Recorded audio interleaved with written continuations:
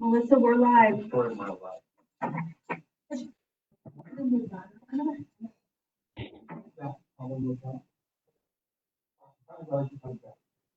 right, we are, it's 6 o'clock. We are live We're on live. Facebook, and we are ready to start our meeting. I'm waiting The for board members join us. I think our video screens are off right now. But thank you for being here for our second meeting within a week. So thank you to our superintendent for putting this together. I know it's a lot of work, and I really appreciate that. It is 6 o'clock. We have a lot to accomplish tonight. Some pretty exciting things, and so let's get to it. Welcome. Lexi, do we have anybody there at the district office that I need to welcome? Miss here. James Tobler with us. No, he's not here yet. He might be coming. Welcome, James. He's on the way. Janet is going to lead us in our Pledge of Allegiance. I think she said it was Mike Harm. Yes, if you'll stand and join us for that.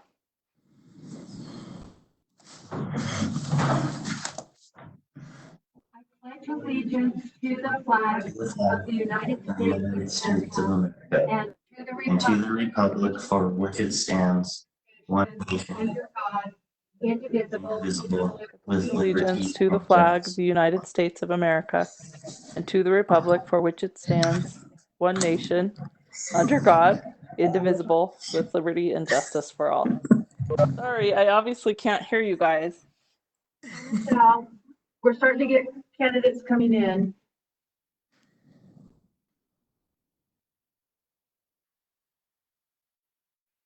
All right. Just waiting for a few more Sorry, candidates. there are things that are hard about this, as we can see. Can anybody hear me? Yes.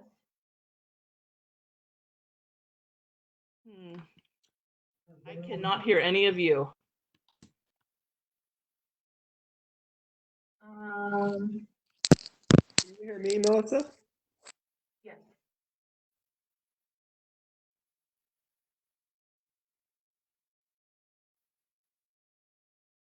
I'm not muted.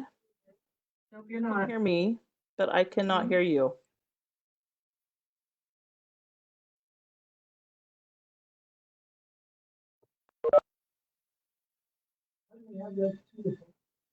He's one of the candidates. Nate, will you Yeah, they're coming in now, Mr. get us Naka. started on the Hello. consent Tino, agenda? hello. I'm going to leave the meeting and try and re-engage, and hopefully my sound will work. I'm sorry about the technical difficulties. You're okay. We're still welcoming people into the meeting.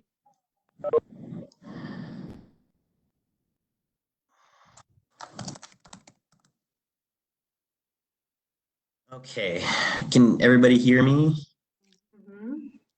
Yes. We'll go ahead and get started with our consent agenda.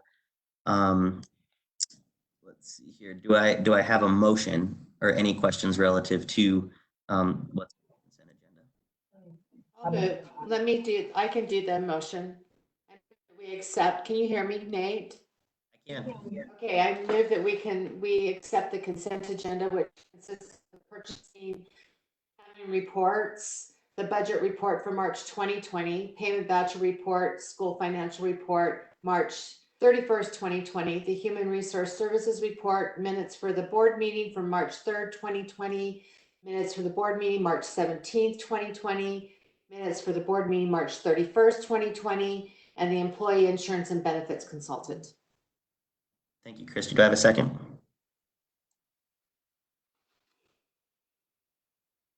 Is there a second? I'll second the motion.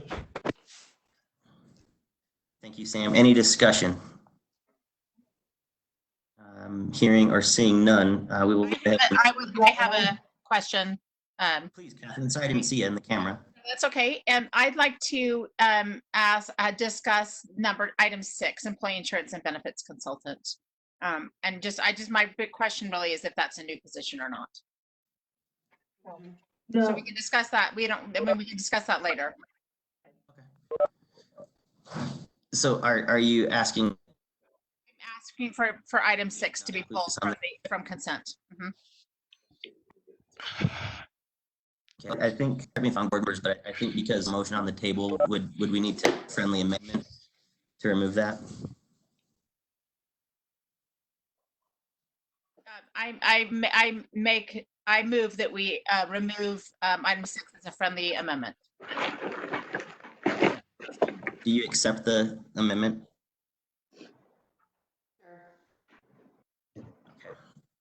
So at this point, we have a motion to approve along with a friendly amendment to discuss item number 6 at a later time. And seeing no other discussion, I will go ahead and take a vote, starting with precinct number 2, Mr. Namelka. What do you want to say about the she wants to pull number 6. She wants to discuss it later, and then everything else is approved. Yes. He's a yes. Catherine Kennedy, yes. Nate Salazar, yes. Samuel Hanson, yes. I don't believe Melissa's back yet, so we'll, Christy. Christy Sweat, yes. Excellent, thank you. Sorry, I'm flipping back and forth between my agenda and my screens. Please excuse me. And please note that the request to speak will be sent to us if they haven't already.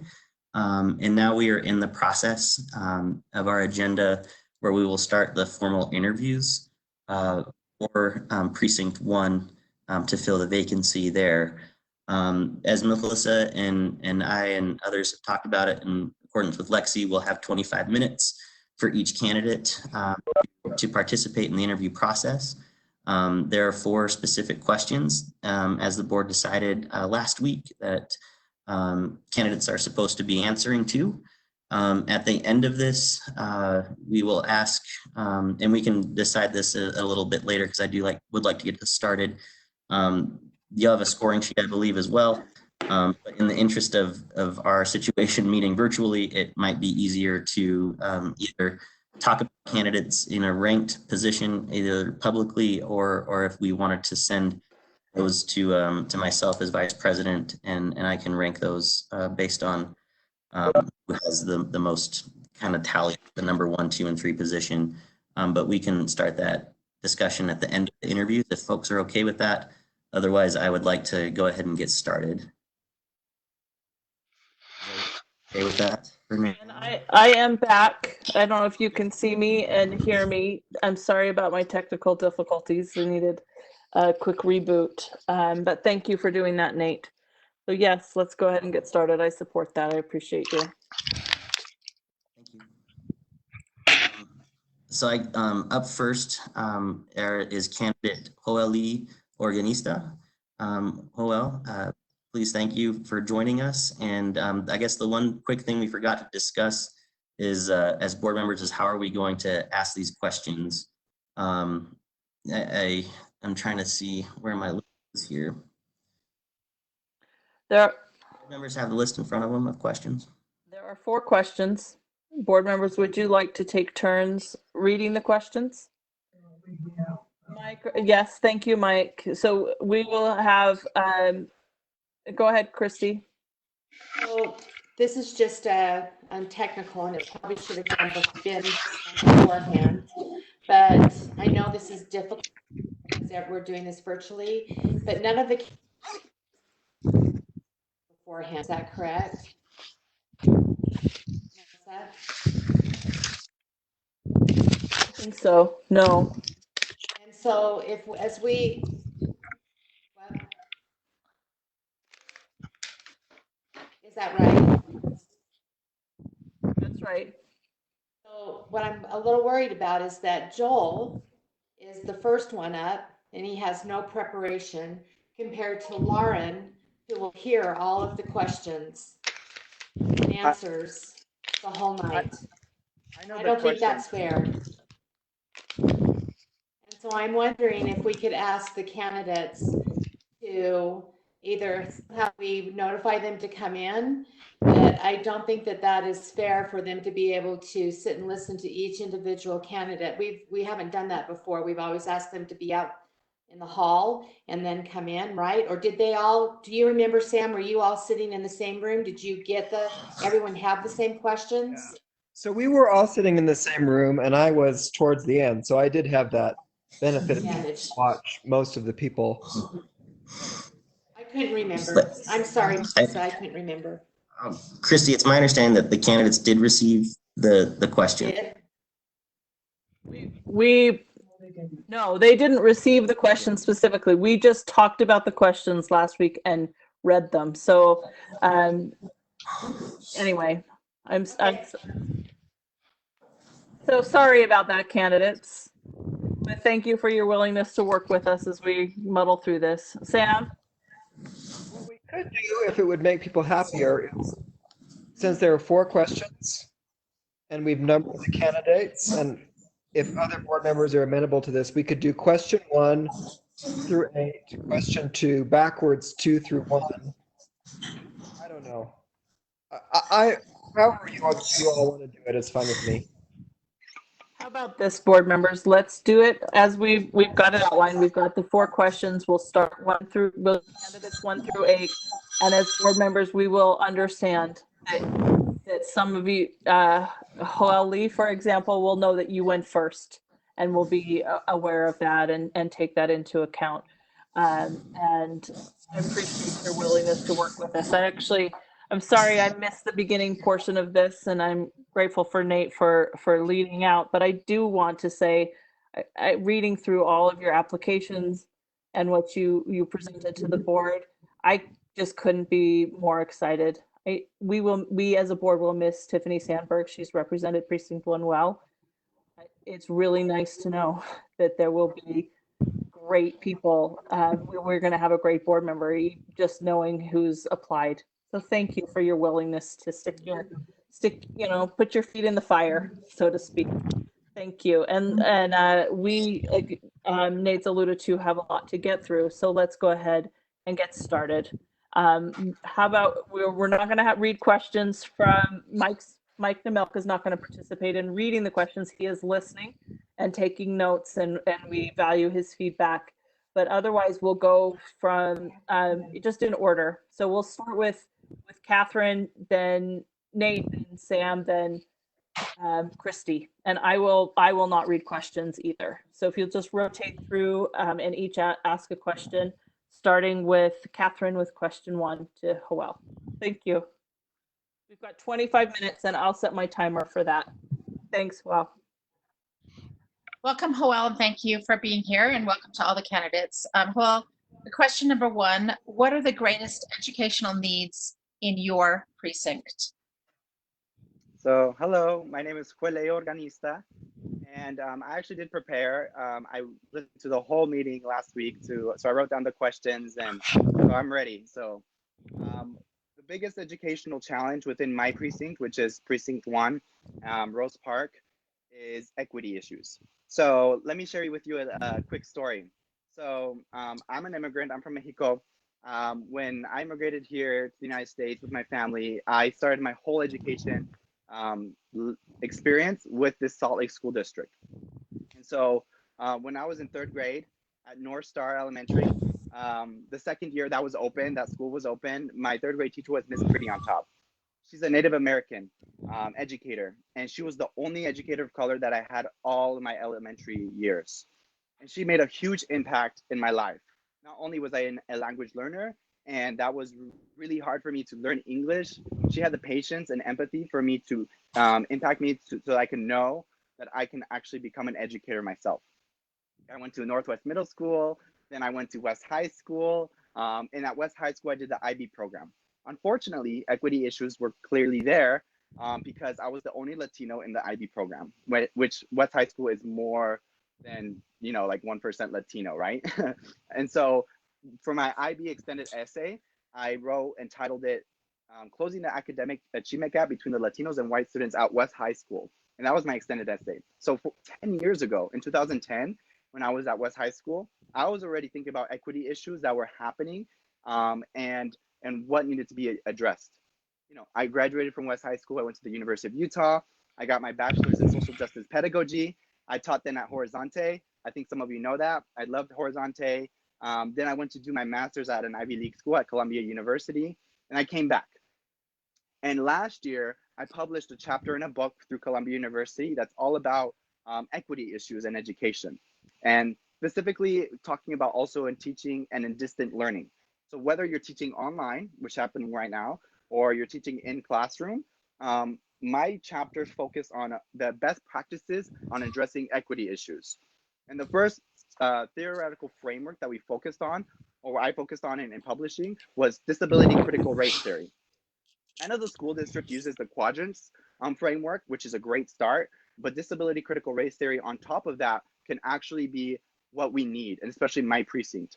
A lot of people that are English language learners are placed in social and special ed disproportionately just because they're trying to learn English, and that could have been me, right, when I was in elementary school. Another theoretical framework is biliteracy. I think the school district does pretty well compared to the other school districts when it comes to biliteracy. But then the other one is culturally sustaining pedagogy. Sometimes people and educators get stuck on culturally relevant and culturally responsive pedagogy, but that's actually not the most up-to-date theoretical framework. It's actually culturally sustaining pedagogy. And then the last theoretical framework I want to highlight that I published about is radical healing and trauma-informed practices. I know the school district is also moving towards, they already voted on it and is moving towards social emotional learning, which is great. That's barely the start of the conversation, social emotional learning. But when it comes to best practices, we can be building off that, which is trauma-informed practices. And on top of that, culturally sustaining pedagogy is a radical healing framework.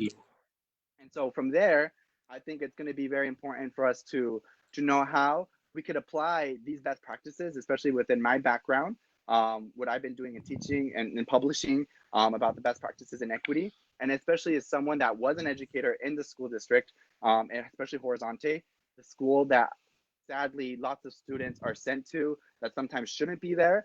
I think it's very important for us to think about equity issues. And when it comes to Precinct 1, all of these apply, especially the culturally sustaining pedagogy, trauma-informed practices, especially when you're thinking about families being torn apart because of deportations, which I'm glad the district put a resolution about that. And I also am glad that the school district has talked about trauma-informed practices when it comes to potential shootings that happen in the schools and listening to the students when they had their walkout. So equity issues for sure is the biggest educational challenge within Precinct 1. Thank you, Joel. I appreciate the answer. And just as a point of just a heads up for folks who are also on the call, if you could please mute your microphones if you're not speaking. We were getting a little bit of feedback in that last answer. Joel, I have question number 2. Describe what you believe to be 1 to 2 of the major challenges facing the school district and explain how you would address these challenges. So yeah, if everybody could mute themselves, that would be very grateful and fair for my interview. I think I'm going to mention just one challenge that I want to focus on that the school district needs to do. The number 1 challenge I think the school district needs to focus on right now is the lack of unity. So for the past 10 years, so I graduated 10 years ago, I've been focusing on making sure I pay attention to what the school district has been and not been doing, especially being an activist. And so even more recently, 5 years ago, there was a race for this position 4 years ago, which I was very involved in. And that person almost won by the person lost by just a little bit over 100 votes. We were super close to getting that person elected. So I've been paying attention, especially these five past years, about what the school board and the school district has been, and like the challenges that it's been having. And the number 1 thing is the lack of unity. For many reasons, there's been things that have been happening in the past for people resigning from staff and school board members to people passing away that are staff and also school board members. There's been a pandemic right now, right? There's earthquakes. There's a lot of things that we sometimes can't control, but what we can control and must address is the lack of unity. Last week, you made it clear that the school board needs to prioritize within the next 2 months hiring a business administrator and a superintendent interim. And that's super important within just the next 2 months, right? And it's going to be a beautiful time for the school board to build intimate relationships with each other and unity. And I think I can help with that. And not only do I have skills in that, and like my background is in that because I'm certified in applied positive psychology, but also in restorative practices, restorative circles. Those are some things I'm trained in. And I think I could bring that in, and I really want to have unity in the school board, but also the school district. The other thing is I'm a self-employed person. I'm very flexible in my time, and I know you need someone. That's why you're voting today to appoint someone to start literally today. And I've been preparing for a while to be on this school board, and I've been preparing and making sure that I'm flexible and my schedule and my time to make sure not only these next 2 months those two things happen, but also in July when you have your board retreat, you can actually focus on the crossroads that this district has. No matter we like it or not, in January in 2021, there's going to be change. There's going to be change because we're going to be working to have a whole new superintendent, right? There might be 3 new school board members completely because there's 3 competitive races right now out of the 7. So the school board, the school district is going to look different. And it's the board's opportunity and responsibility, not only during that board retreat, but for the next months to be building unity so that there can be transformation to what the school board and the school district needs. And so I think the more rooted we are within our community as board members, but also in general as a district, the more we can understand alongside our community and envision what we need for the district. There's so much opportunities right now for us to do what we need to do. And I think the more we can be rooted in that, the more we can actually go to that transformation. I can go more into the problem of lack of unity, but I think we all know that problem. But that's why I want to focus on the solutions and what I personally can do to actually support and build that unity with the school board.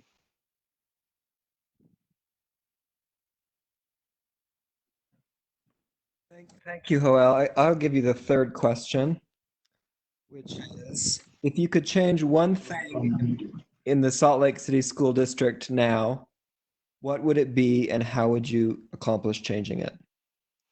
Thank you. So it shows the person on the screen that's making the sound, and it shows like Tino and Dave Hollins that are making sounds. If you could please mute yourself so that I can have a fair chance of what I'm doing with my interview. Thank you. So I'm going to put my timer now. So number one thing I can change in the school district. There's a lot of things I would change, especially since I was in the school district. But I'm just going to focus on one, right? That's the question. And it's actually kind of easy. On my website for my campaign, you can see what I actually want to do. And the number one thing that's on there in my platform is creating a district-wide student council. I actually brought this to Lex when she was being on the search committee, when she was doing interviews with the community. And I brought this up to some school board members about we need this badly. So let me give you some context. When I was a teacher at Horizonte, one thing I would do every single quarter is I would always have my students collectively create the norms for our class. And we will keep each other accountable to make sure that they do that. And it was beautiful to see how youth that have power, how innovative they could be, and also do things for themselves. And that's just like, we just got to give them the power. And so another thing, when I was a youth, so when I was in high school at West High School, I actually co-founded the National Student Bill of Rights movement, which is a national movement when I was at West. It wasn't through school or whatever. It was connected to my activism that I've always been doing for the past 10 years. And the United Nations asked me as a high schooler at the time to present at the 4th World Congress on Child and Adolescent Rights. Because I was using rights as the strategy to youth and youth organizing. I'm not a youth anymore, but as the national vice president of youth within the largest and oldest Latino civil rights organization in the country, which is LULAC. It's 91 years old. I'm their national vice president of youth. So that's what I do. And we have a national youth board in that organization. They're all high schoolers and they're on this board. And my job is literally as the adult to advise them and empower them and support them in what they want to do. And they have a vote and a say in our national organization on what we're going to be doing. So it only made sense that we need this district-wide student council. Like it just made sense. That's what I do. So whether it be, so for the past over 10 years, I've either been on, I built, or I advised youth boards on the local, national, and international level, especially recently with the United Nations, with the summits, the environmental summits and conferences that they've had. I've been supporting with that, and actually one of the co-authors for the Youth Climate Compact of the United Nations. So youth empowerment is a big thing. So within that, that's the one thing I want to change. I want to mention one thing and why this is important. We have a youth board member on the school board. I think it's tokenized sometimes if they're not supported, not only by the adults, by the other youth too. So how do we actually support this youth that's on the school board? Well, there are a couple of ways. This school district-wide student council would do that. And this is a couple of ways how it would do that. First of all, that youth would be on that youth council too, where they'll be getting peer-to-peer support on the issues that youth needs to be bringing up on the school board. Because I can only imagine, and I remember when I was in high school, the youth board member, the only thing they would usually do is like during lunch, go to the students and be like, hey, what do you think about this? Or they're not really paying attention to the school board meetings, right? That youth is pretty alone. And I think a school district-wide student council would really support that youth. And it's also sustainable because then any of those youth can be prepared the next year to be there. And it's not just like 1 year and then they're gone, you know, it's because it's district-wide. Additionally, when we're thinking about shared governance, there's 6 principles about how shared governance works. And if we want to get closer to that, it's important for us to actually empower that youth board member, and this district-wide student council would help us move closer to that. And so I'm trained in that. I want to support in that. I'm going to be doing that as much as possible throughout my campaign to support the youth. And that's, I think, super important. The other thing, as a school board member, imagine you can actually go to their meeting, or you can have any of them go directly to you in addition to that youth board that's on the school board, and they can be telling you what their issues are, especially if they're in your precinct. They can support you and understand you, help you get a pulse about their needs and concerns, rather than this one youth that I just saw the youth at the meetings going back to back about early schedule, and that poor youth. I'm glad that he was super dedicated, but dang, that youth needed support from other youth, I think. And so that student-wide district-wide student council would have been super supportive, not only that decision, but any future decisions that we would like to have, right? So that's the number one thing I would change, even though I want to change a lot of things. Thanks, Joel. So the fourth question is, if this were an election year and you were a candidate for the Board of Education, what would your key message be to your constituency? I love this question, especially since it's last.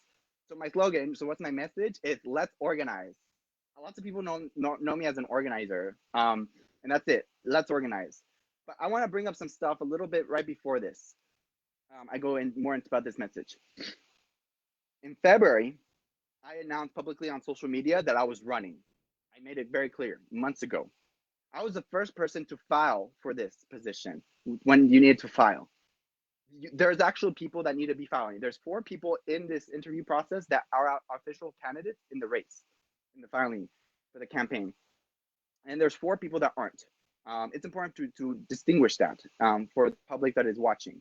The other thing is, for those that actually do have a campaign and what's their message, I've been very clear about what my message is, about what I want to do. I'm the only person out of these 8 people that has a website and that's been up for months about what I want to do, why I want to do it, and how I'm going to do it. The other thing is, I'm the only person that actually has a Facebook page too, that focuses on those same things. That I've been very clear on what my message is and what I want to do, because it is an election year. The other thing I want to mention is 2 years ago, when I finished my master's from Columbia University and I came back, I was at some of the meetings, and I think some of you remember me being there, and I went up to Tiffany, and I was like, hey, I'm running in 2 years. Just letting you know. And then Tiffany was very cool, and she was like, you know what, I'm not even running. I believe in term limits. And I was like, oh, cool. Well, I'm just still letting you know I'm running in 2 years. And I think some of you were there and you might have heard that when I said that. But 2 years later, it's here, I'm running. And I made that clear very early in the beginning of this year, 2020, before, a bunch of hectic things happened. So my message is clear. Let's organize. We need to organize a lot of things. My website also has a vision statement, not only my slogan or my message, but a vision statement that builds on that message. And my vision statement says, I envision a school district where every community member, from the youth, the parents, the educators, the employees, the partners, every one of them know their role and have the support to create transformative change for the rising generation. The school district, or even schools in general, are created because we're trying to create transformative change for the rising generation. That's why we exist, right? That's why we're educators. That's why we have schools. And all those people have a role in that. The youth have a role in that, right? The educators. Some people think it's only the educator's role, but it's not. Especially as an educator, everybody thinks you get lots of pressure on that. But it's not only the educator's role. And it's not only the parents. Sometimes we blame the parents. It's everyone's role. Everyone has a role. But the other thing is not everybody has the resources or the support. So let's organize. That's my message. Let's organize. Let's organize the youth. Let's organize the parents. Let's organize the educators. The educators already organized. They were at the Capitol protesting the other day, right? We need to organize. And so the other thing I want to bring up is I used to be one of these students. I was one of these students. And I think it's very important to have someone that has a strong connection to what the realities are. As an immigrant, as a language learner, as a low-income student, as having already 3 out of the 4 risk factors that we have, right, identified. The other thing is, I started at pre-K at Washington Elementary, which that school physically doesn't exist now. But then, we moved to Rose Park, where I went to North Star. The first year it was open. Then I went to Escalante. The first year was open. And I went to Northwest, in the new Northwest. And I was the first graduating class from the new Northwest. And I'm super proud of that. And then I went to West, then I got I did the IB diploma, and then I went to West, the University of Utah, got my bachelor's in social justice pedagogy. Then I went to an Ivy League school. How many people from Rose Park go to an Ivy League school and they come back?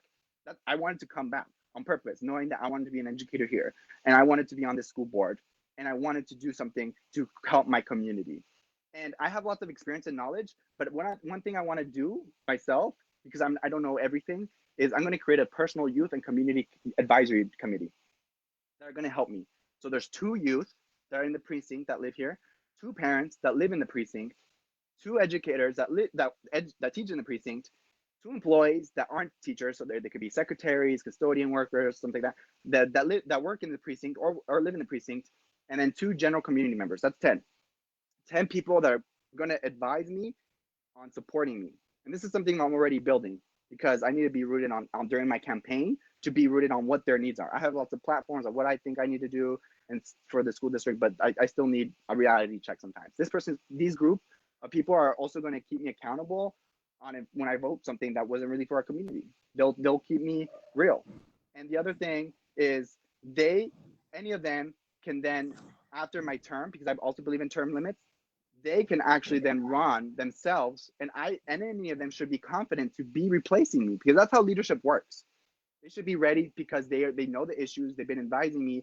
It could be 2 youth, 2 parents, 2 educators. Any of them can be running for this position. And if they don't run for the school board, then they run for the city council or community council or something else, or they don't even have to run. But I think leadership is very important. And my message is about let's organize a community. Let's organize about equity issues, right? That's the first thing I mentioned. Let's organize about building unity, right? And let's organize to have a youth council.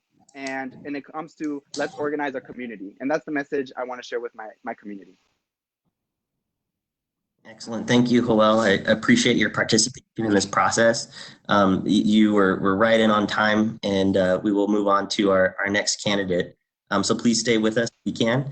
And thank you again. Moving along to our next candidate, we have Lily. Sorry, there it is. You can call me Michelle. I go by Michelle. Thank you. We have Michelle Tuitupo'u, who will be joining us as well. So Michelle, please go ahead. And I believe with Christy, we will have Catherine start us off again.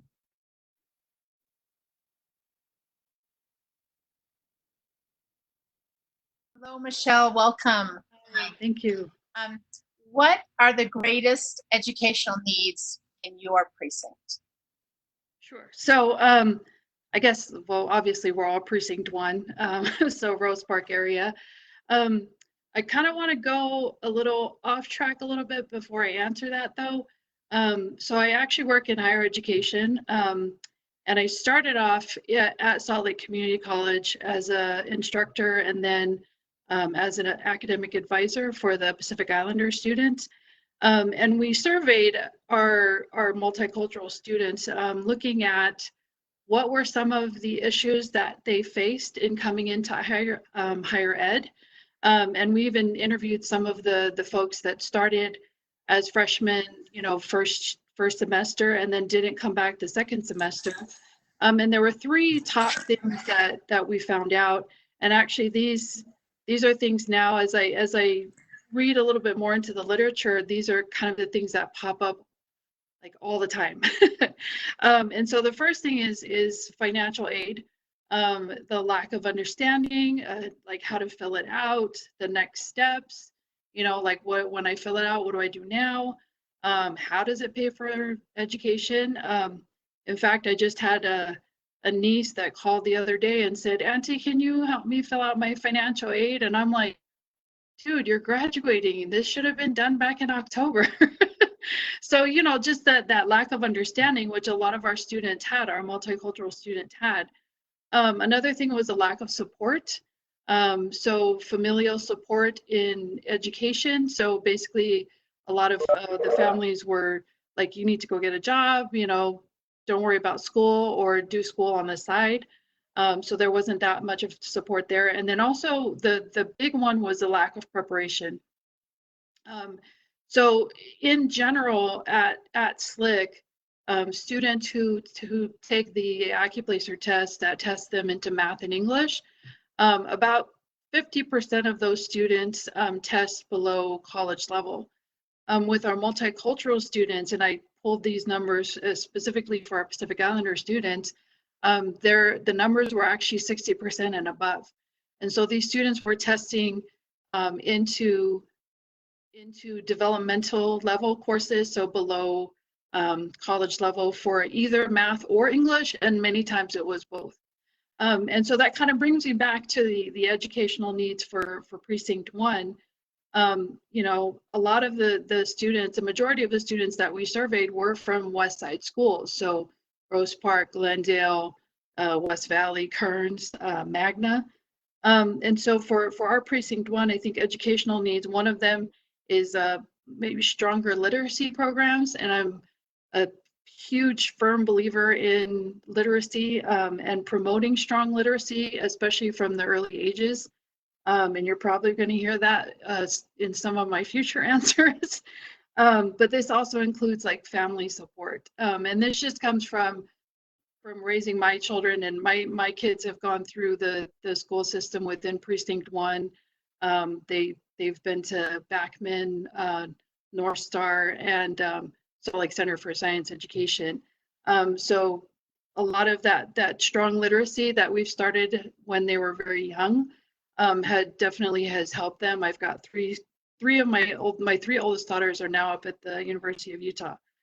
So it definitely pays off, but kind of being able to communicate that to families and how important that is. I also think stronger counseling in the high school levels is also kind of a need right now.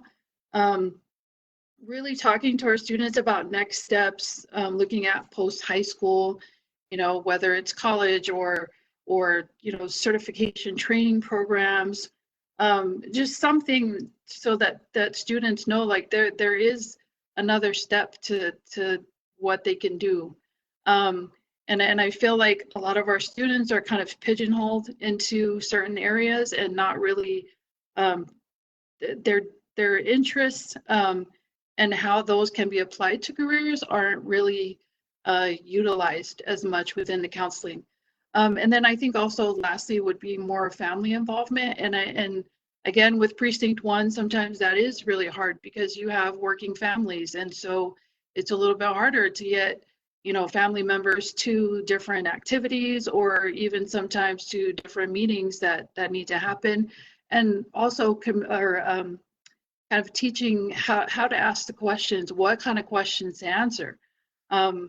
again, I've been blessed because I work in higher ed, so being able to go to counseling sessions with my kids, there's certain things that I know what to ask for, but other family members don't. And so just kind of teaching our families, like, if you're going to go into a teacher meeting, these are some of the questions you should ask, or in counseling, and just really pushing what their needs are and making sure that their voices are heard.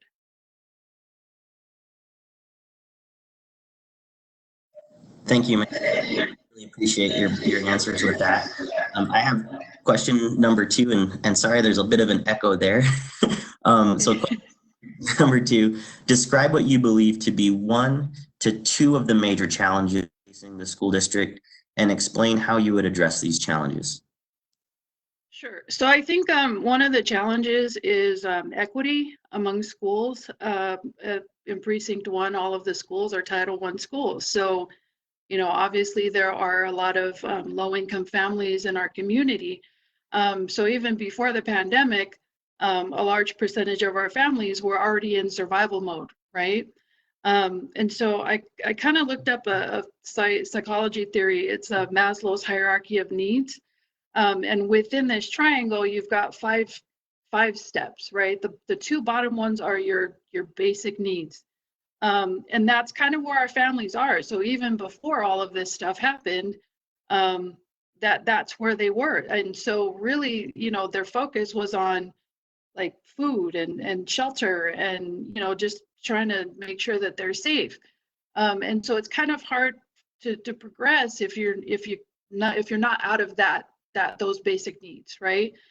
Because in the next step within the hierarchy are your psychological needs, so your belonging, your esteem, and then at the very top is your self-actualization, which is, again, difficult to get to when all you're thinking about is, where's my next meal going to come from, or do I have a place to stay? And so students in Precinct 1 especially are already starting at a disadvantage. And there's a lack of access to books and technology, and even understanding, like, again, the careers that are available to them.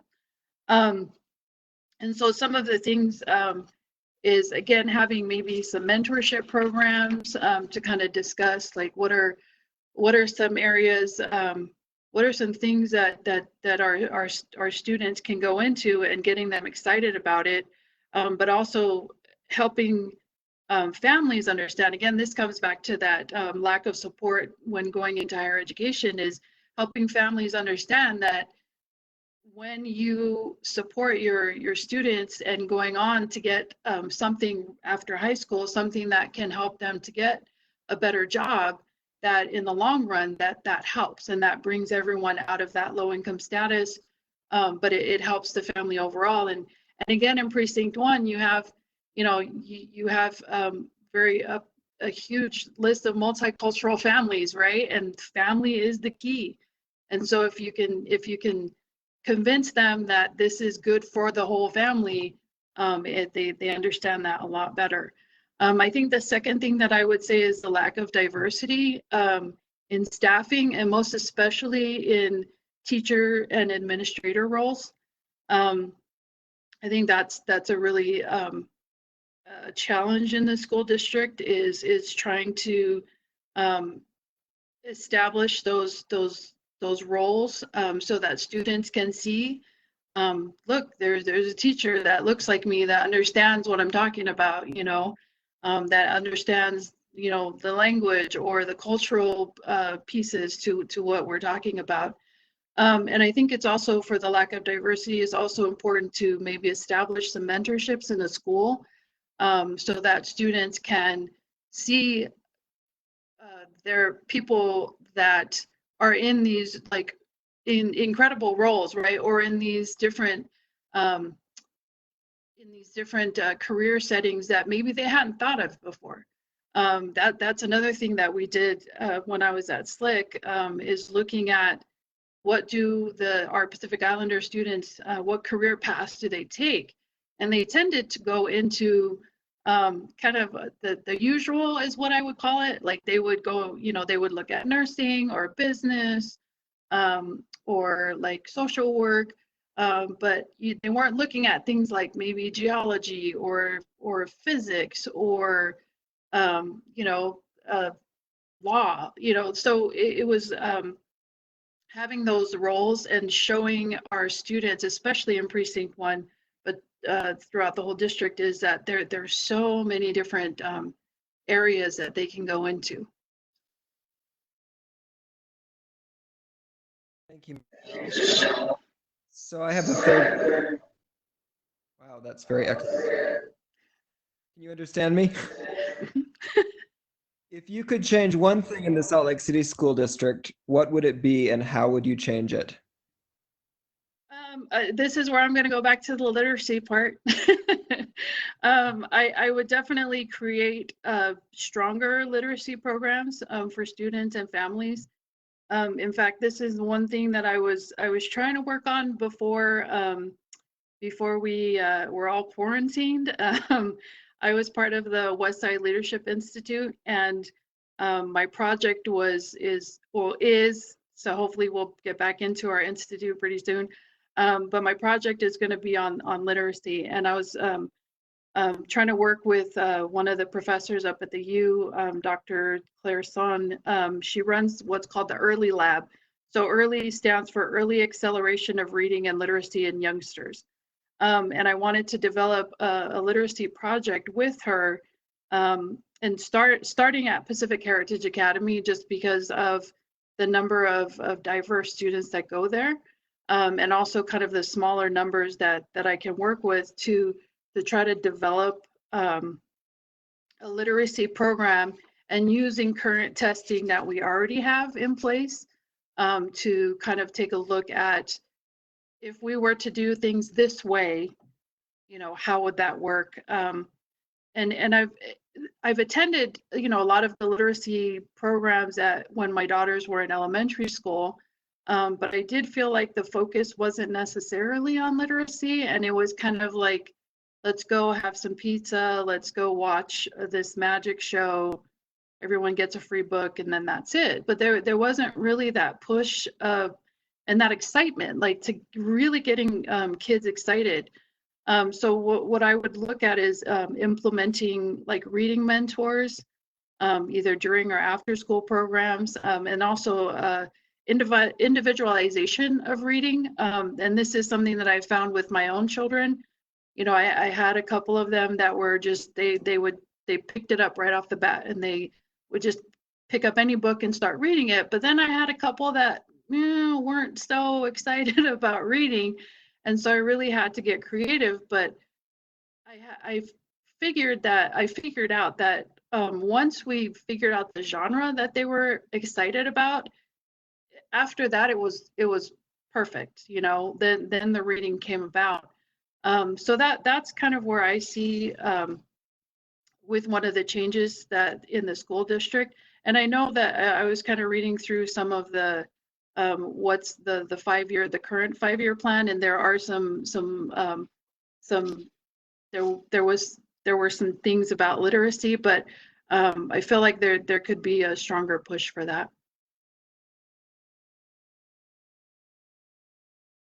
Hi, Michelle, thanks so much for being here tonight. Oh, that echo, I don't know where that's coming from. Okay, if this were an election year and you were a candidate for the Board of Education, what would your key message be to your constituency? So number one, literacy. But also in pair with that, my other platform would probably be about equity and diversity. So currently I'm an academic advisor at the University of Utah in the Geology and Geophysics department. And I also am the bridge advisor in our college. So we're under College of Mines and Earth Sciences. And I also help with outreach as well for our college. And one of our deans, one of our goals is to increase diversity. Obviously within College of Mines and Earth Sciences, we're not super diverse. So trying to increase diversity within undergraduate students, graduate students, and faculty members. And some of the ideas that were brought in onto the table for that, I had to kind of push back a little bit just because people were not quite understanding what that meant. So one of the departments, it's a great idea. They said we should put up, some advertising at the ski resorts to advertise our program. I'm like, that's great, but that's still not going to help with diversity. Let's see the people that go to ski resorts. It's not going to help with diversity. And so that mindset of really trying to get them to look at a different perspective, and that would definitely be the platform for if I were to run, because when we look at our different precincts within Salt Lake City School District, what works for some is not going to work for the some of the others, and so really trying to find a way to find that equity, right? And to find that equity in all of the different areas. So whether it's teacher pay, classroom size, resources. I know within Precinct 1, there's been at least a few really, really great teachers that my children have had during elementary school that have left to go to some of the East Side schools, which is very unfortunate because they were amazing and we needed them, in our area. And so that I think that those would be the two things definitely that would be at the top of my platform. So the literacy and then the equity and diversity among the school district. Thank you so much, Michelle. I appreciate you spending the time with us. We will move to our third candidate, Tino Nyawello. You'll turn on your microphone. Welcome to your time with the board. We're excited to hear from you, and we'll start now. Questions. Hi, Thank Tino. you very much for the opportunity. Hi, Tino. Thank you. I have the first question, which is, what are the greatest educational needs in your precinct 1? Yeah, before I just answer that questions, let me loop back a little bit on some of the issues that I have been addressing within the school district, regardless of if it is my precinct or in different precinct. So what I noticed, and I know through my kids who are going to school here, I have 3 children that went through North Star Elementary, and then I have one now at Slixie. Some of the challenges that they face is that there's a lot of lack of support to parents, to students, in terms of, because mostly the education system here in the US rely a lot on parents. And if you are outsider, like immigrants or refugees, then there's a lot of lack of understanding how the school system works. I was not educated in the US, but I found it even not easy to navigate the school system. So in 2009, starting in 2009, there was a lot of issues that are facing new Americans and refugees in particular. That led to, at least from my community, from refugee community, that led to a lot of gangs activities, and then a number of kids, they were really murdered due to gang activity. So the first thing that I did personally to address those issues is I started to do a lot of town hall meetings with parents. I did many town hall meetings, and then I did them also in Rose Park Elementary. That was in 2011. We had a couple of workshops to educate immigrants about the school systems, and then we have a summit where we put parents and kids in one room to have a dialogue about some of the educational system that they're facing. And then after that, we start doing a lot of home visit from refugee community leaders. And then what came out from all those need assessment, or there's a lot of needs and challenges that new immigrants and refugees are facing. And in particular, refugees, for example, they often encounter difficulties related to language barrier, culture adjustment, history of interrupting school, for example. And that led to not all those kids to succeed in educational system. So to address it, what I did, I partner with school district, and then I wrote a couple of proposals, and I ran a couple of after-school program at Dyslexia. So I partnered with Larry Madam, and Dr. Hawks, and then I was able to get through our partnership with them funding to run an after-school program, which is STEM focused. And then I had a couple of after-school program also that are in Horizonte, and then at Calvary Baptist Church, where we're addressing the same issues. And those after-school programs are not only related only to student needs, but also parents. We did a lot of parenting classes, because some of the immigrant, the way we were raised, for example, the way I was raised in Sudan, for example, is different than the way I'm raising my kids here. Some of the things like harsh punishment is allowed. And most of the immigrants here, they start to get into trouble on law. So the only thing that I would like to change is to build infrastructure that will be able to support students in our precinct, parents, and then the way to do it is that to build partnership.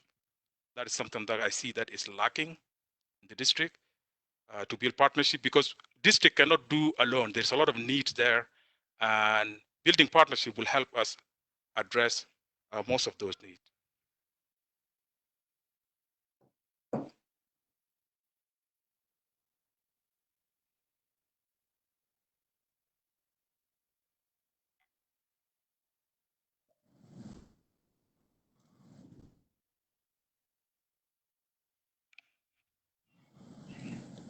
And then finally is also there is also, just from my experience from the people that I serve in Rose Park area and through my children, sometimes, and I found it 3 times with my 3 children, that sometimes we got letters, for example, from the district asking us, for example, that we got a letter in, let's say that in Arabic, that my child, for example, is behind and it needs to be placed in an English language. And then when I go to school, or my report card of all my kids that are above their grade level. And then usually what happened in that case is that the teacher always said, they will tell me that you need to opt your child out because it's not going to help him. And then I didn't understand why that there is no real communication really between the districts and schools and parents to address some of those issues. I'm just talking about from my experience also as a parent. Thank you, Tino. I really appreciate you answering that first question. I have a question number 2. Please describe what you believe to be 1 to 2 of the major challenges facing the school district and explain how you would address these challenges. One of the first challenge that I want to focus on is that there's a lot of needs for after school program in the district. That is a huge problem that I notice, and all of us know what is going on in the district in terms of lack of after school program in the district. So that is something, is after school program is really a great issue to address some of those needs that I'm talking about. That will be able to help, for example, teachers in the classroom that are faced with some of the challenges that they will not be able to address in the classroom. Those are things that could be addressed in the after school program. And then I built really a very successful program through through my work at the university, that I started to have after school program at the University of Utah. And then I built good partnership with Granite School District. So we have a good data sharing agreement with them. We have an IRB with them. And currently I serve at the University of Utah. Most of the students that I serve are from Granite School District, over 100 every year, because most of those low income, they don't, even if you have a good program, there is a lot of cultural issues and challenges that they're facing. So we work with every parent to address those issues. For example, transportation. So the way we address transportation is through since currently I'm serving about 9 schools, different middle school and high school in Granada School District. And then at 2 o'clock, to address the transportation issue, I dispatch taxis. We contracted taxis to be able to pick up those kids from all those different schools, bring them on site, and then work with their, the first thing in what we do is first to address their school needs. That we work with their teachers, and then the parents also tell us what the needs are. We hire a lot of university students who could help them with math, with all those schoolings. And then once the school needs are addressed, then we also address other cultural issues, like we do a lot of prevention, we do youth leadership, we do dance and theater. So those are things that also some of those kids need to excel. So my priority will be to have more after school programming in the Salt Lake School District. The only school that I'm serving now is East High. And then through my work also I have good record of finding fundings. Since 2013, I raised about 2.4 million. That goes to after school program, to hiring teachers, transportation, home visit. We do all those things to address the educational needs. So I will focus on addressing that we need to have more. And to do that, we need partnership, because after school program is not cheap to run. So you need to write proposal, you need to go for grants, you need to go for those type of things. So I will focus on that after school program to address a lot of needs. Thank you. Thank you, Tino. I have the third question for you, which is, if you could change one thing in the Salt Lake City School District, what would it be, and how would you change it? Okay. I'm just going to address it just in terms of my experience. Just going to be honest in terms of my experience with the district. I think the first thing that we need to build more partnership. I found that Salt Lake School District is lacking partnership. It's not like, for example, in Granada School District, it's completely different culture there. In Salt Lake School District, it's very, very, very difficult to partner. And that is something that I first through 2 years ago or 3 years ago. There's a lot of change that happened in the district. I used to partner with Slixy to write grants and all those kind of things. And then in 2018, I partnered with one school in East High with Larry, Bryan Middle School, to write a proposal, a grant, that to support after school programming there. And then we got the money, and then till today, we didn't start. The district did not respond to our request that there is a lot of need. We did a lot of town hall meetings, and then things are turned away. So there is no, we have money to be able to support those students, and I was not able, or the university was not able to support those students who are in high need. And that is one thing that I think the district should look into, that to build more partnership to address all those needs, because the district alone will not be able to address all those challenges from different angles. And we are a very diverse district. So that is one thing that I would hope that the district will focus on.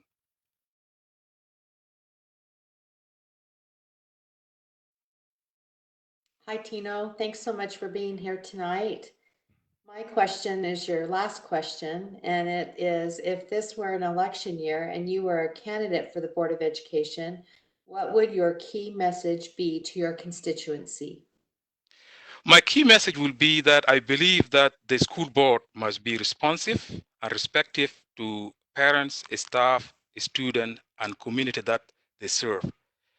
And this is something that I went through my town hall meeting. And one example of that is when we started after school program, we started in a church, in a Calvary Baptist church. And then we have a lot of immigrants, for example, from Muslim community. They didn't feel like bringing their children to a church. It's just something culturally, it was not accepted to them. And I didn't hear it directly from them until I did a town hall meeting trying to address that there is certain communities that are missing. And then those things came out from those kind of town hall meetings. Town hall meetings, they're not easy. They're difficult because you are talking to parents and students. So the way that we responses to that, we move the after school program from Calvary Baptist Church, for example, to Horizonte. At that time, United Way was providing funding to many schools that we that community, like our community, will be able to use those spaces for free. And so that's what we did. You need to listen to your constituent. You need to be responsive. You need to be respectful. And then a board member also has to be trusted by their community member. And the trust must be accessible and willing to collaborate with all members in the community. That include all staff, district, and anyone who come before the board has the right to be heard. So we need to listen more to our constituents to see what the challenges they're facing. And a school board member also must build public and understanding support for participation. So we need to be listening to our constituents. And the way we do it is just to go to where people are. We don't have to wait for parents or students to come to our board meeting. We need to go to those spaces. We need to go to their school. Currently, I do a lot of activity with the community that I serve. I run them on Saturdays. I run them on Saturday because if I want to have a meeting with parents, those parents during the week they're working, and it's difficult for them to come to a meeting, for example. So we run them on Saturdays. So we work things out so that I make myself available on Saturday to go and listen to those needs. And finally, also we do a lot of activity on Saturday. Like, for example, all our parent classes, we do them on Saturdays. All our ACT, because also I run a lot of ACT classes, that we do them also on Saturday, because most of the seniors, when we survey them, they're working during the after school hours, and the only time that are available are Saturday. So you need to go where the people are to be able to serve them. So this would be my message to if I were to run for this seat. Thank you so much, Tino. We appreciate hearing from you and learning about you. Thank you so much. We will move now to an interview with Michael Valdez. Thank you for joining us, Michael. And you have 25 minutes from 7:05. Thank you. Hi, Michael. Welcome. I have question number 1. What are the greatest educational needs in your precinct, Precinct 1?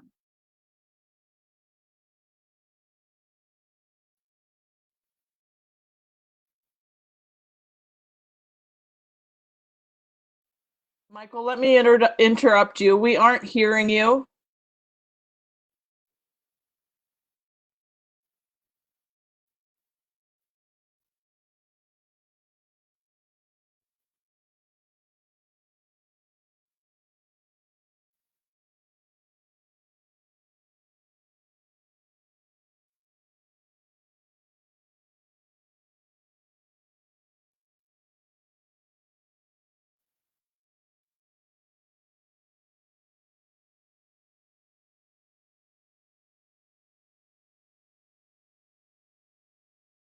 I'm still not hearing you, Michael.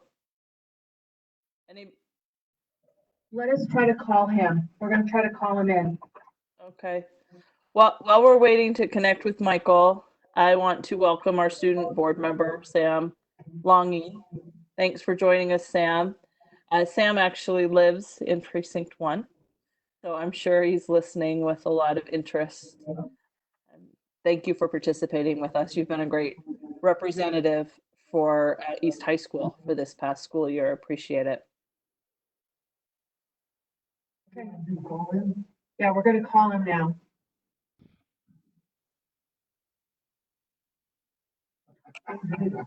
Let us call him. We're gonna call him.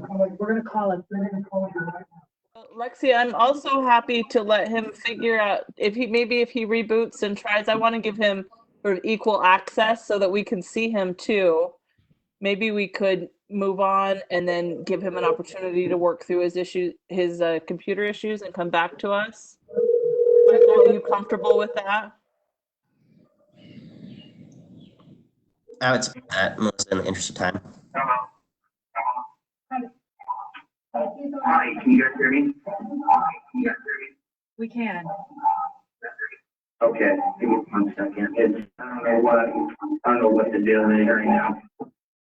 Okay, how's that? We can hear you. Michael, I want to give you an opportunity. We can go ahead and do the interview now, like this with you on the phone. We can hear you, but not perfectly. We could also give you some time to work through your computer issue, and we can move on and then come back to you and give you the same 25 minutes later. It's up to you.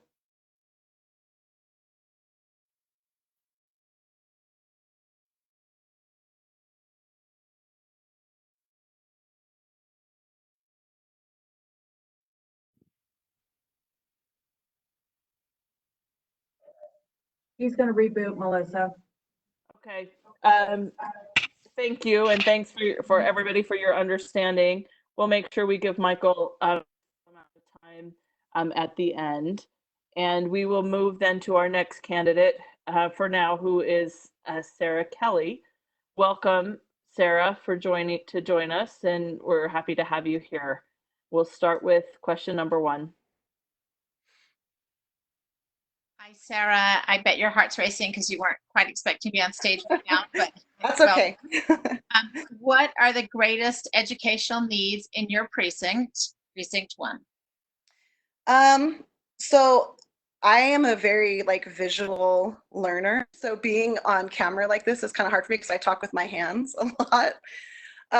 But I think I want to start by just telling you, so I was a teacher in the Salt Lake City School District. I actually was a 6th grade teacher at North Star Elementary. This was quite a few years ago. And while I was there, I had a student whose single parent was incarcerated. And it was heartbreaking to watch him go through the struggles he was going through.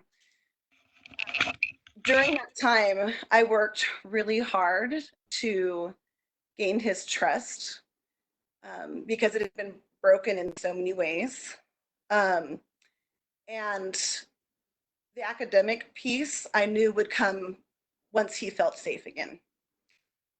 Since then, and it did, after he could see that I was in it for the long haul, that I was an advocate for him, that I loved him, and that I really, truly wanted good things for him, his academics went up.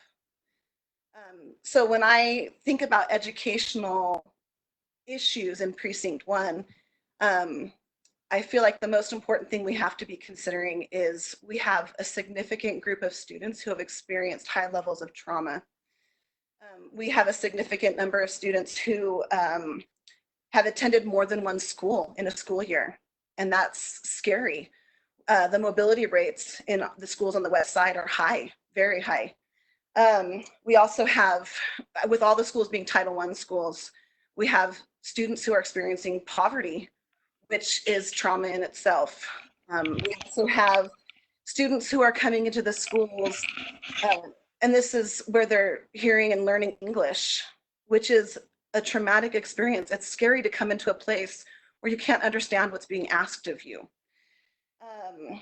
And then we have a large refugee population who is trying to come in, and they are trying to learn how to navigate a whole new culture. And all of these are traumatic experiences for these students.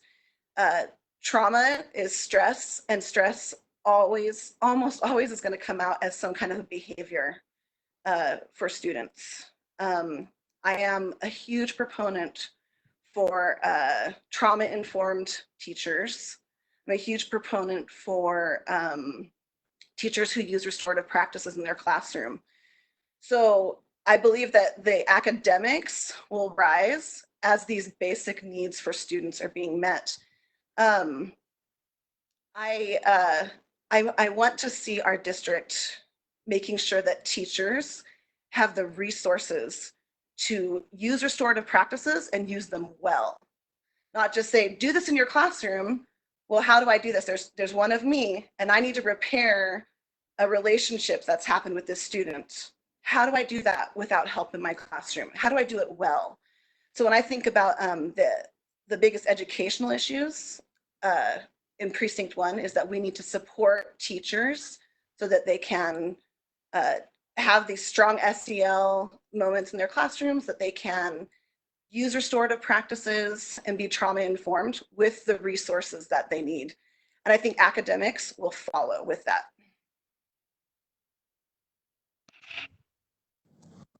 Excellent. Thank you, Sarah, for giving that answer. I have question number 2 for you. Please describe what you believe to be 1 to 2 of the major challenges facing the school district and explain how you would address these challenges. Okay, so knowing that this position is a 7 to 8 month position, I kind of took this question from that perspective.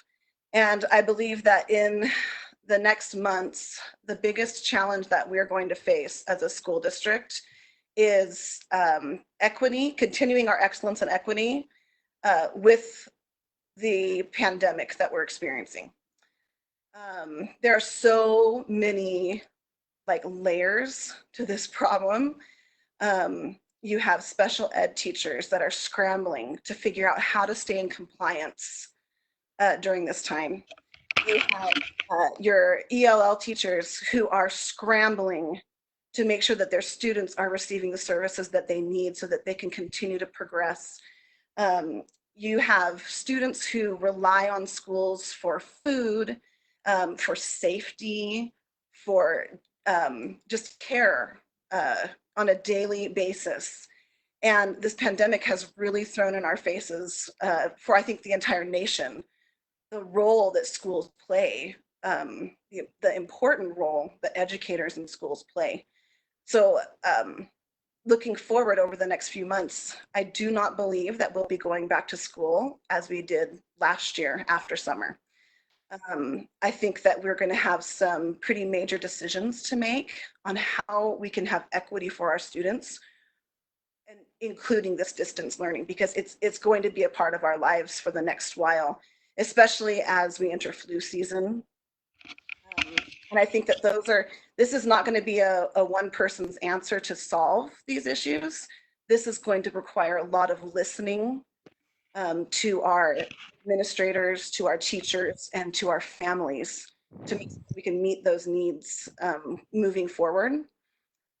We don't know exactly what it's going to look like, but I don't think that doesn't mean that we can't act. I believe that the school board, school district needs to work together so that we have plan A, plan B, plan C, that we have things in place. When we went to distance learning, it was kind of like one day you're in school, the next day, go for it, teachers, figure this out. And that was scary. That was scary for parents. That was scary for students. It was scary for admin. It was scary for teachers. And I want them to feel safe if we do have to move forward in the distance learning thing. So I think together, as we listen to what's worked and what hasn't worked, we can build some plans that we can lean on in the future. The other benefit we have is that we have other countries who are ahead of us in this. And we can learn from their successes and we can learn from their failures and we can incorporate things into our own plan.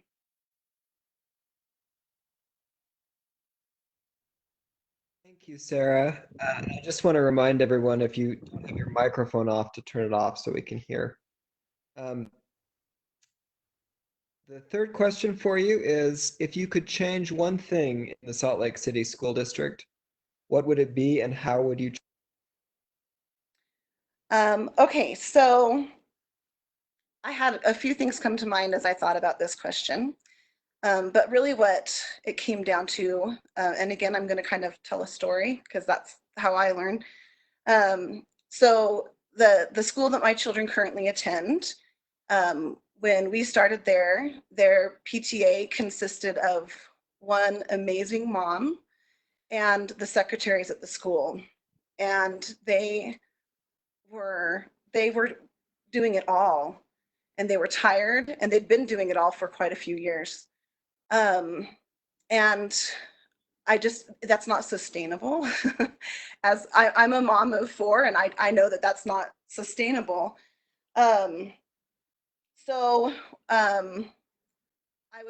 came in and we formed a PTO.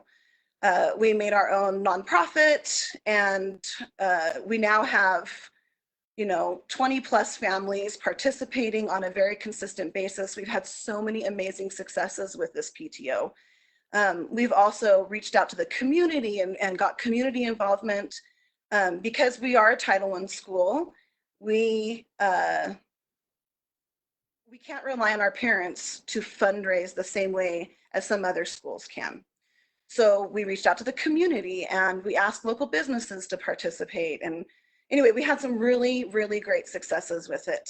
Now another school who's in very similar circumstances reached out to me and said, "Hey, this is so cool what you're doing. Would you mind sharing?" And I was like, "Yeah, let me come over." So I went over to the school, we sat down together. I gave them all of our flyers and pamphlets. I kind of gave them the outline of how we organized the different things that we were doing. And they were so grateful. And I was so surprised that this isn't happening more. So when you're asking me what I would change is, I feel like we could collaborate more as a district. I would love to see schools not reinventing the wheel over and over and over again. If one school is having success in something, let's share that with another school, because we know that someone else's success doesn't take anything away from our own success. I think that collaborating like across grade levels, I think that collaborating, grade levels as far as like second grade teachers across the district could be talking together. And this can take the form in professional development, it can take the form in retreats, it can take the form, lots of different forms for this. Another way that we could see some more collaboration, when I was teaching, I knew what was going on in my classroom and I knew what was going on in my school. I did not have a good understanding of what my administrator necessarily, what her job was. She was amazing, but I didn't understand what her job really was. I also didn't really have a good understanding of how the district was supporting me. And I think that that's a really important collaboration piece that we need. Oftentimes you'll hear teachers say things like, I feel alone. I feel like I'm on my own in my classroom. I feel like we're alone in the school. But really, there's this whole network that's behind the scenes, kind of, that not everybody is aware of. I also feel like there is a little disconnect between the district in the classrooms. So I think that creating opportunities for collaboration will build success within our district, so that teachers understand the amazing network of support that's behind them at the district. The district can understand the amazing efforts that are happening in that front line with the teachers and the administrators in the buildings. And each building will understand how they can support each other too.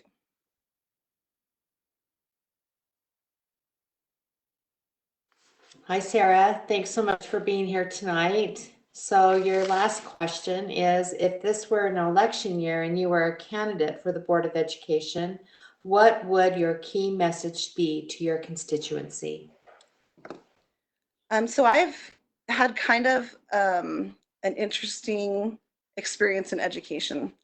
I started out doing like my pre-service teaching in Precinct 1. And then when I began teaching, I was also here in Precinct 1. I opted for an urban experience because I love Title I schools. I love being with these kids.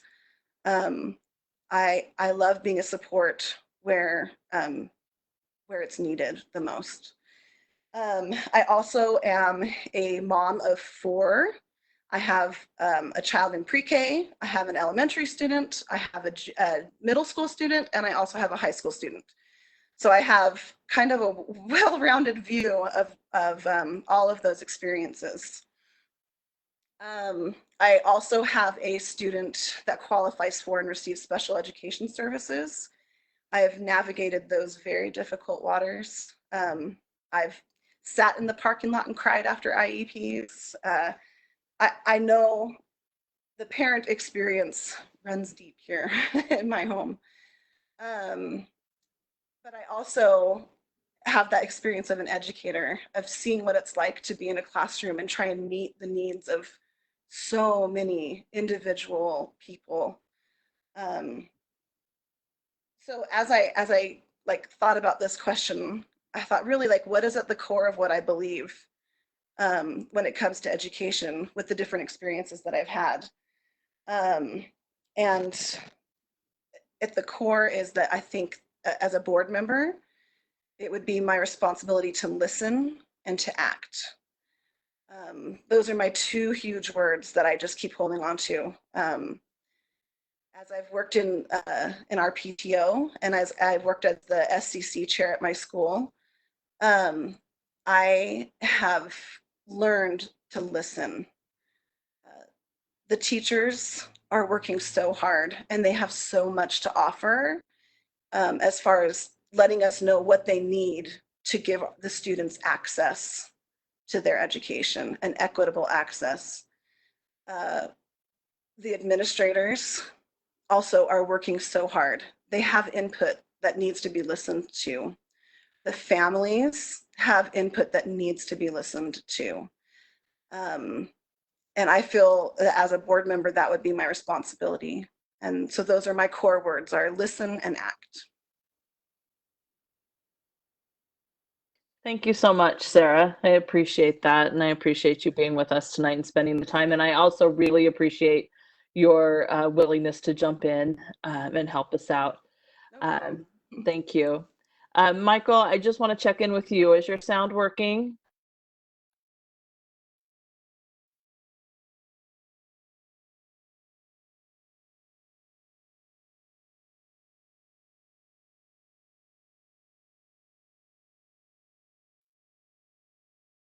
I'm not hearing you, Michael. Is anybody else hearing him? I had sound issues at the beginning of this meeting, as you all remember, so I know I feel your pain.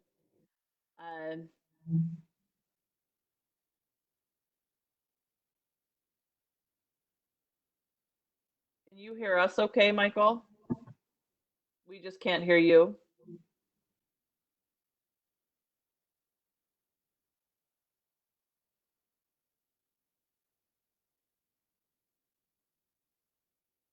We could get him on the phone again, Melissa.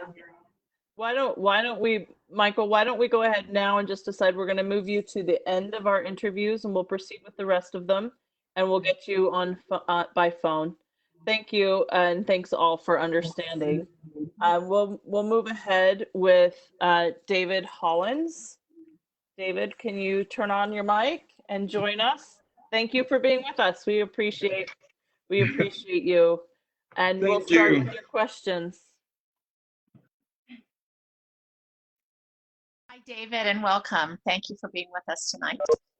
Thank you. I have question number 1. What are the greatest educational needs in your precinct? The greatest educational need in my precinct, first I would say the literacy and, social emotional learning, dealing with our kids' emotion, helping them with trauma and stress, resolving conflict. They deal with a lot in the schools with the bullying. At the same time, when you start looking at these different issues, what supports a kid in a lower level or middle school and high school, you have to look at those at 3 different levels of how you support them. Because once you look at what's going on in their home life and what's going on in the community, that's something that we need to look at to make sure that we're dealing with that properly as a board member. Equity is one of my biggest priority to making sure that it's fair across the board when looking at these, my priorities if I was to be a member of the board.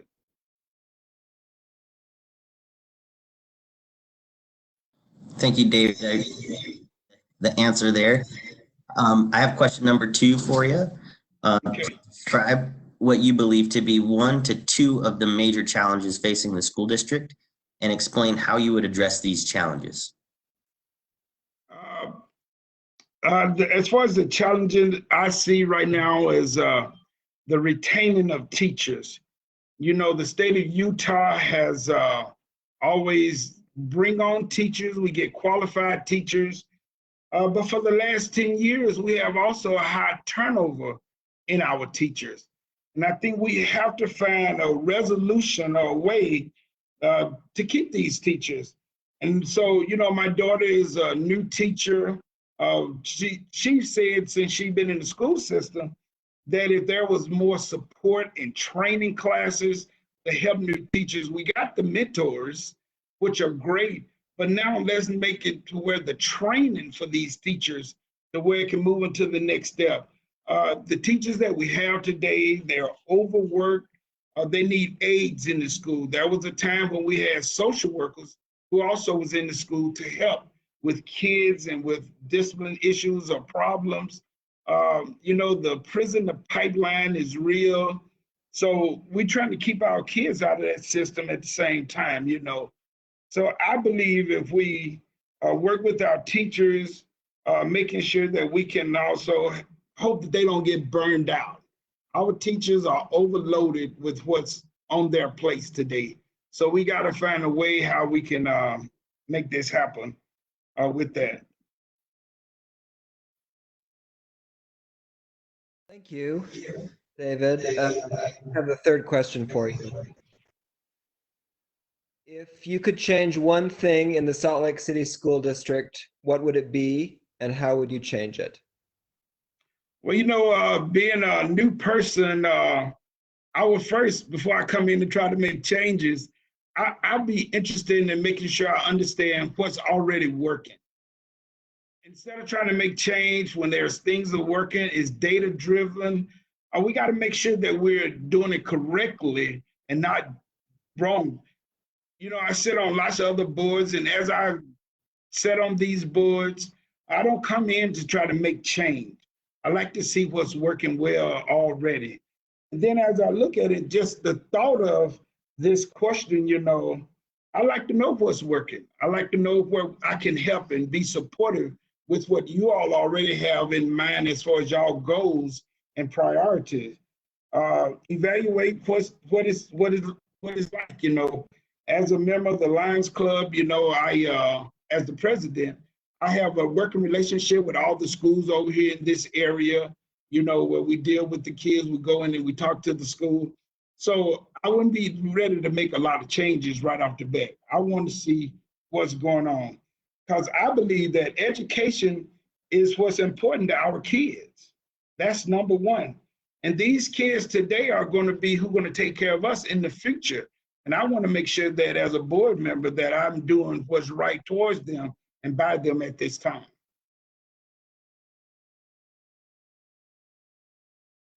Thank you, David. Okay, your last question is, if this were an election year and you were a candidate for the Board of Education, what would be your key message to your constituency? Thank you. And I am one of those person who is running in November. And if everything work out, I will be selected, hopefully, as one of them. And my key message would build an effective school system, and you build a stronger community. Because a thriving community depends on our children having a quality education. We can't do anything without our kids. And right now, we have to put everything into them as a parent, that is what I've done with my girls and all the other kids that I have been involved with over the years, because I believe in talking education.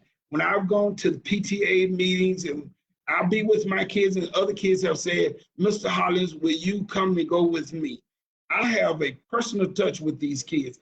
And I believe number one is education. I come from an educated family. My mom, my aunts, my daughter now, and myself. You know, I went to Mississippi Valley State University. I have a degree in information system, computer science. I've been working for 30 years for the agency, you know, and I believe that education is number one.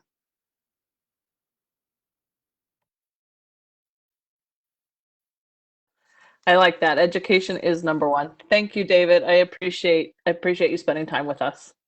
Thank you for this opportunity, and it is a pleasure. Thank you. Thanks for being with us. We'll now move to Lacey Skips Hola. Lacey, if you'll turn your mic on and get ready for your interview. Thanks, Lacey. Hi, can you hear me? Yes, thanks, Lacey. Thank you. Question number one, and welcome. What are the greatest educational needs in your precinct, Precinct 1?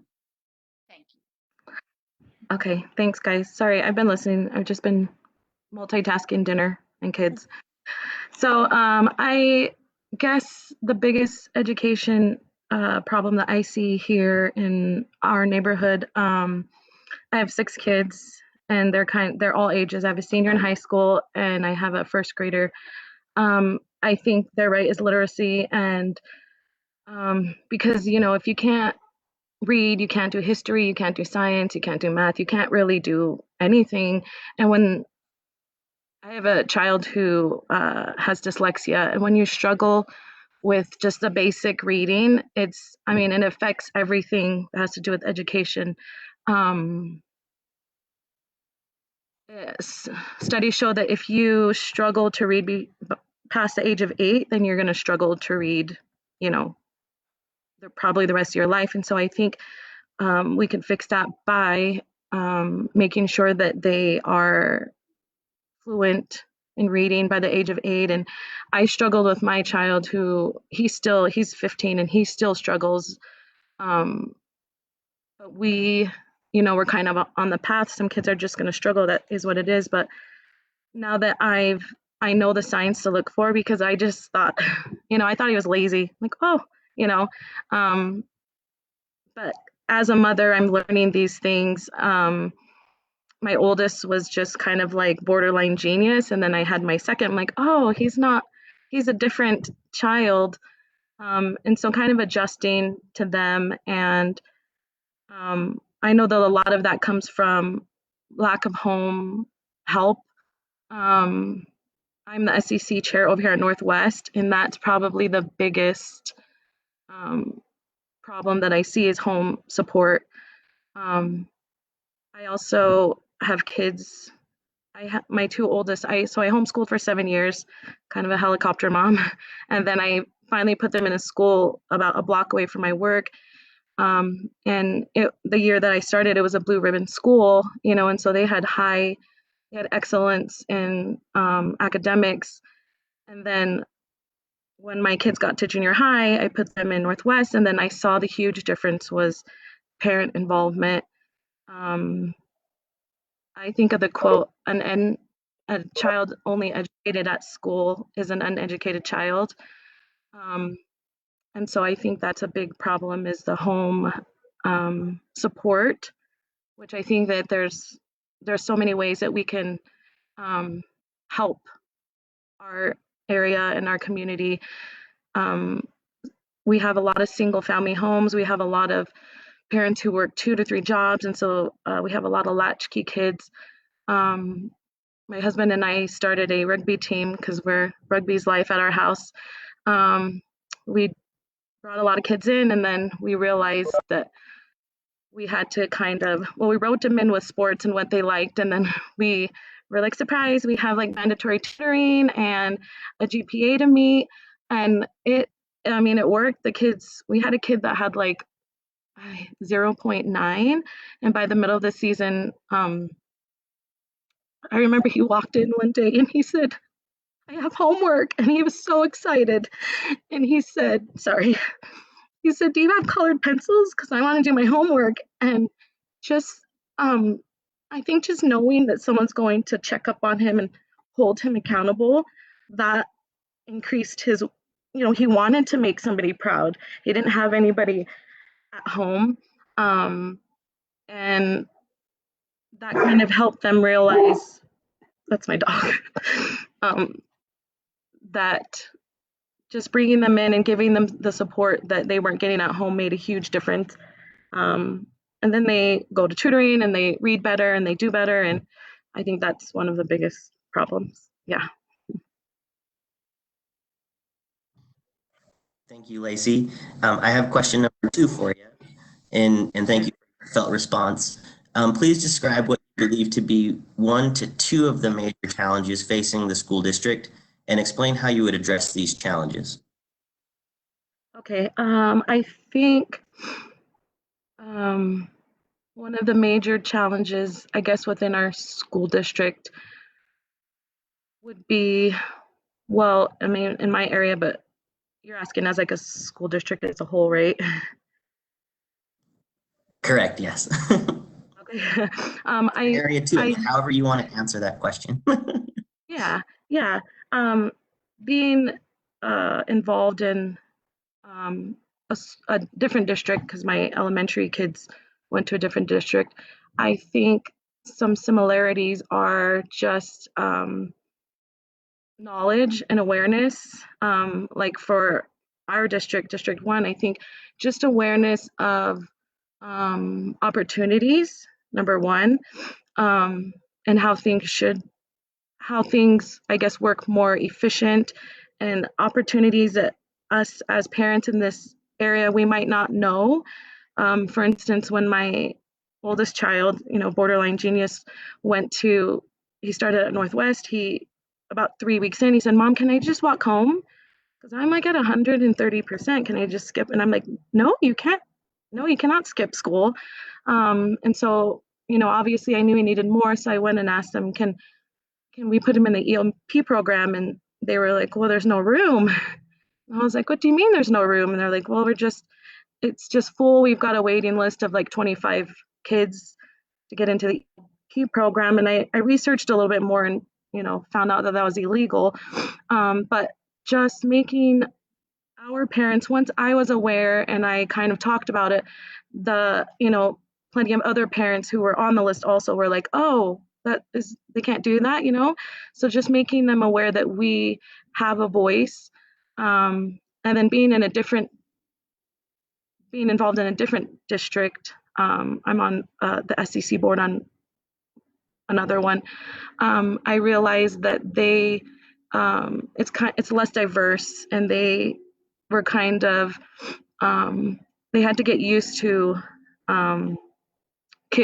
my kids from this area, and kind of seeing them as a lot different than them, but just helping everyone understand that like we have more similarities and we do have differences, and we can learn from each other, and we can teach each other, hey, this works here and this works here, and we can both add. We have great things that we can teach different districts, and we can take and apply to them. And I think that's what I've learned from being in a successful, I guess, more efficient district, is that I brought those things and implemented them in our schools, in our district, and providing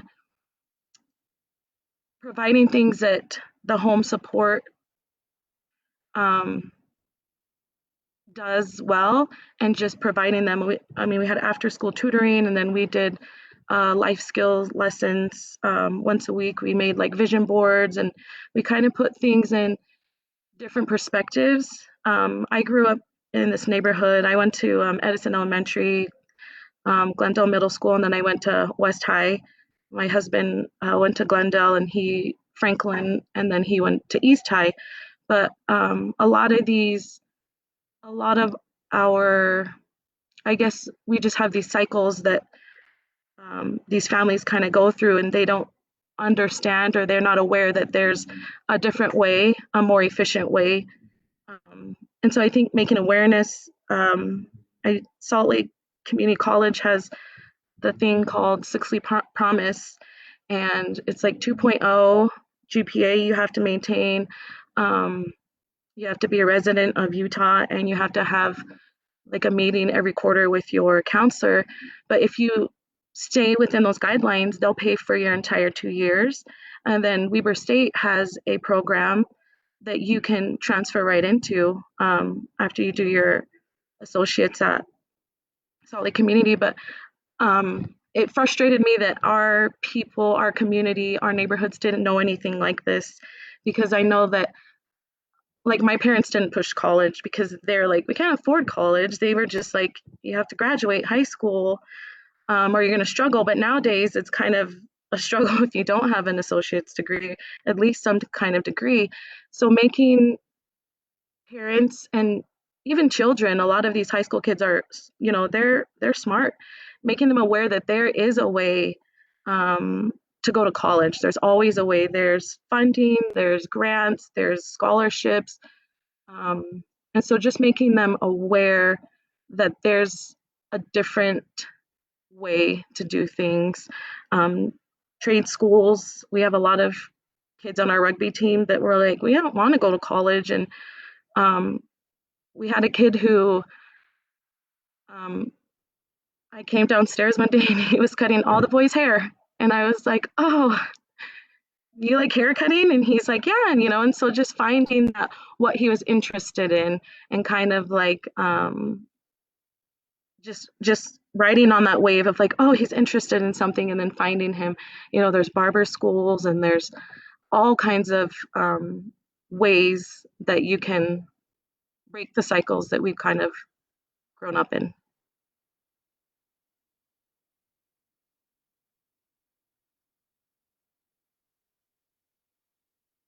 Thank you. Thank you. Sorry. Yeah, sorry. No, you're fine. I have the third question. If you could change one thing in the Salt Lake City School District, what would it be and how would you change it? So I think one thing that I would change would be, I think working with the children in our area through coaching, tutoring, mentoring. I've learned that a lot of our kids do come from a lot of trauma, and teachers and principals and even counselors, you know, they try to kind of get to the root of the problem. Sometimes they feel like they just want to stop the behavior because of course it's disruptive and it causes more struggles, and the teachers are overwhelmed and overworked. But I think that I would change that there's always a bridge, there's always a connection to a child, that if we can realize that and ask questions, we can find the bridge. That I've had multiple kids where we had a kid on our football team who was very quiet. He was very, he did everything he was told. He never, you know, he didn't have any problems on the football team. And then my son said that when he went to school, I mean, he was like tossing tables and he was like swearing at teachers. And I was kind of shocked because I didn't see that when I saw him, you know, 5 days a week. But what I did know is that for some reason, he connected with males. And I think that's what kind of kept him disciplined in line at football. He had that connection with males. And so luckily I knew a teacher at the school that I went to high school with. He teaches over here. He stayed in our neighborhood. And I said, hey, can you maybe talk with him? And just finding the connection and the bridge and things that will help help that child kind of get things out. It helped them tons. It was like the emotional, social support. And I mean, you guys are right. Like, once you handle the mental part, things kind of like get flowing, but it's kind of getting to the root of that problem. I realized when um, I tutor the high school football boys at West during the season, I realized that more than like actual tutoring, they just kind of wanted to talk and get out like life struggles, you know. Um, we had a kid that was wearing size 10 shoes and he had 13 size feet, but just realizing like the poverty that he comes from and the needs that we can very easily meet. I mean, that's an easy fix. That's an easy fix to help a mental part that he was struggling with, because then the confidence comes, and then the um, the behavior kind of falls in line, and realizing that there's somebody that cares enough that's going to hold him accountable. I think that was a major breakthrough. And also, I think another thing I would definitely change is peer to peer, like teams. Um, I was I went to West High and I was on a class called the peer leadership team. I was a horrible student. That's probably that's probably the only class I aced when I was in high school, but I loved it because I just think of, like, when moms have problems, who do we go to? We don't go to, like, definitely go to, husbands. We go to like other moms because they're kind of in the trenches with us. And there are so many kids with a natural ability to lead. I have a 13-year-old who's he's got a strong personality, but if you don't know how to drive that the correct way, it can go either ways. I mean, I've had him be leader on leadership teams, and then I've also had him, I've had to sit with him in his science class because he wouldn't stop socializing. But kind of having these kids, letting them realize that they're leaders. And I think the way to make them understand that they're leaders is to increase the value, you know, intentional, being intentional at letting them know, like, you bring value to this. When we started our team, we watched for strengths of the kids, and then we kind of pointed that out to them, even if they were we had one child who was like super bossy, and it was kind of like, oh, it's kind of bossy, but we were like, hey, you have good management skills. We just kind of like need to hone that in, the energy in, because it can really either go away.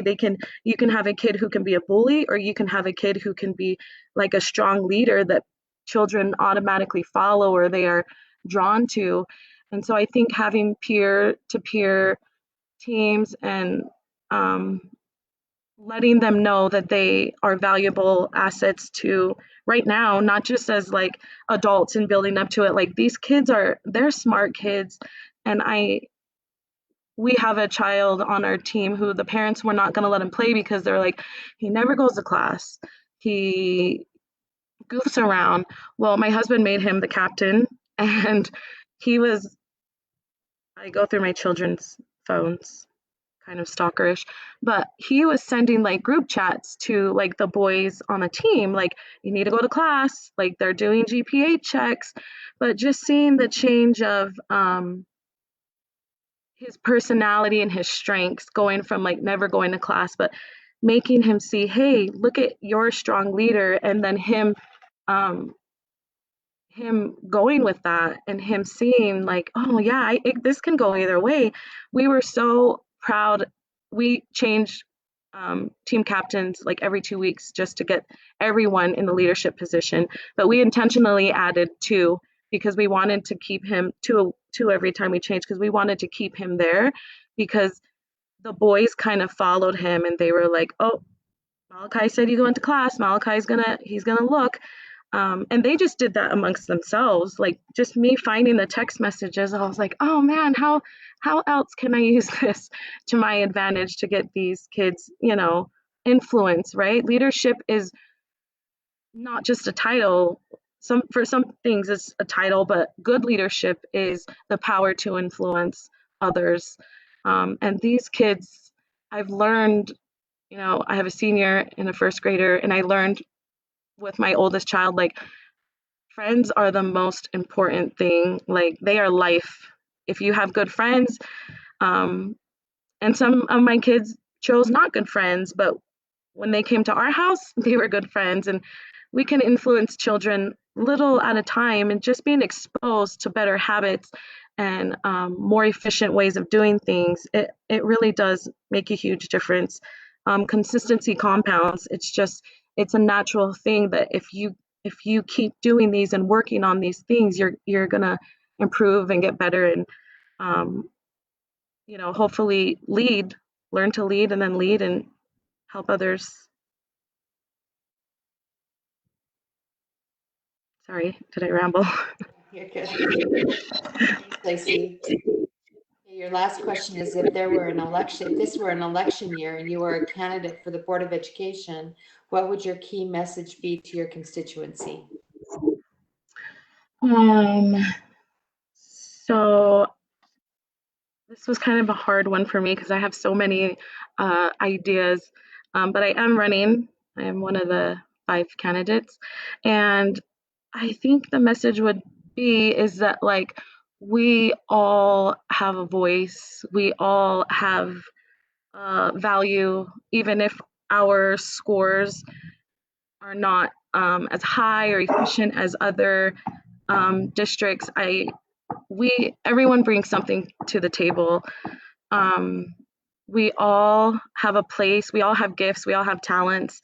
When we first started our rugby team, we had a parent meeting, and I told the parents and the kids, like, we all have talents, we all want to teach our kids something, we can all contribute. And after one of the meetings, I had a parent, like, I thought maybe he was like a deaf mute because I've never even heard him say anything, but he came up after and said, I'm a carpenter, maybe we can do but we had a carpenter class with the kids and they loved it.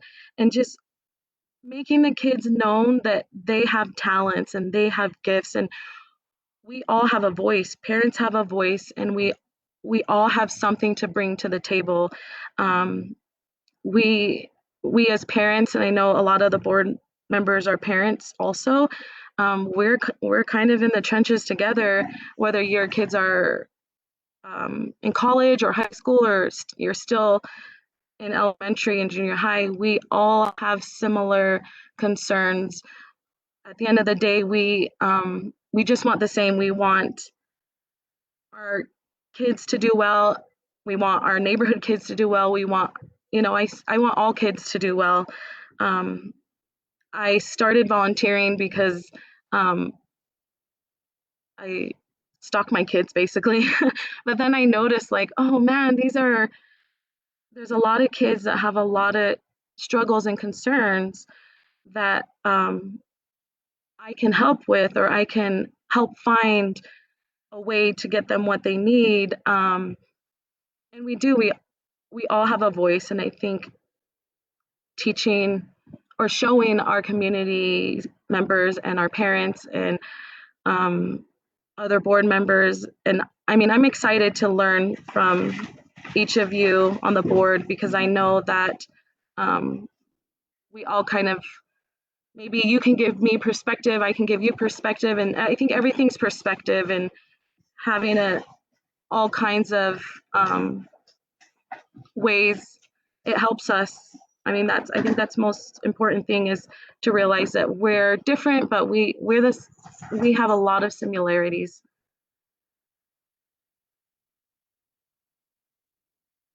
Thank you so much, Lacey. I appreciate you spending some time with us. It's good. I feel like I'm learning so much from all of the candidates we're hearing from. So thank you so much for sharing with us. Thank you, guys.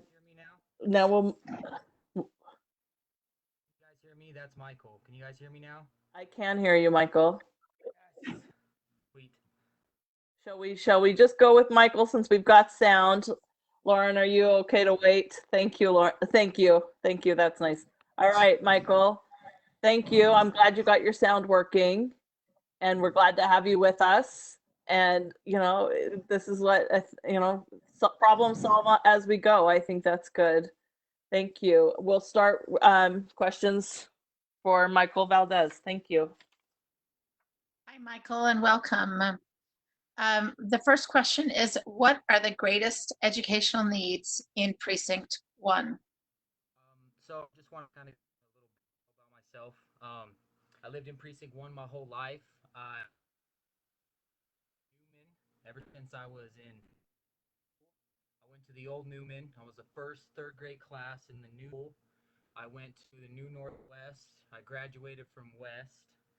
And just one of the main things that I see that our precinct needs is reading levels. Reading levels are particularly low, and one of the main things that keeps people and kids, everything, people talk about poverty and all that stuff, is literacy. You need to be able to read. You can't learn math without being able to read, and it's very important. And I feel like in our precinct, our reading levels are lacking. We're sending kids from second grade to third grade, and they can't read on third grade levels yet. And I think that's a problem. And I know that there's legislation that's above that prevents our teachers from being able to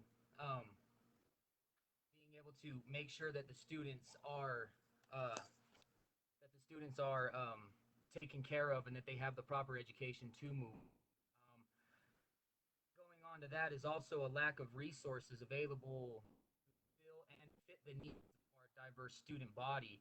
We have kids that have speech disabilities. We have language barriers.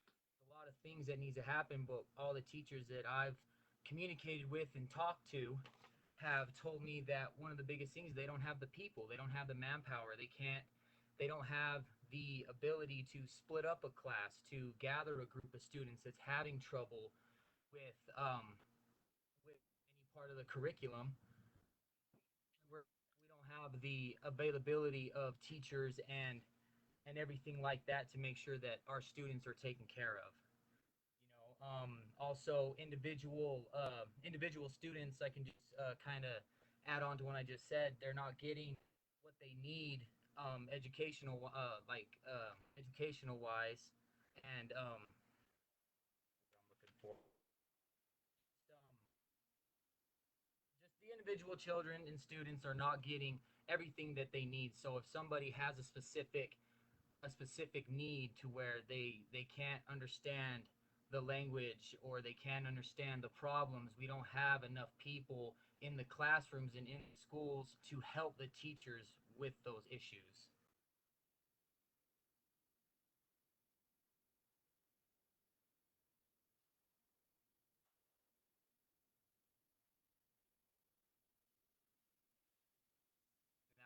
That's all for that one. That's great. Thank you, Michael. I think that Nate might be having a little bit of a hard time hearing you. So, let me go ahead and ask you question number 2. And is anybody else having a hard time hearing him? I'm hearing him fine. Okay. I can hear him a lot better now, and sorry I was having some issues. I plugged my headphones in, and happy to still ask question number 2. Yep. I'm hearing a lot better, Mike. Thank you. Michael, thank you for your response. Number 2 is describe what you believe to be 1 to 2 of the major challenges facing the school district, and explain how you would address these challenges. So one of the major challenges that I see that's facing our district is essentially the lack of life skills.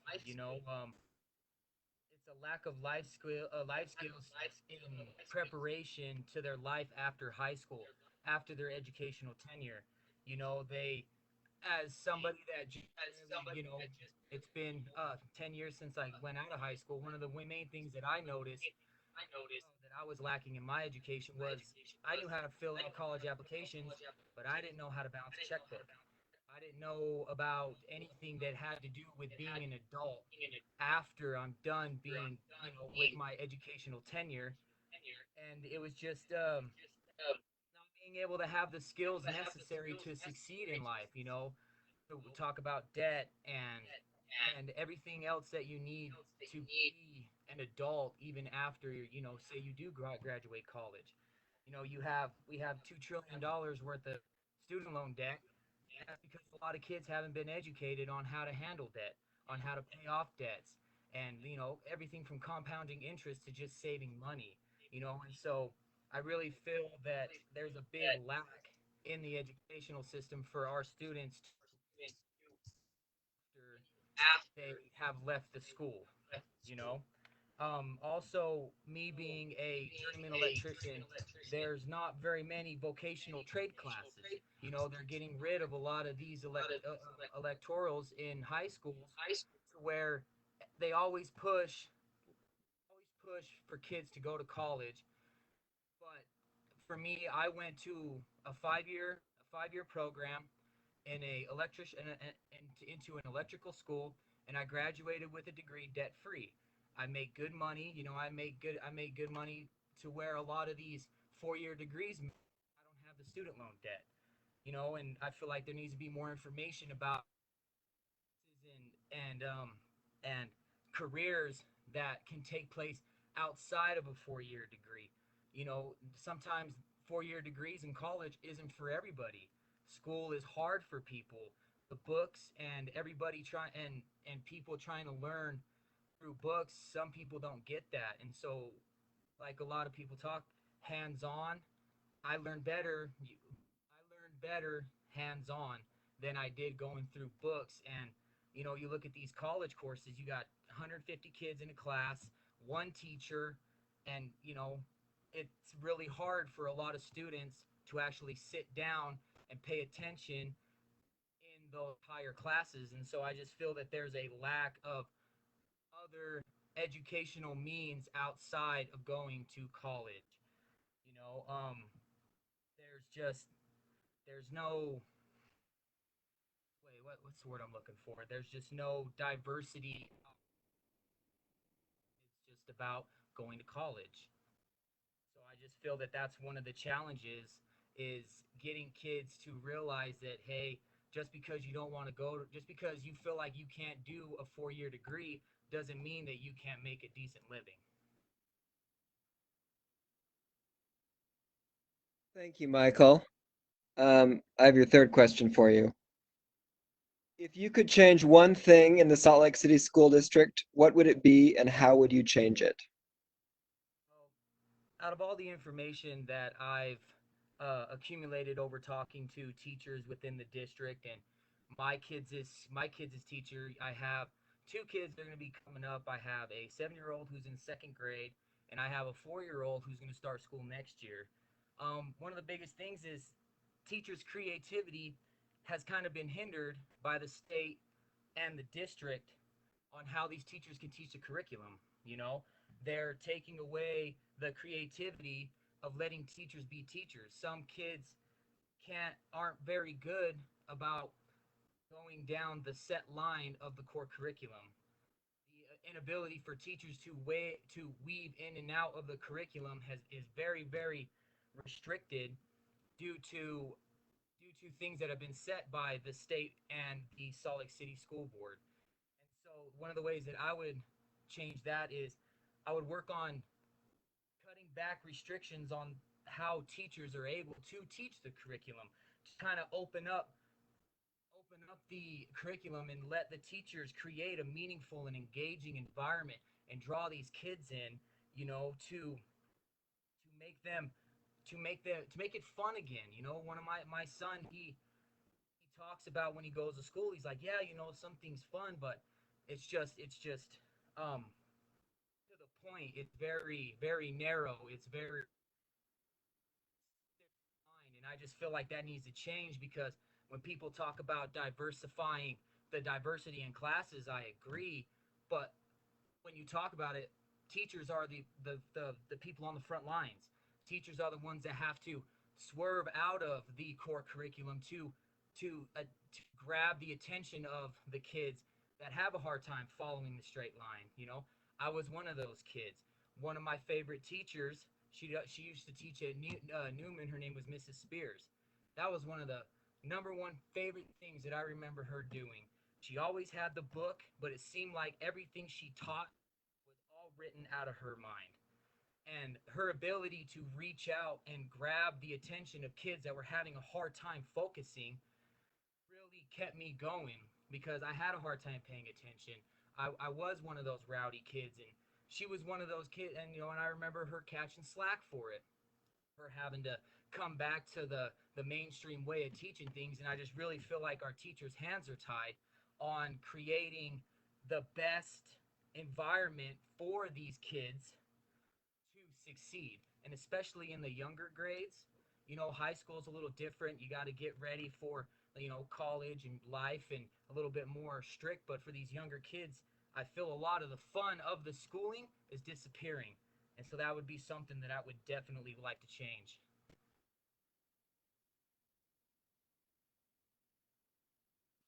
Thanks, Michael. So here's your last question. If this were an election year and you were a candidate for the Board of Education, what would your key message be to your constituency? My key message would be is I want to work for the students in my precinct, to make sure I'm pretty big on having the life skills, and everybody can teach you how to math.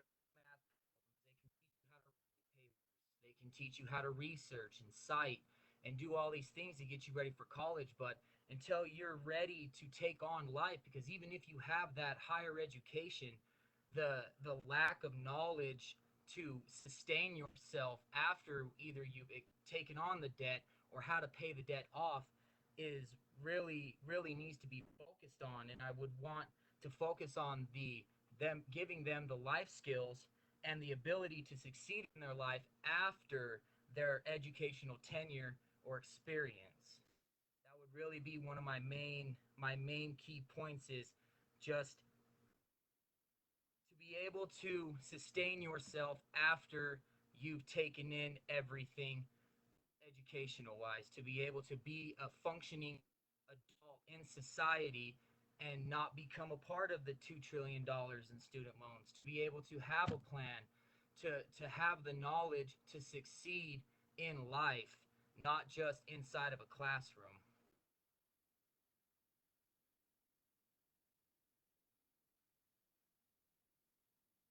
Thank you so much, Michael. I appreciate you spending time with us, and for your flexibility, being able to adjust to No problem. Thank you, guys. the technology. I appreciate that. You gotta love it. Yeah, we got to roll with things, right? Thank you. And we'll now welcome our final candidate to interview, and that's Lauren Robbins.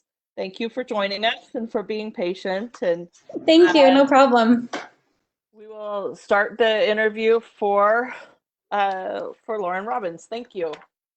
Thanks. Hi, Lauren, and welcome. What are the greatest educational needs in Precinct 1?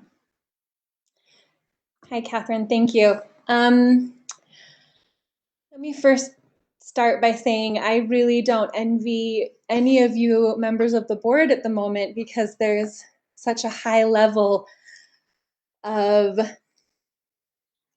aptitude, and like all of these applicants are very amazing and they're so diverse, and so I don't envy your positions. But then to get to your question, I've been fortunate enough to live in the Salt Lake School District for my whole married life, going on 15 years. And for my first 7 years as a youth leader in the inner city, by Liberty Park is where we were. And to add to that, my current experience as a parent, I have a 5th grader and a 3-year-old, so he'll be coming up into kindergarten in a couple years. But one of the greatest challenges of my precinct is, I think, the financial instability of the families that live here. I mean, it's considering that all the schools are Title I, and the lack of material necessities is immense. Kids need glasses and shoes, coats and gloves in the winter, and even Christmas. You know, we're just in need of physical things along with all of the other things that come along with schooling. I think that there needs to be someone at each school to be able to address the, potentially embarrassing issues that come up. They need to be gentle about it and understanding. They need to have compassion and, in some cases, discretion, because that can be an embarrassing thing for a third grader who doesn't have shoes or who has holes in their shoes. That's something that you don't want to share with your friends and get teased about. And I'm so glad that one of the other candidates, Michelle, brought up the Maslow's hierarchy of needs, because I was going to actually talk about it as well. That, until a person's basic needs are met of like food and water and warmth and rest, next level of safety and security, before you have to have those needs met first before you can even consider education. And so if they're not feeling comfortable in their surroundings and that they have food in their bellies and clothes on their back, they're not going to even be thinking about learning to read and literacy. In my time in Liberty Park, one of these girls moved into, there's a girls group home that was in my neighborhood. And she needed glasses. She was a high school student. She needed glasses, but she was in a girls group home, so she didn't have any parents. She had, the ladies that were running the home that gave her a certificate to go to Walmart and get glasses. Well, she couldn't get there. And so she asked me for a ride. And so I was like, isn't there anybody like at school that could help you with this? Or, anybody, not that I didn't mind doing it, of course, but, just who else is in your life to help take care of you?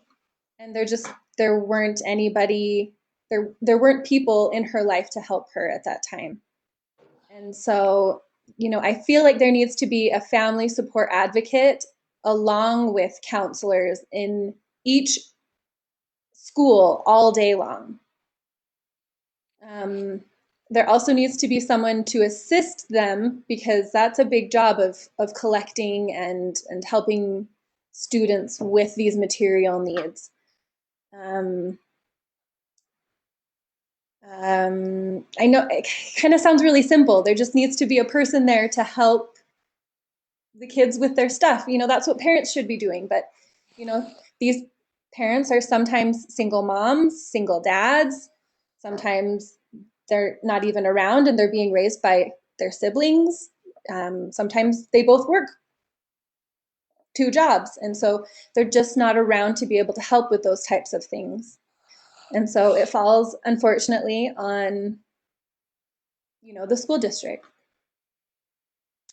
Along with assisting in those types of things, junior high and high schools need to make sure that they're talking to their students not only about taking enough classes to graduate, but to be able to be successful after graduation, whether that means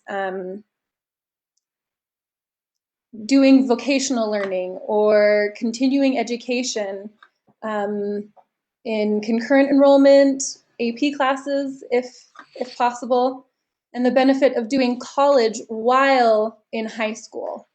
You don't have to pay as much money. And I think that's that was a big thing for me when I was in high school, was like, yeah, I'm going to take all these classes that I don't have to pay thousands and thousands of dollars in tuition for and get credit for these things. Someone to help them. My niece in Texas was able to graduate with her associate's degree and her high school diploma simultaneously. And I think that that's such an amazing opportunity that we have, that we should jump on in this district. Help our youth out to start, a leg up.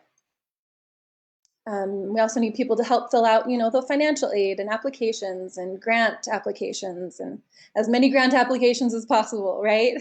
So that you don't have to pay the money back. It's just there to help you get through school. Because a lot of the parents aren't educated higher than high school themselves. These kids will be first generation higher education learners. And so that's a big need in the district. One more thing, I know it's just one, but I think dual immersion schools are a big thing in the district. That's a big need, especially on the west side of the valley. I know that there's only like 2, maybe 3 dual immersion programs. And I think ideally there should be one in each precinct, one school that does dual immersion in each precinct. I would say that there should be a program in every school, but I think maybe baby steps at this point. Tests have shown that children with a better command of their first language learn their second language faster and easier. So let's use Spanish, for example, because a lot of the kids in my precinct speak Spanish as a first language. English learners can learn from their English speaking counterparts and vice versa. And, I feel like if an English learner is in a class where their first language is being used, let's say a math class, then their scores will go up. They'll feel more included. They'll feel more comfortable. Their morale will be boosted. And more children will stay in their neighborhood schools because it's offering something that, a different school isn't offering. That's maybe further on the east side, let's say.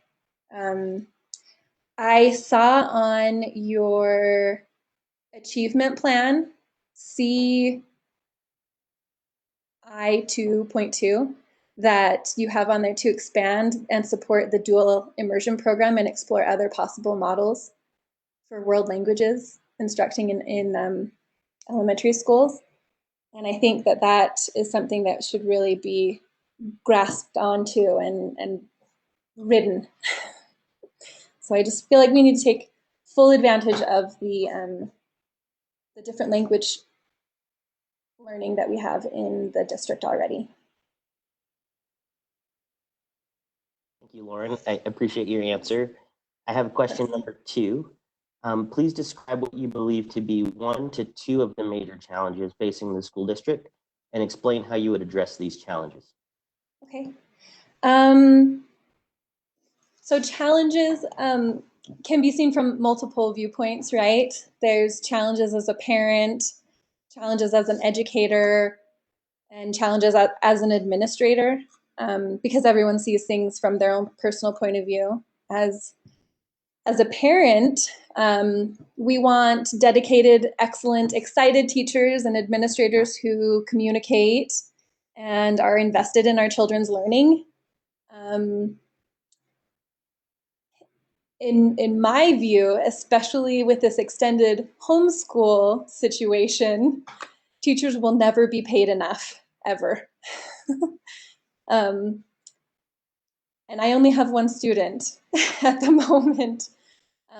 However, I love that what you were talking about, what the board was talking about at the last meeting, that teachers in the Salt Lake School District end up making more money than teachers in other districts if they stay for a certain amount of time. And I think that's an amazing thing that the district has done. But I'd like to take it a step further. Identify incentives, an incentive program for teachers who stay at their specific schools. Because I've also noticed that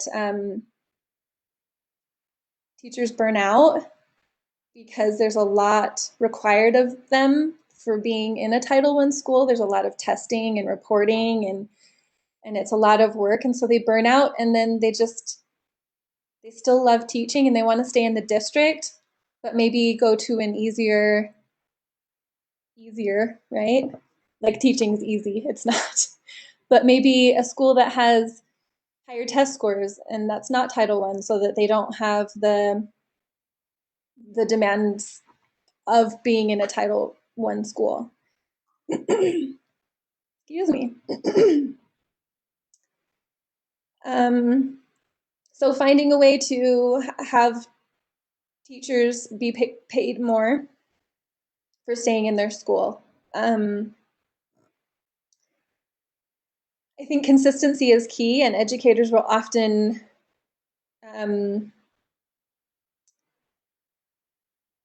not educators, excuse me. Sorry. In addition to educators staying at their schools, I think that there's a need for, I don't know, some sort of checklist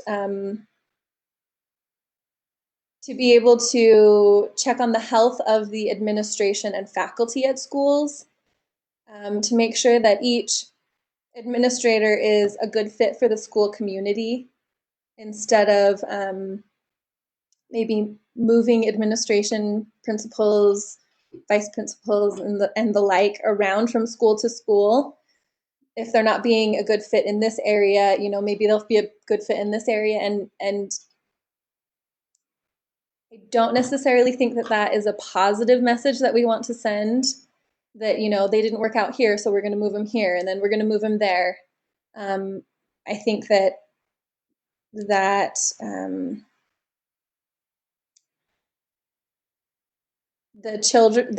students and teachers need to feel like they're priority, and that means, you know, the best administration that they can have.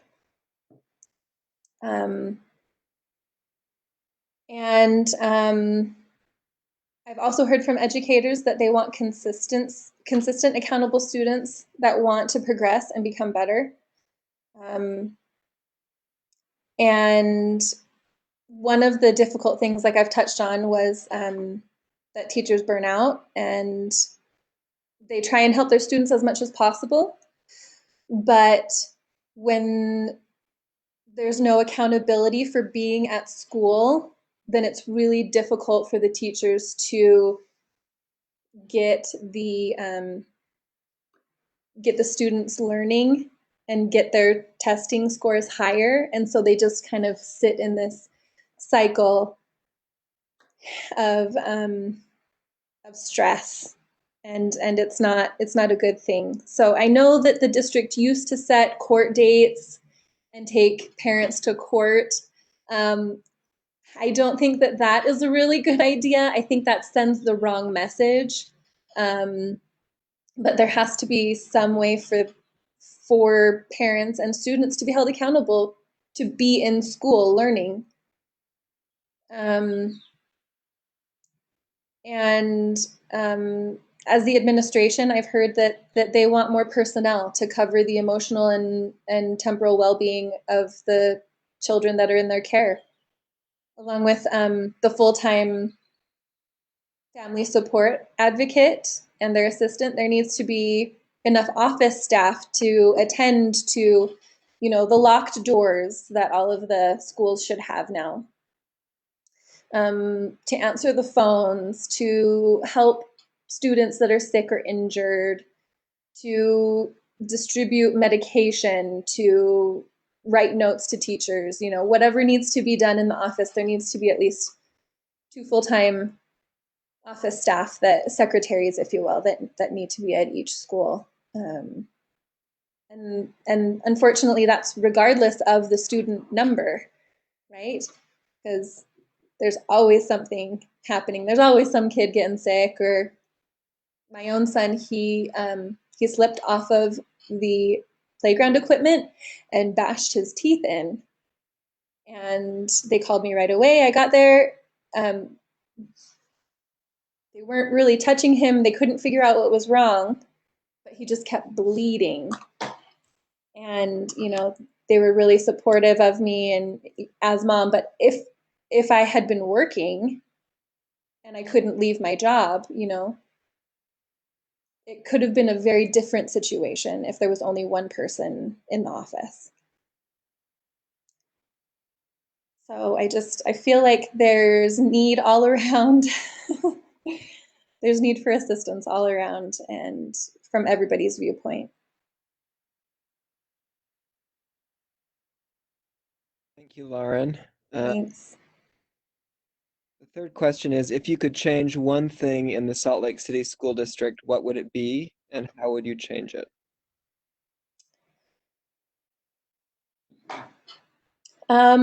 So I think that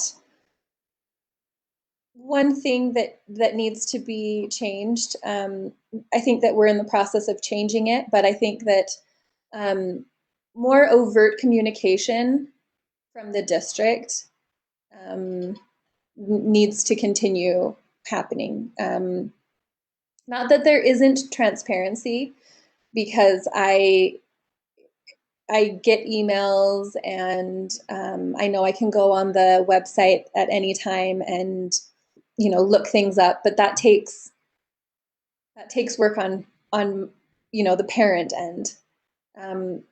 But I feel like over communication when it comes to any institution that uses taxpayer money is a big plus. I've been pleased with the communication from the district via email and Facebook since the beginning of this COVID, and I hope that it continues. I think that having this video option and the board meetings happen on Facebook has been perfect, and I'd like to see this continuing after the lockdown. Not that we need to all be in separate homes, but that the meetings can be recorded and put on Facebook. I think that's a wonderful thing and easy to access. I think it was either last week or the week before, the board was discussing kind of a newslettery type of thing about advising everybody the great things that are happening across the district and, you know, what is being done, how the taxpayer money is being used, and make that possibly going into a newspaper. And I really liked Christy's suggestion that the communication be mailed to all of the residents and taxpayers. I think that is, for my 2 cents, I think that's the way to go, because more communication and collaboration within all of the district, the entire district, different schools and different precincts, and everything should be shared. And, you know, what's going well for us and what's not going well for us. What have we tried that's not working? Don't try this. And you know, that there are little victories every once in a while. You know, so and so got to state for their science fair project, and, you know, go Bobcats or whatever it is. I think those little victories really inspire. And so to have that go to every taxpayer in their mailbox, I think that would be an amazing thing. Thanks, Lacey. Or, sorry, Lauren. It's okay, thank you. Oh my gosh. All right, so your last question is, if this were an election year and you were a candidate for the Board of Education, what would your key message be to your constituency? I think, thank you for that question. I think that my message would be parental engagement. Parents have voices, and I'd like to hear them. I'd like to listen to them and be able to share their message with the board. You know, everyone's voice is worthwhile, and everyone's opinion is valid to them, and should be valid to everyone else. In the Salt Lake School District Elementary Handbook, it says that the greatest influence in the lives of children is their family, and I completely agree. I think that parents and students and teachers need to work together as a unit. And I think each parent-teacher conference that happens, this teaching unit needs to be emphasized, along with, I don't know, this doesn't need to be the word for it, but some sort of parent agreement or parent pact, let's say, where a parent and a teacher make an agreement on, I guess, similar to the school parent compact that the Title I schools have, but this would be like on a district-wide level. And it would include things like you are both agreeing to help the child achieve the goals that he or she has set, or the goals that need to be met by the Utah core standards for the next trimester. The parents would agree to address any problems that they have with the teacher first, and vice versa. The teachers would address issues with the parent first before escalating it to the principal or any other board member or something like that. I think that it would be really important for teachers to agree, or I'm sorry, parents to agree that to have their children eat enough, you know, get proper nutrition, and to get enough sleep the night before. Children thrive when they have a schedule and they know what's going to happen next. And I think that's really important for parents to be reminded sometimes. And along with that, there would be the phone number and the email address for the school's family support advocate, and the number for the food bank if ever needed, and you know, any other resource that they would see fit to add into that space, so that the parent could have as many resources as possible. Another thing that I would have in this pact would be that how the teacher will be preparing the learning environment for optimal success. And kind of the last thing that I have on here that I think would be really important is that parents agree to either read to their child or have their child read to them at least 10 minutes 5 times a week. In total, that's 50 minutes, not even an hour a week.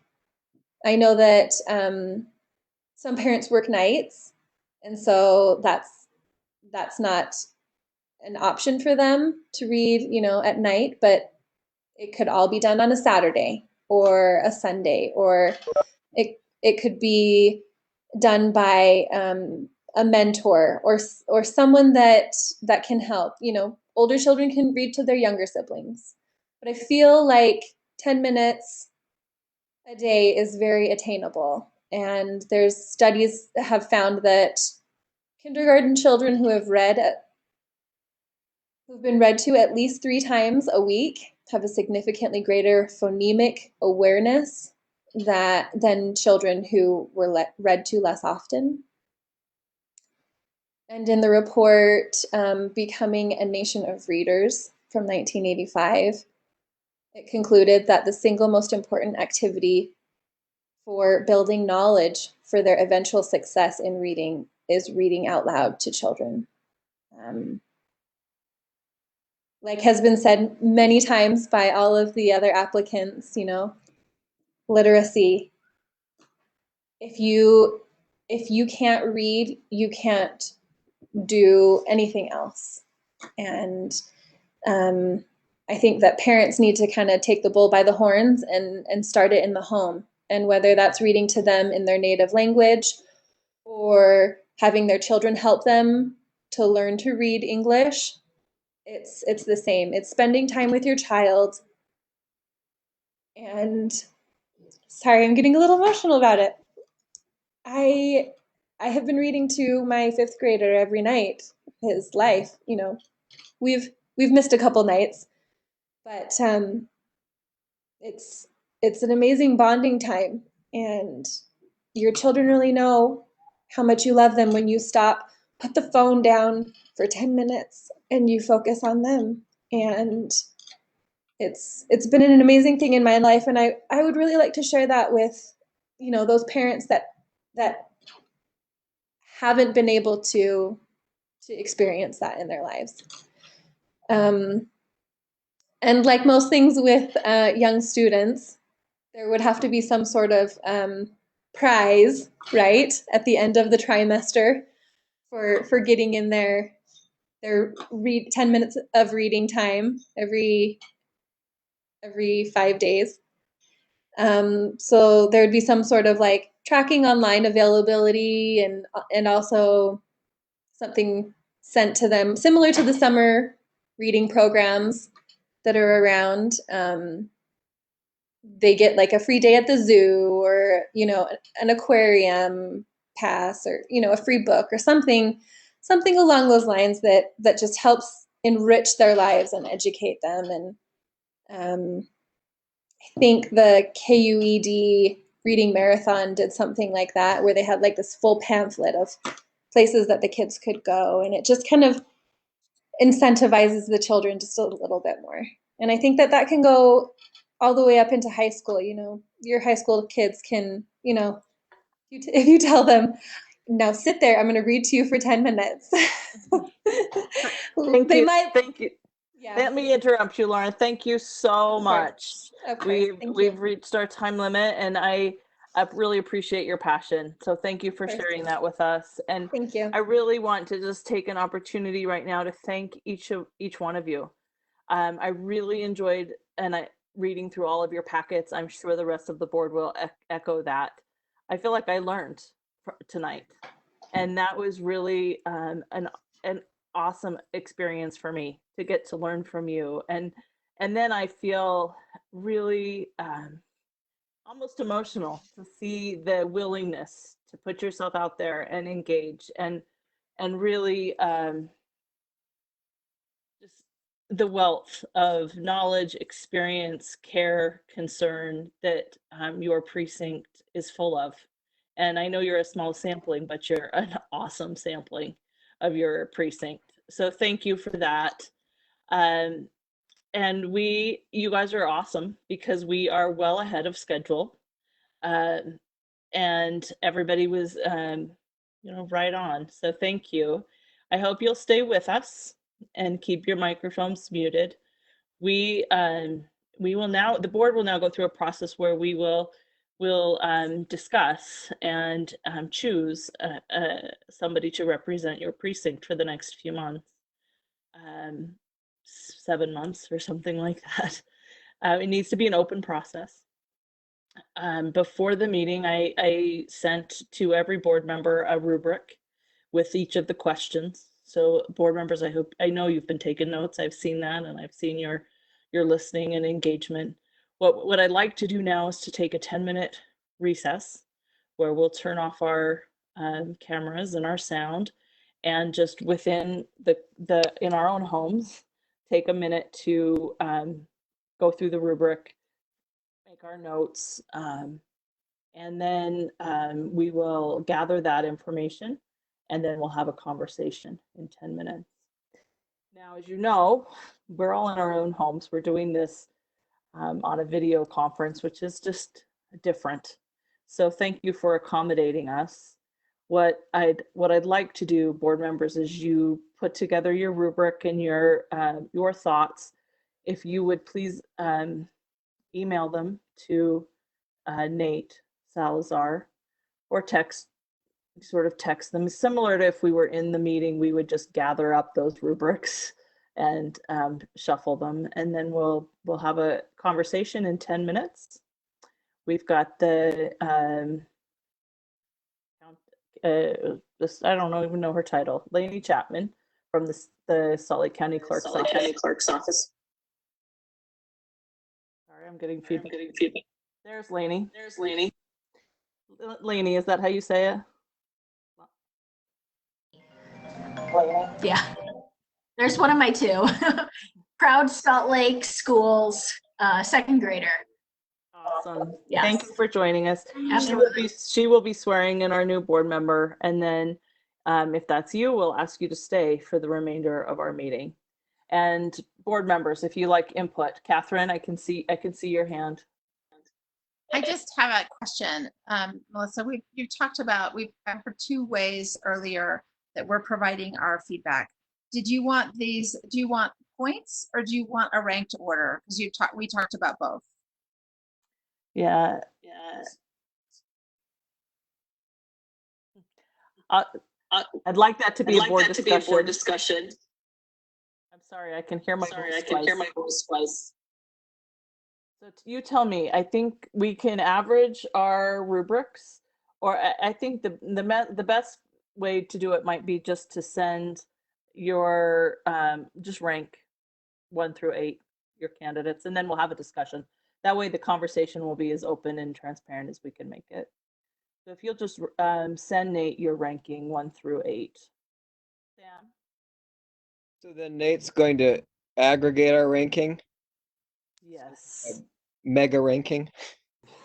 I'm gonna do my best to make sure that I've identified the most, kind of number ones, the most number twos.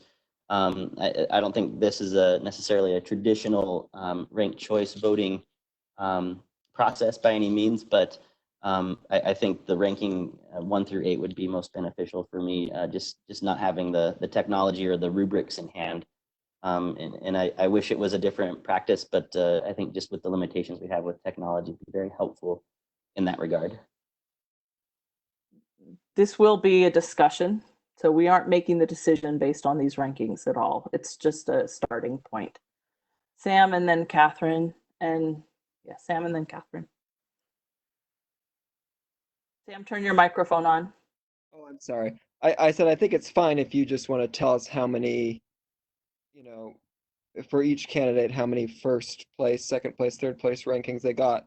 But another way you could do it is we could rank them 8 down. So your first choice would be 8, and then you could add up all the numbers, and that would give you a ranked choice that was, a ranking that was numerical. That I don't know how board members feel about that, but You tell me. Catherine had a comment. Just wanted the time that we were coming back. I just wanted to know the exact time. So, let's finish this first, and then you let us know what exactly. Okay. I was thinking we've scheduled a 10-minute break. So I'll let you know when we do that. Thank you to our candidates for being willing to go through this process. I'm sure it's not comfortable. So I really do appreciate, our kids are lucky to have people who are willing to extend themselves in this way. We are sensitive as a board, and we've talked about it, that we want to make sure that we are not influencing unduly the election that your precinct will make in our decision they'll make in November. But we do want to make sure that we find, a great candidate for the next 7 months. And I was worried about that as we started this process a couple of weeks ago. I'm not worried tonight. There are great candidates. So I do appreciate that. Catherine? Sorry, Melissa. We just never really resolved Sam's question, which was to go from 8 to 1, with 8 being our top candidate. I think that's a good idea, rather than saying this person has such and such first place. And then Nate can add up those points. We'll give him time to add up those points. And you know, but in other words, your top candidate would be, you would have your top candidate be 8, and then you'd go down and your bottom candidate would be 1. I think that's a good way of doing it, because then the points determine, like you said, we'll still have a discussion, but the points will determine that. Does that make sense? Yep. Just so long as we're clear that the points are not the decider. It's just a starting point for our discussion. And as long as Nate's comfortable with that process. I know Nate looked into the process of this a little bit, and it's obviously complicated, and we wish we were able to be in a room with you all and collect these on a paper, on a process that we're all a little more comfortable with. But as we've learned already tonight, this is about us being flexible and able to make adjustments due to the circumstances.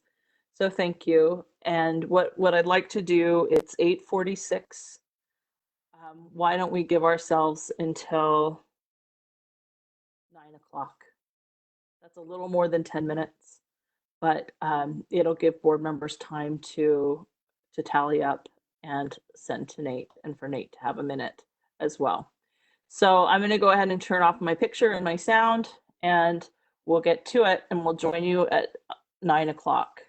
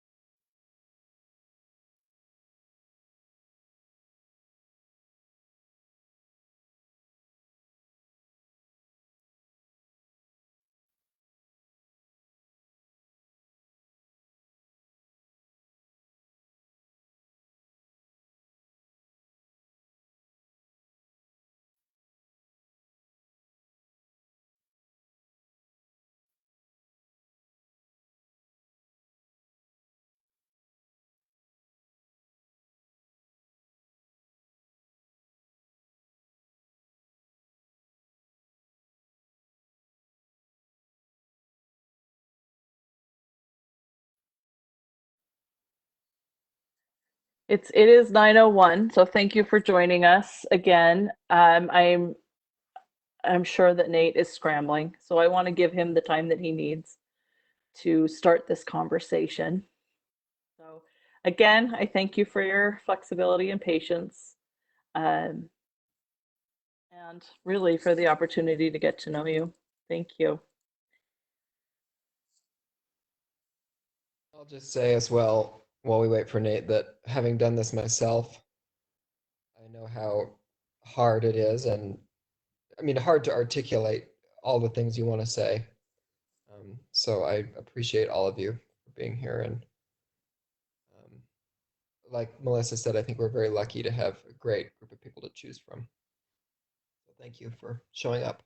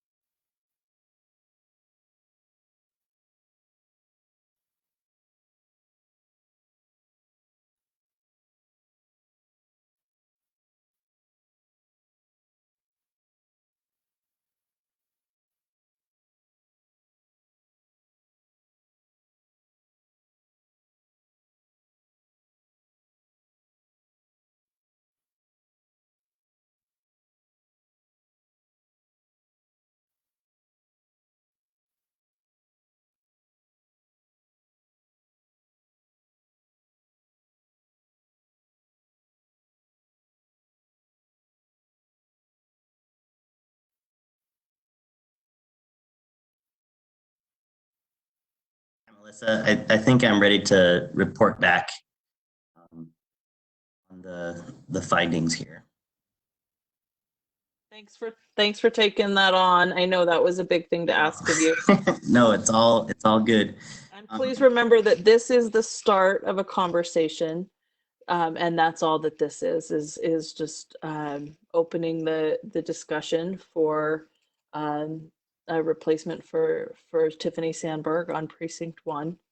And we'll just echo again, thank you for your willingness to participate with us. And Nate, I'll let you lead this discussion. Perfect.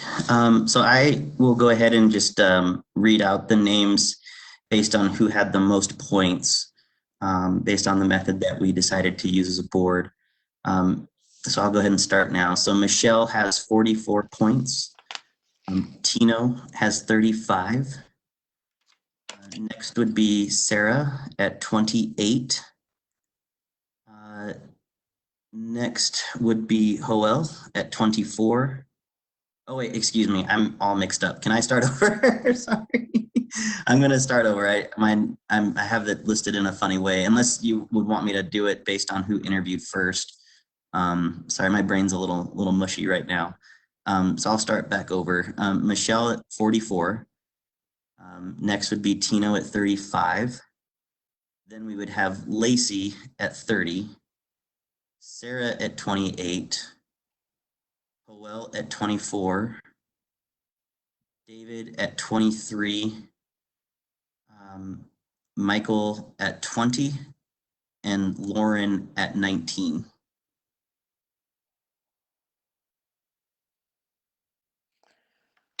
All right. Were you able to take that information down, board members? All right, I will open this for discussion. And I'll let you each take a turn to speak. We'll start with Mike Namelka, representing Precinct 2. I've got it turned on for you, Mr. Namelka. Do you want to say anything? I don't want to say anything. Not at this juncture. Not right now? Okay. Maybe later. All right, thanks, Mike. I can't see you, so make sure you hop in if you have something you want to say. Catherine, do you want to jump in? I just want to thank all of the candidates, and like Melissa, I think everyone had really insightful observations. I want to make the comment that I really enjoyed hearing the candidates speak, and that I personally feel as though tipping the election,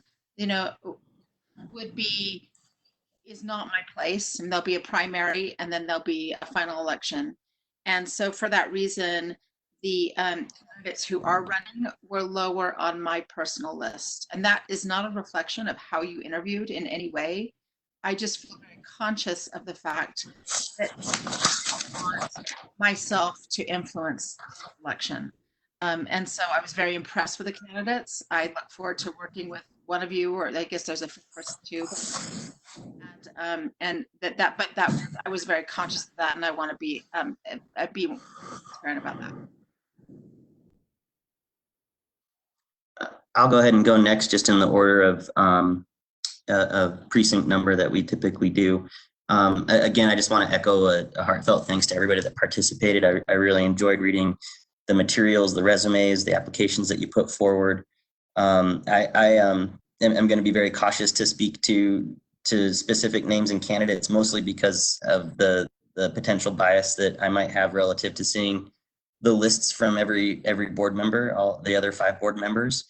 So I'm gonna play it pretty safe and not try to present a biased opinion, but mostly just extend that heartfelt thanks to everybody that participated tonight. And I wish you all the best of luck. All right, thank you, Sam. Do you want to jump in?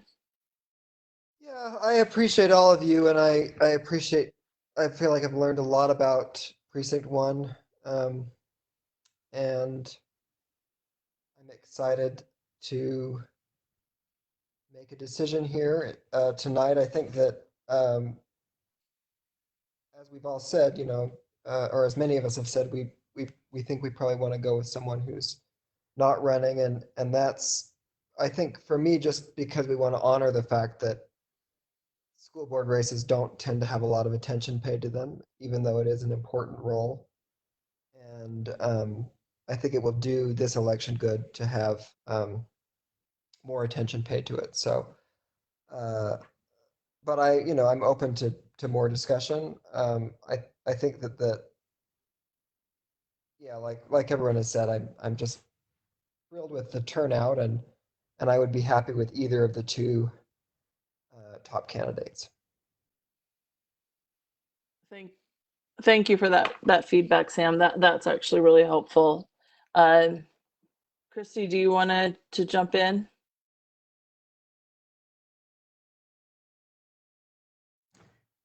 I think I'm just going to be echoing what everyone else has already said. I myself was an appointee to the board when I first joined, and so I understand the process that all of you have gone through tonight, as does Sam, when we appointed him last spring.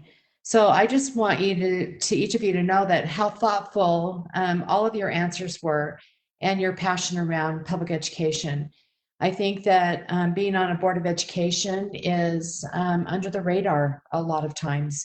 And to see this many candidates come out and to be engaged, and then also to have a great field of candidates who are also running, that I would just say continue to be the advocates that you are in your neighborhood and in Precinct 1.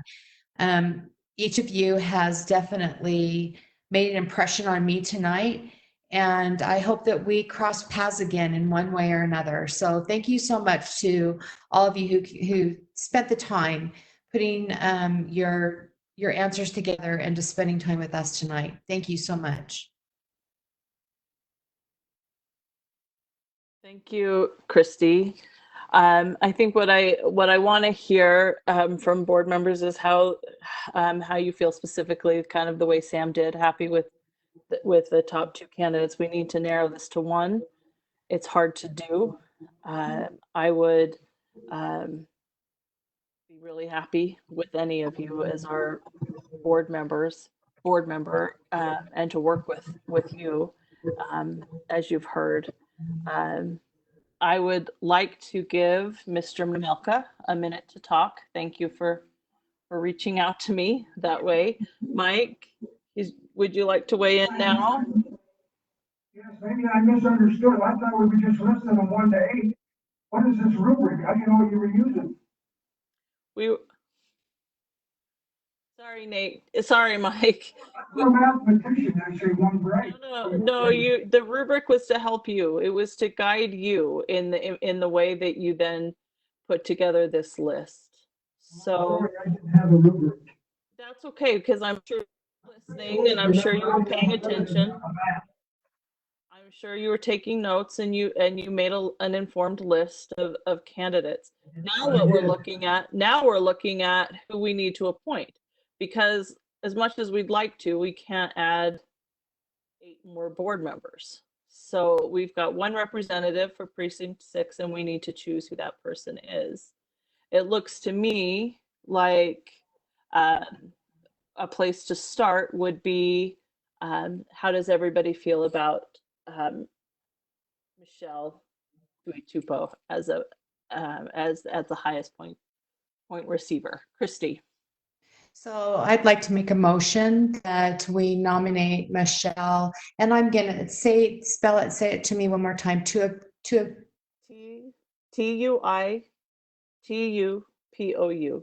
And Tuipou, right? Is that right, Michelle? I'll let her say it. Yeah. To fill the vacancy for Precinct 1. Do I have a second? I will second that. Any discussion to that motion? Catherine? I like the motion. I just want to say that I would be happy with, again, I thought that Lacey's answers were terrific. I'd be happy with any of the top of Michelle, Tino, and Sarah, any of those 3 candidates. And I'm only excluding Lacey and the others really because they're running.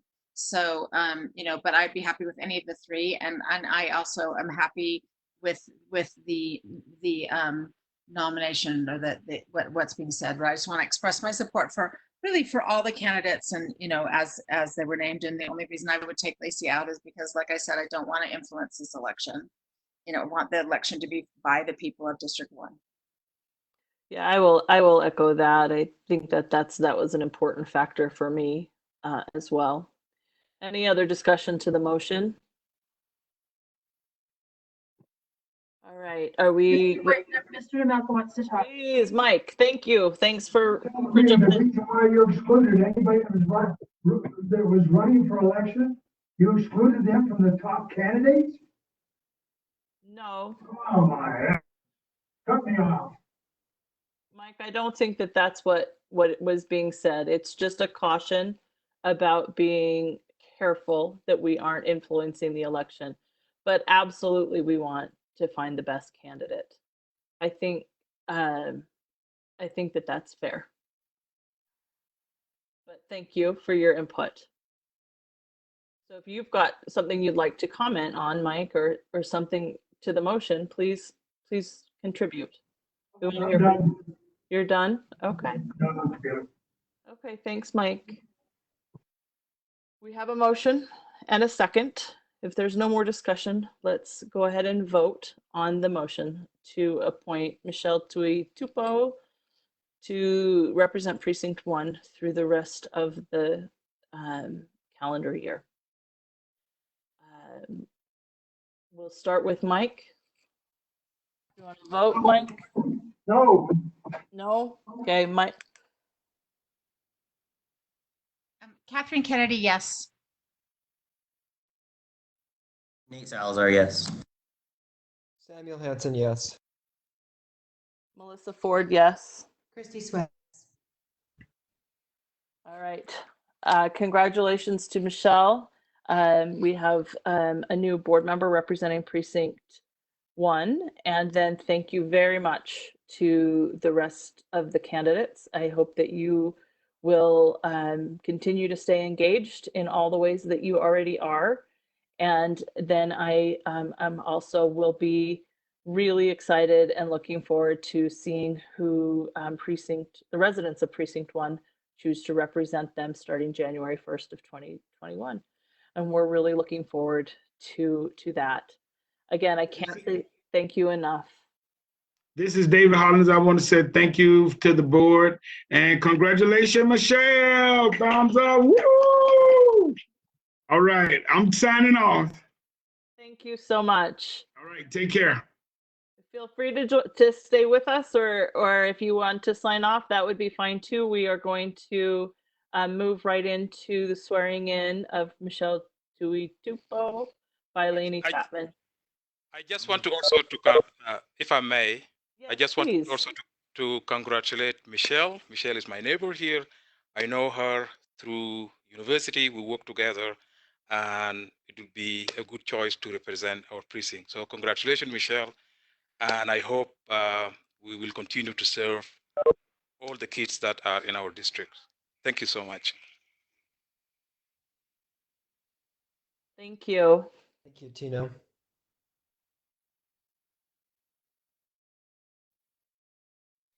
All right. I want to welcome Lainey Chapman to our meeting and just express my thanks to her for being willing. I'm sorry, were there other board members, were other candidates that wanted to say something? Did I see? I just thank you. No need for you to say something, but I thought I saw you raising your hand, Lauren. No, I just wanted to say thanks and congratulations, Michelle. Thank you. Thank you. All right. I want to say thanks to Lainey Chapman. I originally told her 10 o'clock. We are substantially before that, and I think she had to hurry and do bath time and bedtime for children. But perhaps one of my favorite moments of the night was the guest appearance of her daughter. She is here representing the county clerk to do a swearing in of Michelle, and I will let you do that. Thank you. These are unprecedented times. Melissa, thank you so much. And to all the school board members and the candidates, thank you very much. Like Melissa was saying, these are unprecedented times, and we're working with it. We're flexible, and thank you all for participating. And democracy is great, isn't it? So thank you. So Michelle, excuse me, without further ado, I am going to repeat the oath. You will get it mailed to you or emailed to you shortly, but I'm going to have you repeat after me. There's one caveat. When I say my full name is, I need you to repeat your full name. That's always the best part. When I say it and then, I hear crickets, I'm like, what's your full name? So if you have any questions afterwards about how to sign the oath, please feel free to contact Melissa or myself, and we'd be happy to help you. And congratulations. Okay, before Lainey starts, let me just jump in and say that she did send me the oath form. Perfect.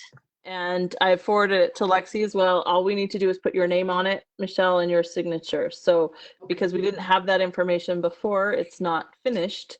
So, but we can do that after the meeting. So I will email it to you, and then you can digitally sign it and send it back, or you can just print it out, sign it, and mail it back. But Lainey we can walk you through that as we finish. Yeah. All right. Are you ready? You can please raise your right hand and repeat after me. I do solemnly swear that my full name is. I do solemnly swear that my full name is Liliane Michelle Tuitupo. I swear to support, obey, and defend the Constitution of the United States. You're gonna have to go a little bit slower than that. How about this? I swear to support, obey, and defend. I swear to support, obey, and defend the Constitution of the United States. The Constitution of the United States. And the Constitution of the State of Utah. And the Constitution of the State of Utah. And perform my duties of my office. And perform my duties of my office. As the Salt Lake City Board of Education Board member. As the Salt Lake City Board of Education Board member. With fidelity. With fidelity. Congratulations. I have my. Okay, you can go now. Invite them into the picture so we can see them. Oh, come in, see? Come in. Hello. Congratulations. Congratulations. Thank you. Thank you, Lainey. We'll let you sign off, and we'll connect with you if we need help. Absolutely. Take care and good night. Stay safe, everybody. Thank you. Right. Thank you so much to you board members as well for this process, and I appreciate your thoughtfulness and engagement in this process. This is a big deal. And welcome, Michelle, to our newest board member. We're going to put you right to work. And so understanding that you are really brand new, please feel free to jump in and participate. I'm not sure what you have in front of you in terms of the agenda, but you can find it online. We're gonna move through the rest of the agenda as quickly as we can, so that we aren't here all night, although we are projected for a little bit longer. So thank you. As we move, the next thing on our agenda is the report section of our agenda. And on the report section for this meeting, we have an update from our superintendent on the COVID-19 situation. So I'm going to turn the time to Dr. Cunningham for her report.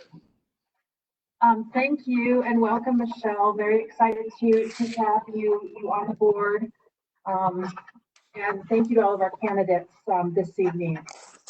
As you all know, Utah moved from high red risk into orange moderate risk on the 1st. with that change in risk factors, there have been some different things that have gone, can now take place. We are still in a school dismissal and students are not able to return to school. We can gather in groups of 20. There needs to be social distancing. I think you've read all of that in the paper and online. I think the thing that's really important to point out is while as an entire state we moved from red to orange, the movement from orange or moderate risk to low risk and then our new normal, those changes may not be all statewide. There may be counties and there may be cities that may be able to move from orange to yellow or yellow to green. It really is going to depend on from here on out it looks like in different counties with COVID-19. So there could be districts and counties around us that move into yellow before the end of the school, or they move into green in the summer, and we're not able to do that. So I think things will be a little different from here on out and how people will move under the governor's plan. I have heard that there will probably be not one, but 2 additional special sessions. One will be in May and one will probably be in June, and discussing a lot of the different budget and funding issues that are going to, the state is going to have to deal with. And we are gathering more and more information on that. Again, I caution everybody to think cautiously when it comes to the budget and as we're moving forward, because I do think that we will have to plan next year's budget based on what we have this year.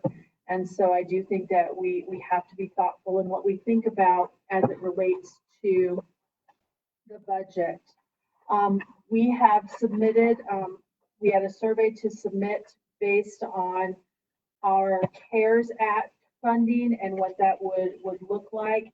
And so we have, we're going to need some of that additional funding to help offset some of our costs as they relate to special ed, ELL, our McKinney-Vento students, and how we are going to continue to serve them. We also are just going to have some miscellaneous funds and that we're going to need to pay people as we are continuing to work, as they are continuing to work. So there are 2 parts of the CARES money. The first part is really related to the Elementary and Secondary Education Act, and the state will receive $67 million in that money, and that is just a one-time fund that we will get. There also, as CARES, there's an additional pot of money that will come to the governor's office, and that is $29 million. And it's up to the governor and his office how they use that money. We will be able to go back to the first day of when schools went into dismissal on March 13th, and we will be able to use some of those one-time funds to help offset some of the cost associated with managing through COVID-19.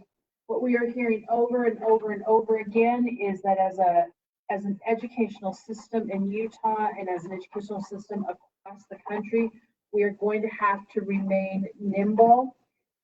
There has been no definite date given or no definite yes, we'll be back in school in the fall. It could happen. It could happen in some counties and not our county.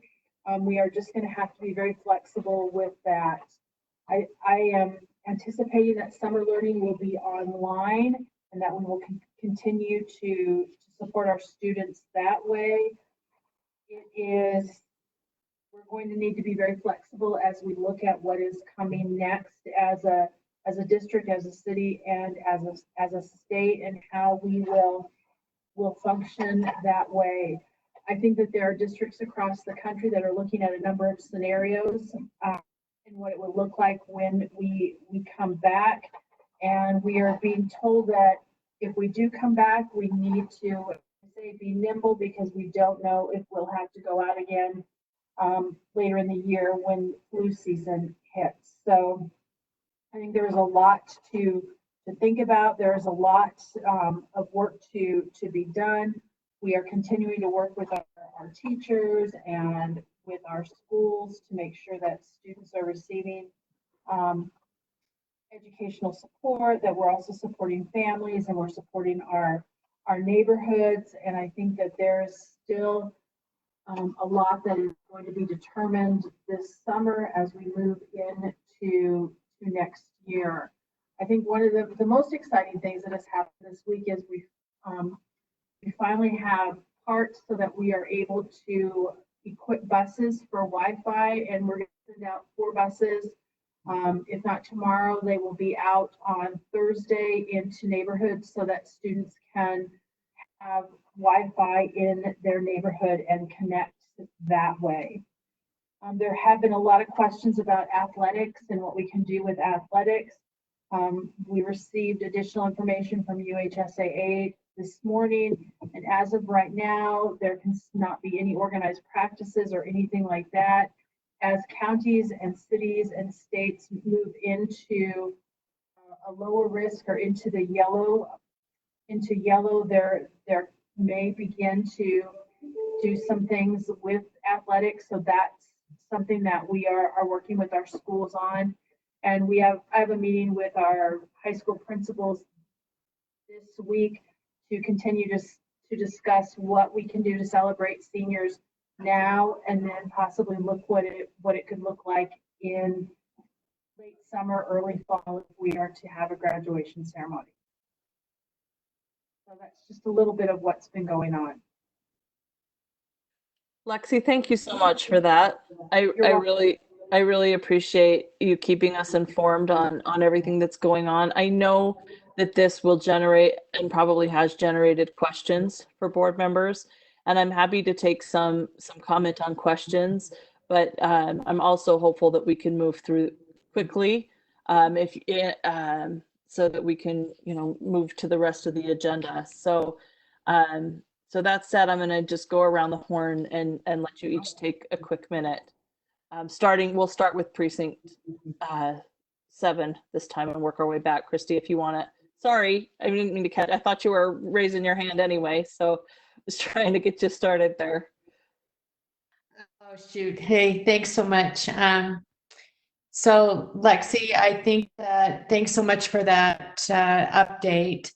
And it was interesting this morning when I was on the school community council meeting for Highland, that they were talking about the graduation ceremonies.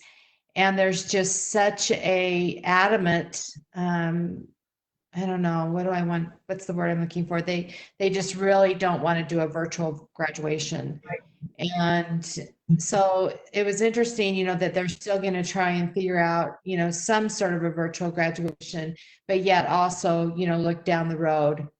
So I'm just wondering if you've also heard back from the other schools, because I wasn't in on West Call or, East, so maybe they're hearing the same thing, but that was definitely what the sentiment was with the graduates and the parents over at Highland. That is a sentiment across the district. I think that's the sentiment across the country, that kids want a ceremony. Their preference would be a little bit later in the summer, if possible. If that's not possible, I mean, we've even had schools saying, well, we'll come back over winter break if we can do that. So they all want that ceremony. I think the one thing that I'll just add into that is, and of course we don't know what's going to be happening with the Church of Jesus Christ of Latter-day Saints with their missionaries, but that was another, I guess, top 5 things that they were worried about. The kids would be leaving possibly in August, and that if they had to wait till, the winter. So anyway, thank you so much. I appreciate the update, and just wanted to throw that out there about the graduations. Thank you, Christy. I'll hop in there just as the next one down on precinct 6 and just quickly say, I know I'm hearing those same things, same kind of sentiments, but also I know that as Lexi said, she's meeting with high school principals this week to kind of talk through it. I know that there was some appreciation from our board conversation last week, talking about celebrations and ways to celebrate students now. And the East conversation was really fantastic. In fact, at one point, a parent, the chair of the SEC, sort of said, "Oh, I kind of wish I had a senior this year because this sounds so fun." And I thought, well, that's exactly the right approach. Try to make the best out of a pretty unfortunate situation for these kids. So thank you. And thanks again for this report, Lexi. And moving on to Sam. Yeah, I mean, I think I heard the same thing at East that Melissa heard, just an appetite for some kind of in-person graduation, and they're working really hard to try to figure that out. So hopeful that we can do whatever we need to do to support that effort, as long as it's safe and fully thought through. So thank you for the update, Superintendent. All right, Nate. I won't belabor the East knowing that you and Sam talked about it, and just that's certainly the sentiment at East. But Lexi, just thank you so much for all your work with everything, and to all of your staff and your cabinet that are working on these very important tasks and priorities relative to education, basic needs. I love that we're getting the school buses out into the community. And look forward to more updates as we move along. So please extend that warm thanks to everybody in the district and all of our teachers who are working so hard. The success stories are amazing. Yeah, thank you. All right, Catherine. So again, I express my thanks to the administration staff and superintendent for all that they're doing to make this work. I do want to know, do we have any reports back about the survey? It seems like the survey went out. My video went off. It seems like the survey went off on the day after our last board meeting. So that's when the survey went out. And I'm wondering, if we have any reports back from that or any compilations of those comments. As we were in board meeting tonight, Yandri has sent me a folder to look at. She's compiled all of the survey results. So I told her I would look at that tomorrow so that we can definitely share that with our principals when we meet with them, and then we'd be happy to share that information with you. I just have not had a chance to look at it today. Thank you. And yes, thank you very much for doing that.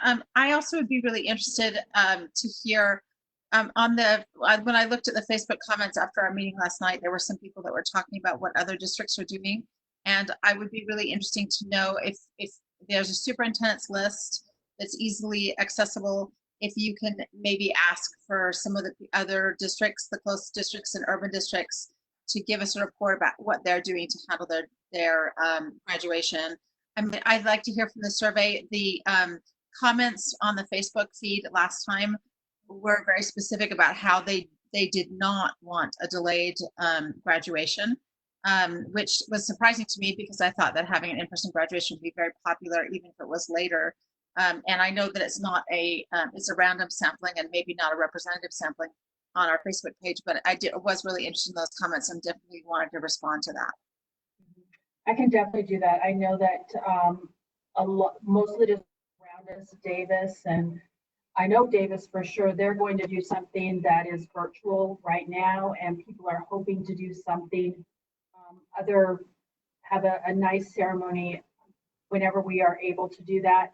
Some of the rural areas are looking at kind of a drive-by where kids can drive by in a car, and they may have their parents in the car. They'll drive up, there'll be a table, they can get out, pick up their diploma. If they want to take a picture with their parents, they can, and then they'll get back in their car and drive through.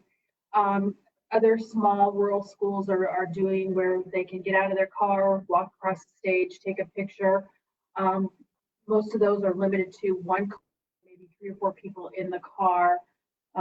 Lots of online celebrations, from honors and awards to doing something special with the seniors, and then in hopes of doing something later on. But I can definitely get you a list of what other people are doing.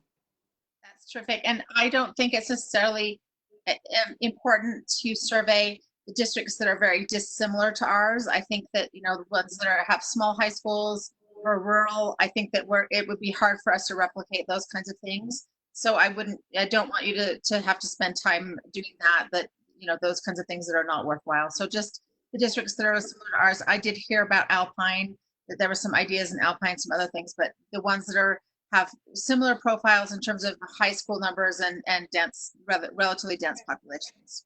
Thanks. I can do that. Thank you. Thank you. Thank you, Catherine. Thank you, Lexi. Mike, do you have something you'd like to add to this conversation? I'd just add that you know, great respect for our superintendent. She's doing a great job under very adverse conditions. And I respect what she's done. She's done a great job. No, I have nothing else to add. Thank you, Mike. Michelle, your opportunity to jump in if you'd like to. I know that this is a lot all at once, but I'm sure you've got some thoughts. And if you've got, you and I will meet and we'll have, we can talk about questions, but if you want to contribute to this conversation, please do. Sure. And I want to echo my thanks to Lexi for, as a parent, for the daily emails from the school district, just to keep us up to date on all of the things that are going on with COVID-19. I know Slixie is having their SEC meeting on May 13th. And so I don't know if they've had discussions before, but I will certainly reach out to Ms. Powell and find out, since that's, I guess, my high school graduation area. So I'll find out from her what they're planning, or if they have some thoughts on that as well. That would be awesome. Thank you. All right. Thank you for that report, Lexi. And I think you've heard and hopefully felt our gratitude for the work you're doing on this. As I keep calling it unprecedented times.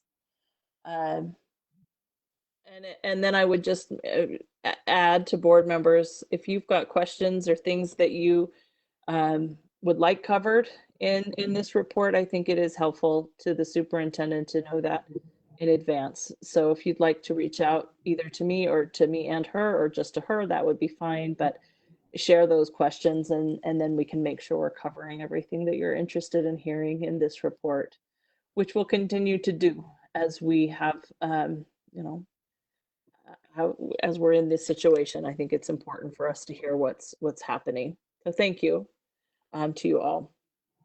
With that said, we'll move to our discussion agenda. And the first item on the discussion agenda is the proposed board meeting schedule for 2020-2021. It's the attachment to the agenda. So as you'll note, this is next year's board meeting schedule.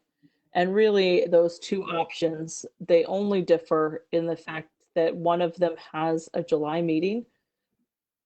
We can talk about that. But that's really the only, that is not really, it's actually the only difference between these two agendas. This is our opportunity to discuss that as we plan for next year in our meeting schedule. One thing I would like to suggest we look at is the potential of maybe adding a meeting in April of 2021. We typically haven't had a board meeting. We've only had one board meeting in April because we attend the NSBA conference, which I hope we will be able to do next year. But I think this year we definitely, we scheduled an April meeting in addition, just because we needed that. And I suggest might be a good idea to put that on there now. But I'm open to feedback, would like to move through this as quickly as we can. Hopefully you've had a chance to look at your calendars. It's, like I said, basically the same format that we've used before. So we'll start with discussion. Anybody want to jump in and talk about this? Catherine? So I think we need that July meeting. We'll have new employees, and I personally feel like we should choose the schedule with the July meeting. And then I would like to ask, although in some ways, I don't think it'll matter this year, but that that Labor Day meeting, I have meetings out of town right around Labor Day. And that is always a problem for me. And it's often a problem for one or two other board members because it's right close to Labor Day. So I'd love to see us just to sort of adjust that meeting permanently. And then the other comment I have, as someone that was up for election on that Tuesday, the first Tuesday in November, that's a very uncomfortable meeting to participate in. And I would suggest that we think about moving that meeting to Wednesday or something as well. So those are the things, those are the suggestions I would have about our schedule. Okay, so I'm taking notes. You would say you would go with option 2 and then look at consideration for September 1st and November 3rd meetings. That's right. Okay. Sam, you had your hand up. That sounds good to me, what Catherine said. I just want to make sure we also talk about the more near term as well. We will. Okay. That's on our discussion agenda as well. Okay. So I was just hoping we could move through this one pretty quickly. Really looking at it as just an addition of that July 7th meeting. But if we need to take more time to think about it, we can bring it back to a next agenda as well. So what I could do is potentially just take your suggestions and then we could bring it back to the next agenda. Is that fair enough, Sam? So I have you with option 2. You would be willing to make those, look at those considerations. Okay. Christy had her hand up. I think option 2, we had already talked about, for Michelle's benefit, that, with the new superintendent, with the interim superintendent coming in, we thought the work meeting would be better for July instead of June, because typically we've held it in June. So I'm fine with option 2 as it is. And so unless, there's more discussion, which we still could, I will make a motion that we move this to, I guess it's already on our action agenda, but we still need to move it, right? We need to make a motion. Precedented that it's already on our action agenda, but so you don't need a motion? Not to move it to action. All right. So the reason we did that, and we talked about that as a leadership group, Nate, I, Alexi, and Janet, we're trying to streamline that action agenda, knowing that we were potentially at one point scheduling out until an almost 11:30 p.m. end time. So that's all we're trying to do is within those Robert's Rules of Order, make it a little more of a streamlined process. And here I am talking about it and dragging it out. But I hear, Christy, your feedback is option 2 as it is. Mike, do you have anything you want to contribute to this calendar discussion? No comment. Do you have a preference for option 1 or option 2? Doesn't matter to me. I'm retired. Doesn't matter to you. Okay, thanks, Mike. Michelle, I mean, I know you haven't had much time to look at it. Would you like to contribute? Do you have a feeling on this? No, it looks good to me, but I would take into consideration the 2 dates that Catherine talked about. That's kind of you. All right. And Nate, do you have something you'd like to? Both options for me, and I would support option 2, just based on how the conversation is going, and with the changes that Catherine and Sam and Michelle noted. Okay. So what we need to do is, it's already on action. When it comes to action, we just need to add that we're going with option 2. And then before we publish it, I'd like to just have a discussion at our next meeting about some of those 2 considerations. So we'll just move on from there. Thank you for your feedback. It's really helpful. The next item on our discussion agenda, I also don't anticipate taking too long, but I would like your feedback as you, if you've got questions or you'd like to add. What I will say is that we talked in a previous board meeting about the deadlines for land trust and giving schools the option to submit their plans for summer funding. You've got the attachment, you can see it. We have Highland High School's plan, which we need to approve tonight. And the rest of the plans will have a September 1 deadline. So that September board meeting before September 15th, we will need to review the rest of the plans. My guess is they won't see significant changes between what they've already been working on, but they could, and that's a good option for those schools to look at those plans. And so that I am appreciative that that was an option that they were given. All schools were given. And so I also have this land trust plan on the action agenda, but want to hear your feedback on the plan if you're supportive of the plan as you read it attached to this agenda. And I'll start with Christy, since you know have been a huge contributor to Highlands plan. So thank you.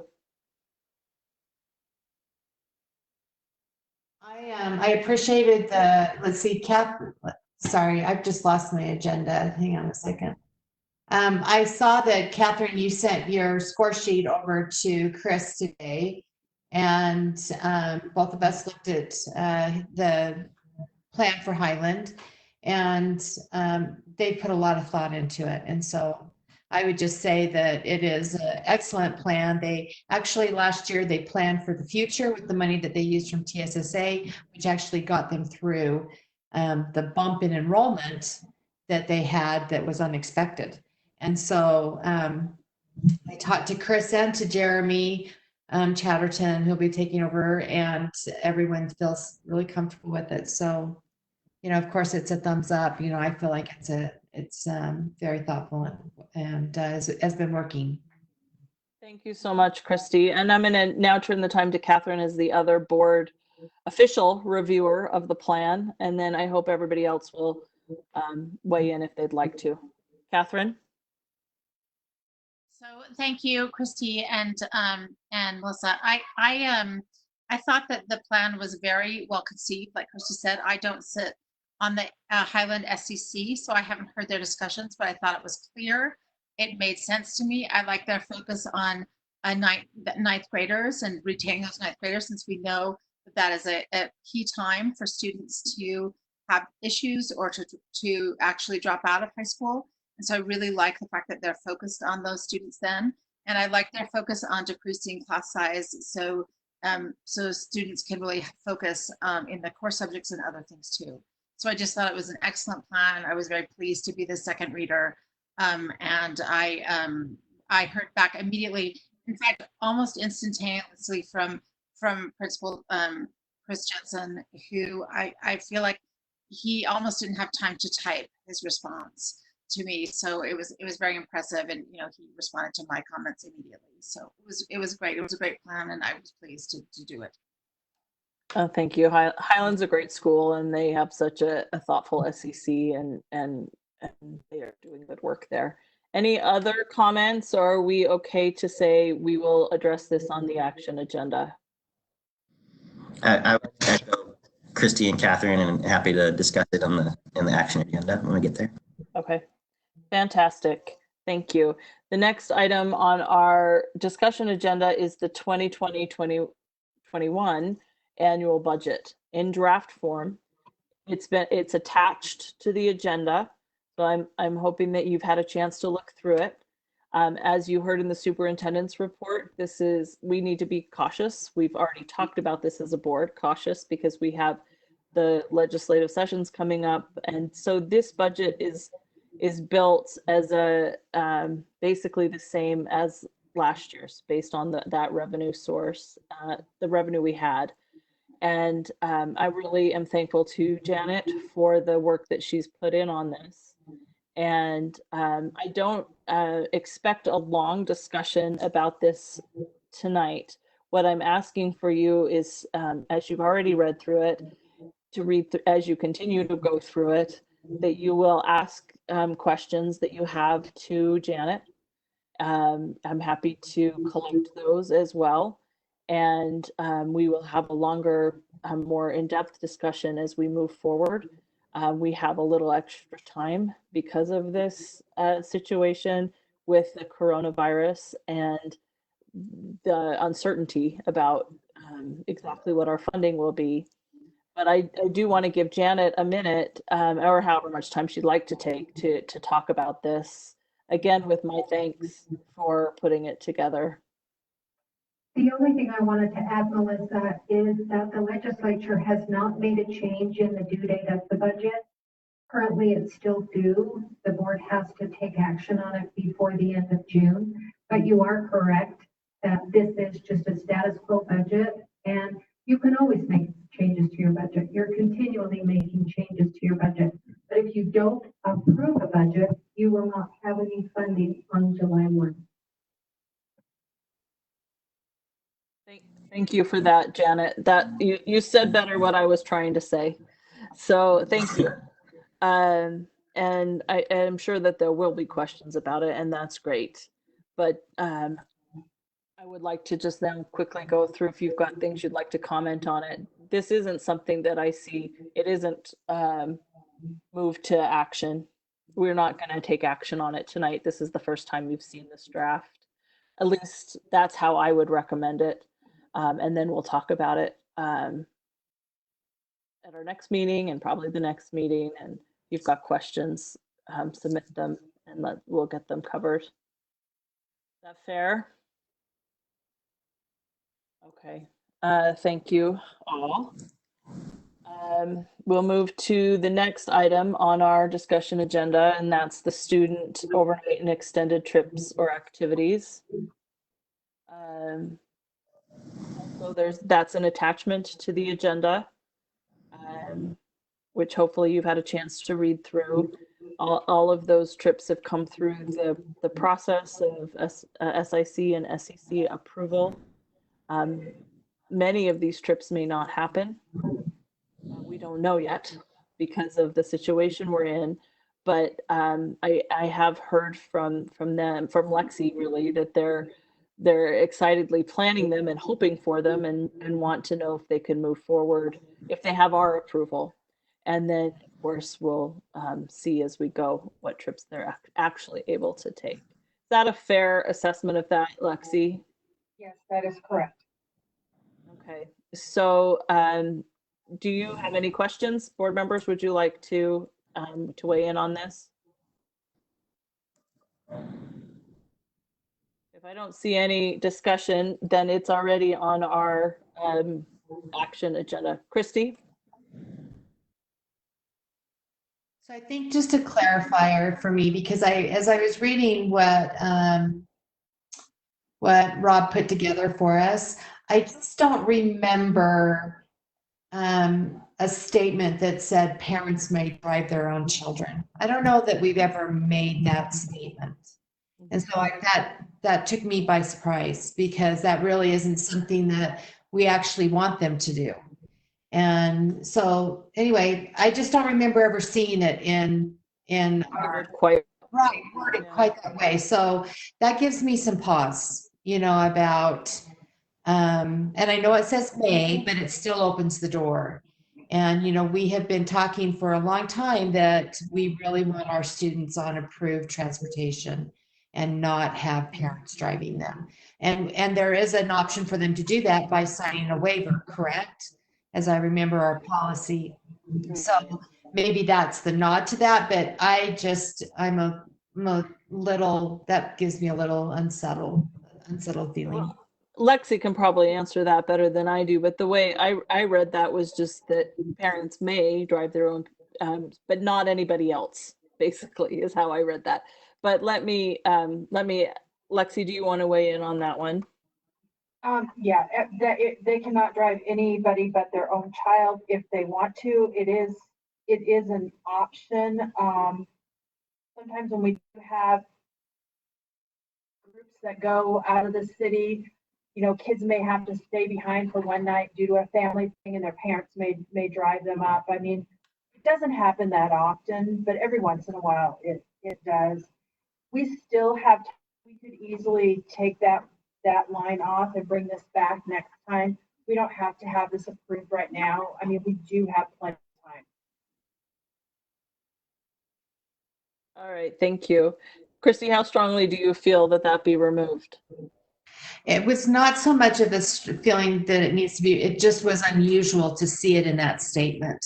And I absolutely know, because I think we had a long discussion about this last year, that parents can take their, by doing that, opt out, and signing those waivers. And so unless anybody else has a really strong feeling about it, I'm fine with it being left in. I just had not seen it worded quite like that before. And I obviously can't speak to it exactly, but I'm telling you how I read it, which was just that a reminder that parents can take their own, but not anybody else. And it looked to me like it was only on those trips that were using smaller or were closer places and using smaller vehicles to transport. See, it actually doesn't say that, so, but I mean, we do make that exclusion, it is in part of our policy for them to do that. There's no doubt. But it is something we'd rather them not do. But like Lexi said, there's exceptions, and if nobody else feels like it, I mean, if you ask, I'm fine with it staying in there. I just wanted to say that I hadn't seen it in there before. No, and you're right. I think it's a fine reminder, but I'll take board direction on that. How do you guys feel? Are we okay to move it to action tonight? I mean, it's already moved to action. Are we okay with that? Okay, we could also take action on it and ask that to be removed too when we get to that point in the action agenda. So be thinking about that. All right. The next item on our agenda is the superintendent and business administrator search. And so as far as the business administrator search, I'll just say that that job is still posted. It's been up for a week plus now. And Richard tells me that he's received quite a bit of interest. So that's good to hear. And then what I want to do is talk about in this discussion about the interim superintendent position and our process for moving forward with that. We have, as a group, put together a list of potential interim superintendents, and I think it's a great list, thoughtfully put together. And what I'm looking for now is direction from the board on how we move forward. It's a substantial list, and if somebody's on the list, it's because we know that they have the right experience and skill set to do the job, and they're people we support. So now we just have to go through the process of narrowing it down to one. And I want to hear board conversation and direction about how to move forward from here in a way that's quick and timely, but as transparent as we can make it, and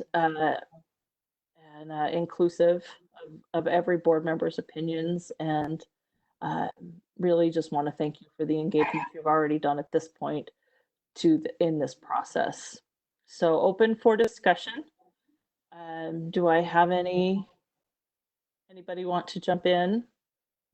I will. All right, Mike, let's hear it. Are we going to get a copy of the list sent to us by email? So you have a copy of the list, and I'm happy to give it to you, Mike. We talked about it and I'll close. Yeah, okay. I'll talk to you, Mike, about it. Yeah, that would be great. And I should be clear, this isn't a list of people that have expressed interest in the position. This is these are people that we believe could do the job and we would support. And so the next step would be to reach out and figure out interest and open up and see what the interest level is. So let me hear. Christy, I saw your hand. Sure. So I would like to suggest two things: that in our discussion tonight, that we set some parameters, of what that 1 year interim position looks like. It's pretty clear in the law, and I know Patrick's with us, what that means, and how long that person is employed. So I think we need to be really clear as to what those parameters are. And I think that the best course for us to take is to ask Mr. Richard Stoll to contact the the list that the board has put together and see if there's interest. And of course, there's going to be questions before they say yes or no. And that's why I think we need to have those parameters in place to give him as much information as we can so that he'd be able to answer questions from potential applicants. That would be my suggestion. Okay, so I hear two things from you, Christy, that we talk about some parameters and timeline maybe for that position, kind of anticipate what some questions might be so that we can have a board directed parameters, which I think is great. And then asking Richard Stoll to reach out and determine maybe interest and ask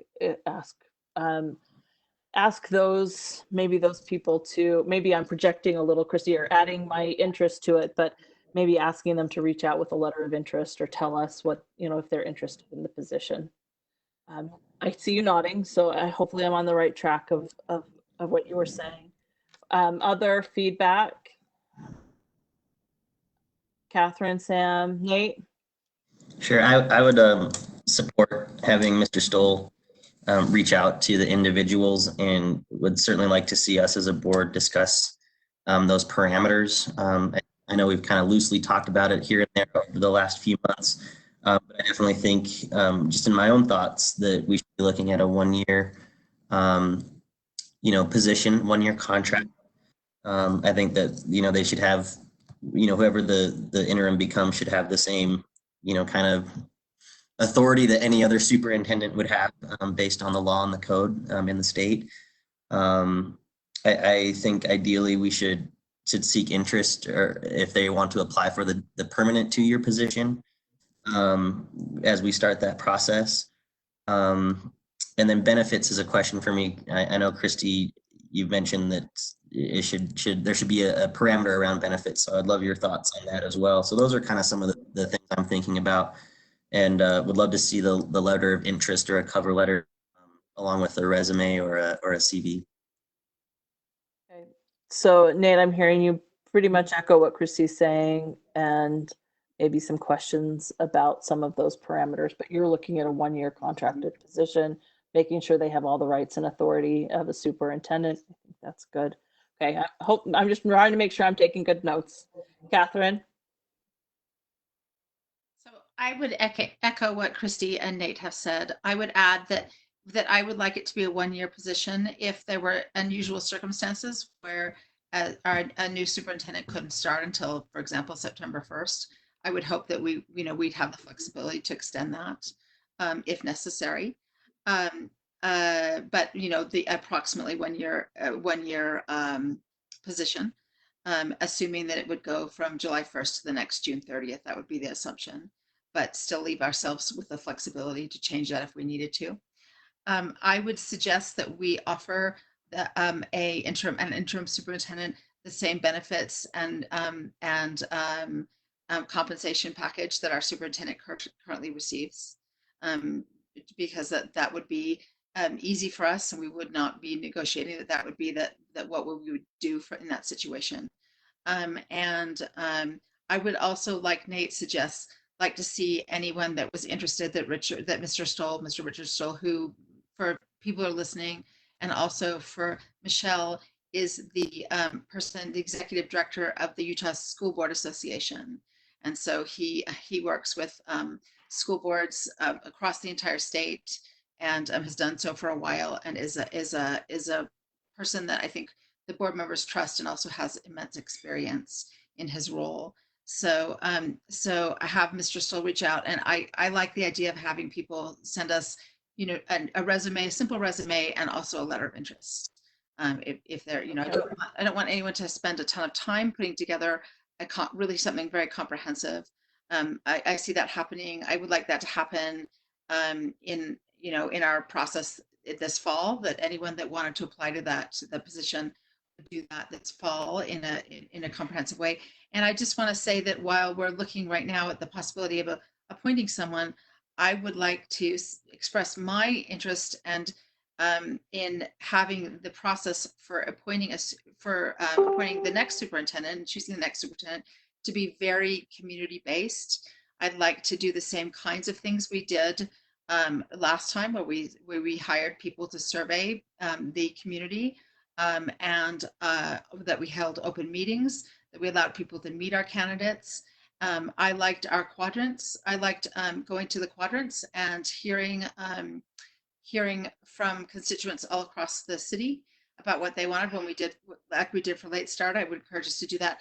And I would like the community to know at large that for our permanent superintendent, the 2-year position that will happen after this, that I would like to have a huge amount of community input and community feedback.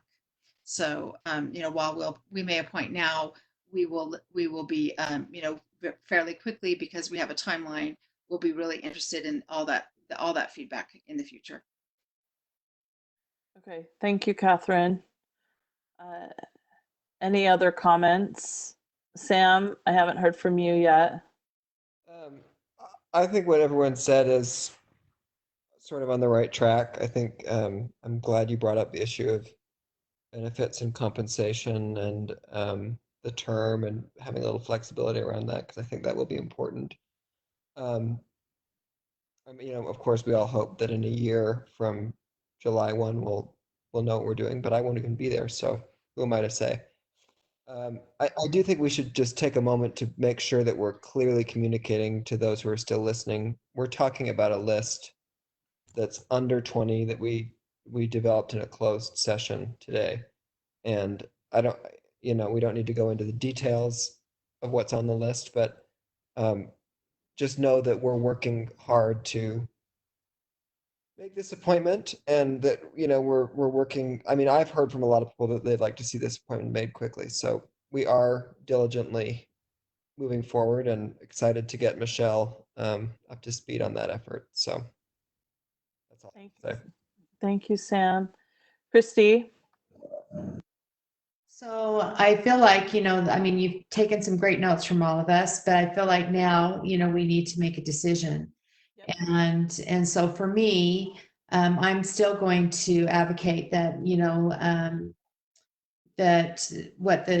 like everyone else has said, that the parameter would be, that it's a 1-year term, that we look at Utah code, because there is, I'd like Patrick to give us, just some feedback on that, because it talks a little bit about, if we appoint somebody partway through that interim, what happens there. And but the other part is it's not our job to negotiate right now, but it is our job to say, that this package will not include benefits, and that the salary would be negotiable, because that's something that we can't determine at this point. But I'm just going to be an advocate again, that this is a 1-year term, that a lot of the people that we may be interviewing, wouldn't be expecting benefits. And again, if that came down to a negotiation, then that could go into negotiation. But I think that, setting out those parameters as much as we possibly can tonight, so that we can give Richard, an official letter from us that says these are the things that, we would like you to ask them when asking about interest. Right. I think that's fair. And Patrick's on, or Catherine, did you have a question first? Well, I'm just wondering why we wouldn't offer a year's worth of benefits. It's a genuine question, Christy. I would just assume that we would give our employee benefits. Well, Christy, you can answer. I think it's fair to say that a lot of the people we might be looking at would be recently or retired, and so they're really not looking for benefits, but it may be then part of the negotiation of their salary, which we aren't negotiating now. We would be negotiating at a future point. So that's something that it's fairly standard, actually, that we might not be offering benefits, but that's one way to look at that. And if, Patrick, you think that we shouldn't include that, in the statement, but I also think it should be something that, they know they're going to be receiving a salary no matter what, but the benefits, I think that that's something, if we want to leave that to negotiations, then that's fine by me also, if we don't want to include that in the parameters. But I think that then the parameter would just be that it's an interim position for 1 year, from July 1st to July 1st, I'm sorry, June 30th to June 30th, of 2021. And that is the basics of it. And, outside of that, they already know that they would have all the powers of a superintendent, but if we need to put that in there. So, but Well, and looking at the code and potentially, because we will be talking about the process for hiring a contracted superintendent on a 2-year contract too. So I think that that's an important point as well. I'm going to let Patrick talk about what other parameters we should be considering. I think you've covered the essentials, and I think the question with regard to term, as Christie's indicated, under the statute, the longest appointment that a board can make is 1 year. And I understand the board is looking to do that. That's the longest term you could do it for at this point. If at the end of that term there was some issue where you hadn't got somebody, I think then you could make another shorter interim appointment. But in a single action for an interim, that is the longest that you're allowed to do. With regard to those other terms, whether to specify benefits or not benefits, I think you've articulated the key questions there, which is really that's kind of a question of your posture for negotiating once you get into that point. And so that's really just your judgment call about what you think is going to be most beneficial for the board and the best way to approach that. And I think you've covered the essential terms. may I ask one more question really quickly with Patrick? So I'm trying to read through this a little bit, Patrick, so it would be really good for you to just clarify for us. Is there a piece in the law, it talks a little bit about having a lame duck board and appointing a superintendent, right?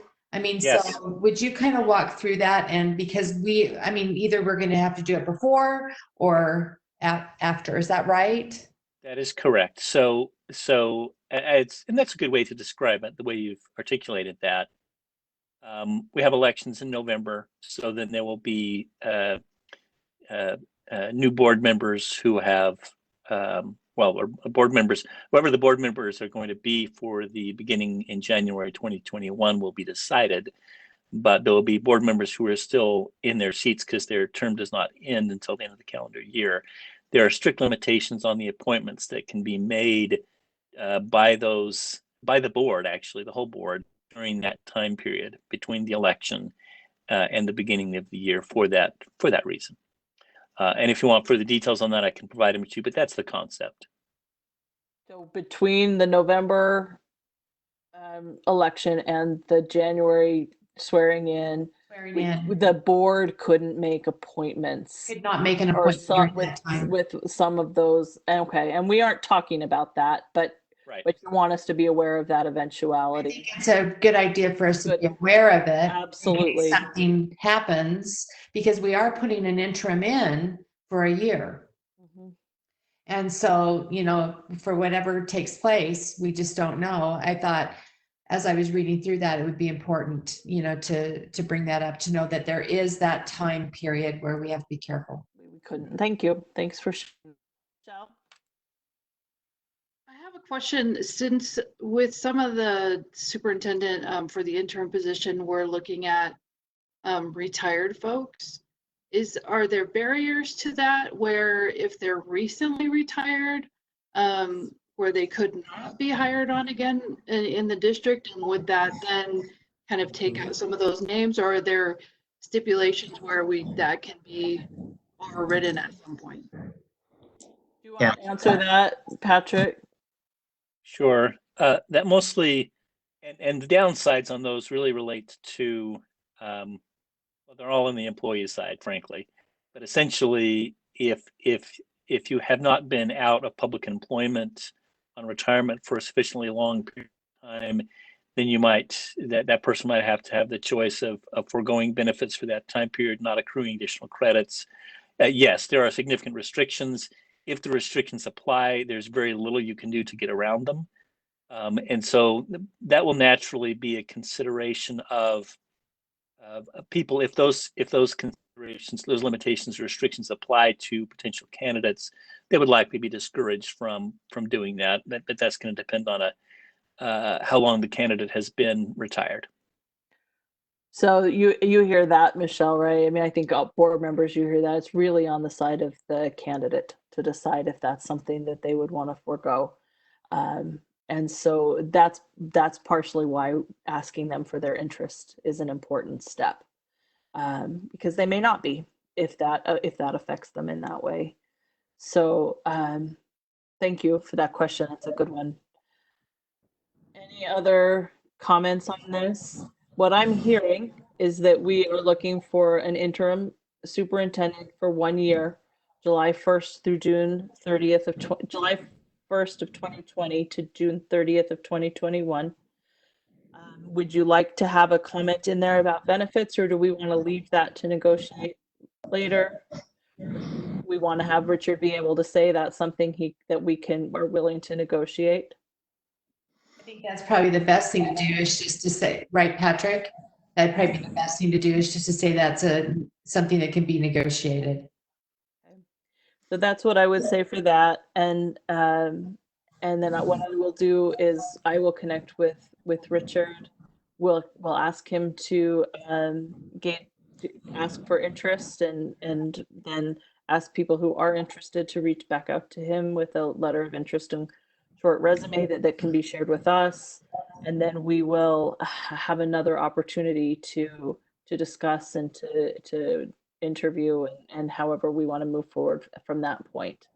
I see Nate's hand, so I'll let Nate turn the time to you. Yeah, certainly. Melissa, I appreciate you summarizing this. And I do think because of the significance of the decision and the direction that we're giving, that I'd like to present a motion that we move the superintendent interim search to the action agenda. Okay, so we have a motion on the table. Do I have a second for that? Catherine, second? Yes, is that what I hear? Or do you want to? Okay, and so, sorry, it is past my bedtime. A motion from Nate to move the superintendent part of this discussion to the action, seconded by Catherine. Do I have discussion to this motion? Christy? So I appreciate the motion, but let's just be specific about what the motion is. So is the motion to contact Mr. Stoll with a list that the board has with a letter of interest or a call of interest, but also that there has to be a confidentiality clause, correct? You know, that. Of course. Yeah. Right. Yeah. I just want to make sure that's what we're really Well voting said. on, right? Well said. Yep. Exactly. Actually, technically, we're voting on moving it to action. But Still that's want to be able to know right. what it is. 100%. Yeah. We went over this last week, but yes, so I appreciate that. Yeah, I stated it. Nate made the motion. Thank you for clarifying, Christy. Catherine, you want to discuss this motion? I think we should just iron it out at action, but I agree with Christie's specificity. I think it needs to be very specific. It should be. So we're all on the same page, though, pretty much about what that motion will look like. I think that's fair as we're trying to move through this quickly. All right. Enough discussion on this topic. Part of this in A was the additional meetings. And there's an attachment to the agenda, which is our current year's board meeting schedule. And Point of order, please, Melissa. I think we should probably vote on the motion before moving in. Oh, yeah. Thank you so much, Nate. You're welcome. It's late. I know it is. Yeah, no. I thank you. I appreciate that. So we have a motion and a sec from Nate and a second from Catherine. We've discussed. Let's go ahead and vote, and we'll start by order of precinct. So that leaves you to vote first, Michelle. Vote in favor of the motion, yes, yay or nay? Michelle Tujapol, yes. Mike? Melissa, Mr. Nemelka left. Yes. Nate Salazar, yes. Samuel Hansen, yes. Melissa Ford, yes. Christy Sweat, yes. Okay, so that item is moved to action. And So now, moving on to the additional board meeting topic, you have a draft. Well, it's not a draft, it's our meeting schedule. At our last board meeting, we talked about adding some additional meetings, up to 3, at the recommendation of Richard Stoll for the hiring process. So just to bring you up to speed, Michelle, we have a meeting scheduled for May 19th. And that's on the agenda. You can see that May 19th meeting. The day before that, on May 18th, our application window closes for our business administrator. So the suggestion is that we have an additional board meeting that week. I would recommend Thursday the 21st, but I'm open to board members' schedules. And that meeting, the purpose of that meeting would be a closed meeting, but we would notice it. It would be where we screen applications. So we would be probably meeting in like this, but screening all the applications we have for the business administrator and narrowing it down to the candidates that we would like to interview. So my suggestion is a May 21st additional meeting. Then we would need to do interviews. And so the suggestion would then be May 27th, 28th, or 29th. And we could be consistent and do it on a Thursday, so it's a week apart. I guess know for sure how many candidates we'll want to narrow it to. So we may potentially need more than one night for interviews. Catherine, sorry, I see you waving at me. Go ahead. The 28th is my daughter's college graduation, which will happen some later time, but will also happen virtually on the 28th. So the 28th is a bad day. 28th is out for you. Okay. So, I mean, I'd be happy to avoid Fridays for all of our sake. So maybe the recommendation would be the 27th of May for interviews. At which point we would interview and ask questions. We will have some work to do up until that point, before that point, getting questions ready and things. And Lexi's been graciously helping me through this process. But we will interview. Then my recommendation is May 27th. And then we could potentially, at Richard's recommendation, need another round of interviews. So we narrow it to finalists. And so we have a meeting scheduled June 2nd, but I'm trying to avoid those meetings. So the recommendation would be to do an additional round of meetings June 4th. And then we would do an appointment. We have a meeting scheduled for June 16th, which was our annual planning meeting. But we maybe the recommendation would be to plan a meeting the week before as a appointment of a new business administrator to begin July 1st, but to do that during the second week of June, like June 9th. And then cancel on our current agenda the June 16th meeting, which is typically our annual planning meeting. And then add, as we've talked about, a July 7th meeting for the next year's schedule, which would be our planning meeting. Those are my recommendations. I've already received Catherine's feedback that my recommendation of the 28th doesn't work because of graduation, which is absolutely more important. So the recommendation is for May 21st, May 27th, June 4th, June 9th, additional meetings. And I will take comments and feedback. I know it's a lot, but I appreciate your willingness at least to engage in this conversation. So Nate, go ahead. I support the dates recommended. Okay, thanks, Nate. Any other comment, Sam? I'm good with those dates too.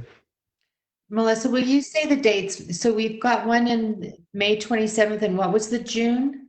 June 4th. It's actually means it's an additional one. We have a June 2nd. This would be a June 4th as well. Supposing the whole world clears up entirely, June 3rd was our scheduled graduation date, but that's not going to happen. That's so I was trying to stick in my recommendations to Thursdays, but the May 27th meeting is a Wednesday. So June or May 19th, which is on there, May 21st, which would be additional. May 27th would be an additional meeting. June 2nd is on the agenda, on the schedule already. June 4th would be additional. June 9th would be additional, and then strike off June 16th. That's the recommendation. And I'm hearing support from Nate and Sam. Catherine, would you like to add to that? I just want to say that, if we start getting feedback that people want us to do something on the night of the evening of graduation, if they want us to have some sort of virtual thing, that, that we may want to be conscious that the 3rd, we may do some sort of virtual activity that day for our students. Maybe the compromise is we do one virtual ceremony, and as well as having a delayed, something for each school. But I just think we should be conscious that day we should be conscious that we may be busy that day, and that it may be important for our graduating seniors to have something on that day that is graduation, which is June 3rd, not June 4th. I know that I just want, but we'd be busy week. It could potentially be a busy week. Right. True. And I want you to take that into consideration as you're thinking about this. This is a busy time of year anyway, and this is adding to it. I know I'm sensitive to that, but I think we just need to move through this. So potentially we could cancel a meeting if we don't end up needing it, but I'd like to schedule them in case we do. Christy, did you have a comment? No. Okay. Go ahead. I'm thinking about the same thing as far as the virtual graduations, and so I understand the 4th, that's fine, but we could also, look at the 1st, which is a Monday, and do Monday and then Tuesday, our meetings, do June 1st and 2nd. And I'm really open to that. I really just went through and picked that. So think about that. That's a good idea. We could do potentially 3 days in a row, potentially, or at least 2 days in a row, 1st and 2nd, and then have the weekend free. That's fine with me. I'm open to that. That's fine with me too. Okay. Me too. So Christy, is that what you'd like to recommend, is we do the 1st and 2nd for those meetings? If that works for everybody, that's fine, or I'm also fine with the 4th too. So it doesn't, if it has a big conflict, then we could go back to the 4th. Okay. Well, so I'm hearing that people are pretty flexible, but I want to give Michelle a chance to weigh in on the dates. Michelle? Yeah, all of the dates work for me, so I can be flexible. Okay. And we're talking about 5 o'clock, right? Yeah. 5:30, Are we okay with that? I won't go earlier than 5, but I figure since we're doing these on video conference that 5 o'clock is a decent time to start, which is a little different than our traditional, but I Did you know, Michelle, when you got into this, that you were signing up for these extra meetings? Yeah. That wasn't a part of the application process. Maybe we should have put that in there. For sure. Yeah, All right. no, I want to get Mike's 2 cents. How do you feel about this, Mike? Melissa, he left. He left the meeting. Oh, okay. Well, He can tell us that he's retired and he can. That's what I figured he'd tell us. So anyway, I just want to make sure. So thank you for that. So let's so then let me just make a suggestion that we add a meeting on May 21st. We add a meeting on May 22nd. We add a meeting on June 1st. We obviously keep the June 2nd meeting. We add a meeting on June 9th, and we strike the June 16th meeting. Fair? Melissa, would that also include, this recommendation also include a July 7th planning meeting? So that is part of next year's schedule. So this recommendation just includes the meetings we've outlined here, but we talked earlier about option 2, which I heard kind of overwhelming support for option 2, which is what I'm going to move forward with. But I am going to just bring it back so that we can talk about the election night and Labor Day. So we won't publish next year's schedule yet, if that's fair. But I am planning, because I heard support for option 2, I am planning on July 7th as our planning date, which is the reason I'm recommending we strike June 16th. Does that make sense? Yeah. It's the 21st and the 27th, right? It's a Thursday, and then the next, yes, the 27th, it's a Wednesday. Does that make sense? So we're meeting already May 19th. We would meet on May 21st to screen applications. Then we would meet on May 27th to interview. Then we would meet on June 1st for second interviews. We would meet on June 2nd for our regularly scheduled board meeting. And we would meet on June 9th to make an appointment of a business administrator. Then we will not meet on June 16th at all. And we will meet on July 7th for our planning meeting. Catherine. Sorry to always be trouble, but could we start if we were to meet on the 1st instead of the 4th, could we start at 6th? I've got something in the evening till probably about 5:30. So that works for me. If that works for everybody else. Okay, that's what because we need to. I'm free on the 4th, but I just have something till 5:30 on the 1st. Yeah, and the reason I like the suggestion of the 1st, which will start at 6, I think that's easy to accomplish. That these are to set up interviews, to do interviews. I want to make sure that we do have maybe a little flexibility, knowing that we've now said the 9th would be the day we would be meeting to make an appointment. It gives us some time. That sounds great. Okay, thank you. So that if everybody feels comfortable with that, I'd like to take a motion to move that to action. And we'll just move it to action, but then the motion on the action agenda would be just to meet to those specific dates. So moved to action. Okay, we have or let's go ahead and vote for that. Any discussion about this motion to move it to action? Seeing none. Michelle, we'll start with you, Precinct 1. Michelle Deutschbo, yes. Catherine Kennedy, yes. Nate Salazar, yes. Samuel Hansen, yes. Melissa Ford, yes. Christy Sweat, yes. Okay. Thank you all for engaging in that conversation, and I think we made some good progress. The last thing on our discussion agenda is a COVID-19 art and literary journal, which was a topic that was brought up in a board member report last week by Catherine, and the superintendent had some ideas and some work on it. And Nate had some suggestions that he's brought to the table too. So I think it's a great idea, a record of this time period from our students' perspective in a literary and artistic way. I think it's awesome. And so I want to start actually by letting Nate talk about what his thought is with the library, and then Catherine, obviously, as this is your brilliant idea, I want you to be able to speak to it, and actually everybody. And then I want the superintendent to be able to share what's already happening and what's underway. I really applaud these efforts. So thank you to you all. Nate?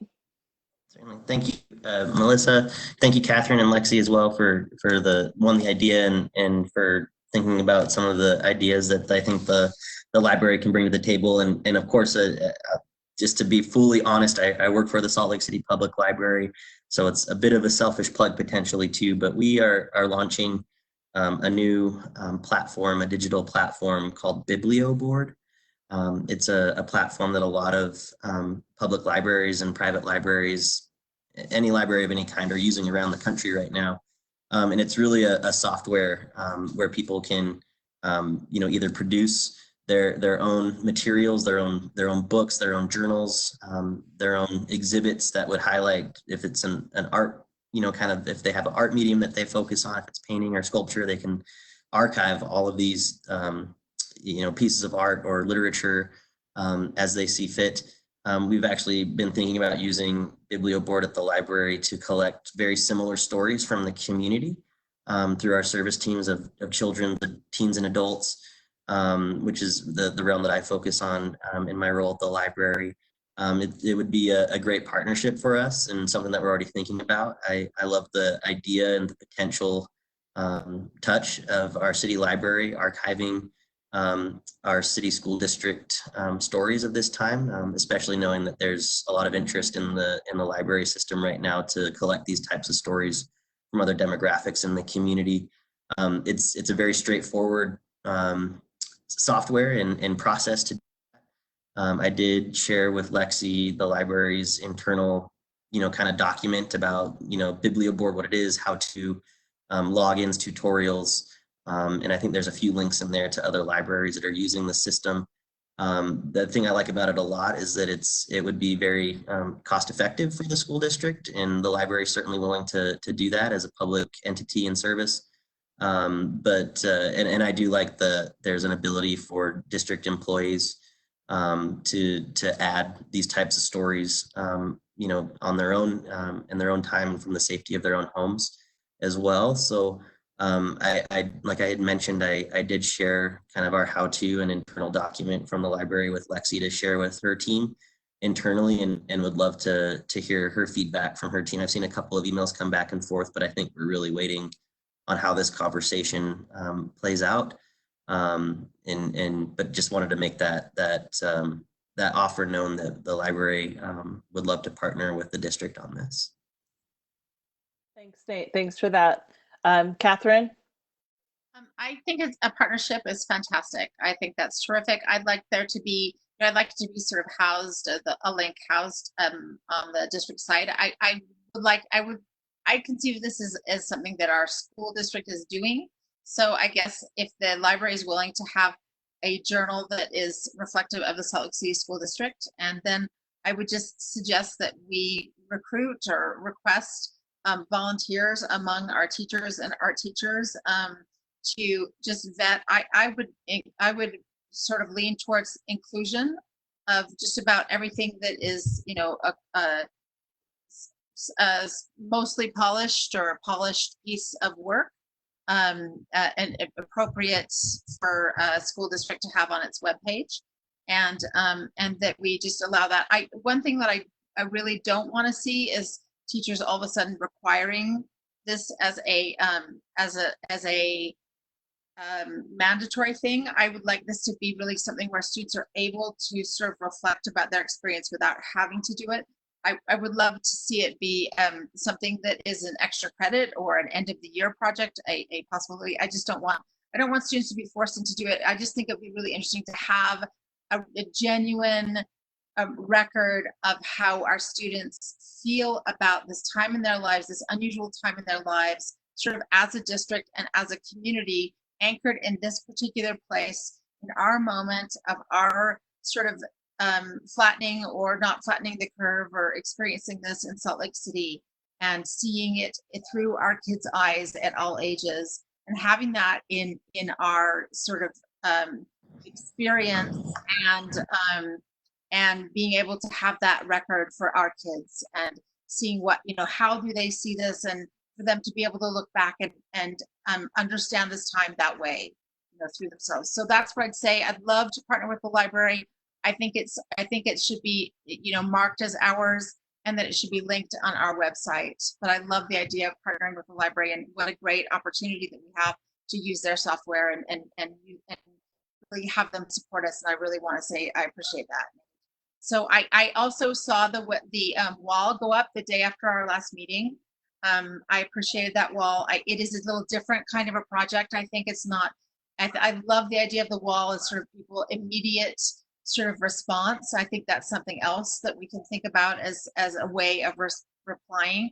But this would be more of, of a polished, complete, contemplated work for these students. And it could be, like I said, it could be anything from haiku cycles to, short stories, to art pieces, anything that can be represented digitally, pretty much. Pictures of 3D things. I'd love to see us. I know that there are a lot of people doing sidewalk art, and I think that can be worthy if there was a story that someone wanted to tell with sidewalk art, and that kind of thing. I'd love to see that. Just this be sort of a wide-ranging ability for our students to represent their experience. Okay, thanks, Catherine. So thanks, Nate. Thanks, Catherine. That's given us a lot to think about. I'm happy to reach out to English teachers and art teachers to ask them if they would have the time and the ability to sort of say, this is a piece that I think should be published. And it would be great to have that from several schools, but I'd be happy to reach out to people if, from some of the schools, if the superintendency feels like they are overwhelmed. I mean, or maybe not overwhelmed, but just busy. This is sort of a board project, or, maybe it's my project. I don't know, maybe it's my project. I don't know how the board feels about it, but I don't mean for this to be a huge amount of extra work. So I'd be happy to try to recruit people. I wouldn't expect it to be a long process for them. I just would want them to say, this is a project, that this is a piece that is worthy of this, and it's not a high bar. It's just a professional bar, and also an appropriate bar for students to be reading. Okay, so I hear what you're saying. Thanks, Catherine. Do I see a hand, Sam? Yeah, go ahead. I was just going to say I'm very supportive of this, and it seems like you and Nate have put in some work, and so I'd be curious to know what action we need to take tonight. I'd be happy to help out in any way that would be useful, and if we wanted to form a subcommittee of the two of you and one other board member, that would be fine, or we could just have the two of you work on it and report back. I don't know what action we need to take besides that. I want to talk to Lexi about that too, and just kind of see about the best way to reach out, right? So, if I largely hear support from the board, then that's, I think, the next step is to work with Lexi, if you're willing to work with me on that, and the whole board, really. I'm hearing Catherine's willingness to help. I want everybody who wants to participate. I think it's a unique moment and a way to record it that reflects how our students are feeling. What do you think, Lexi?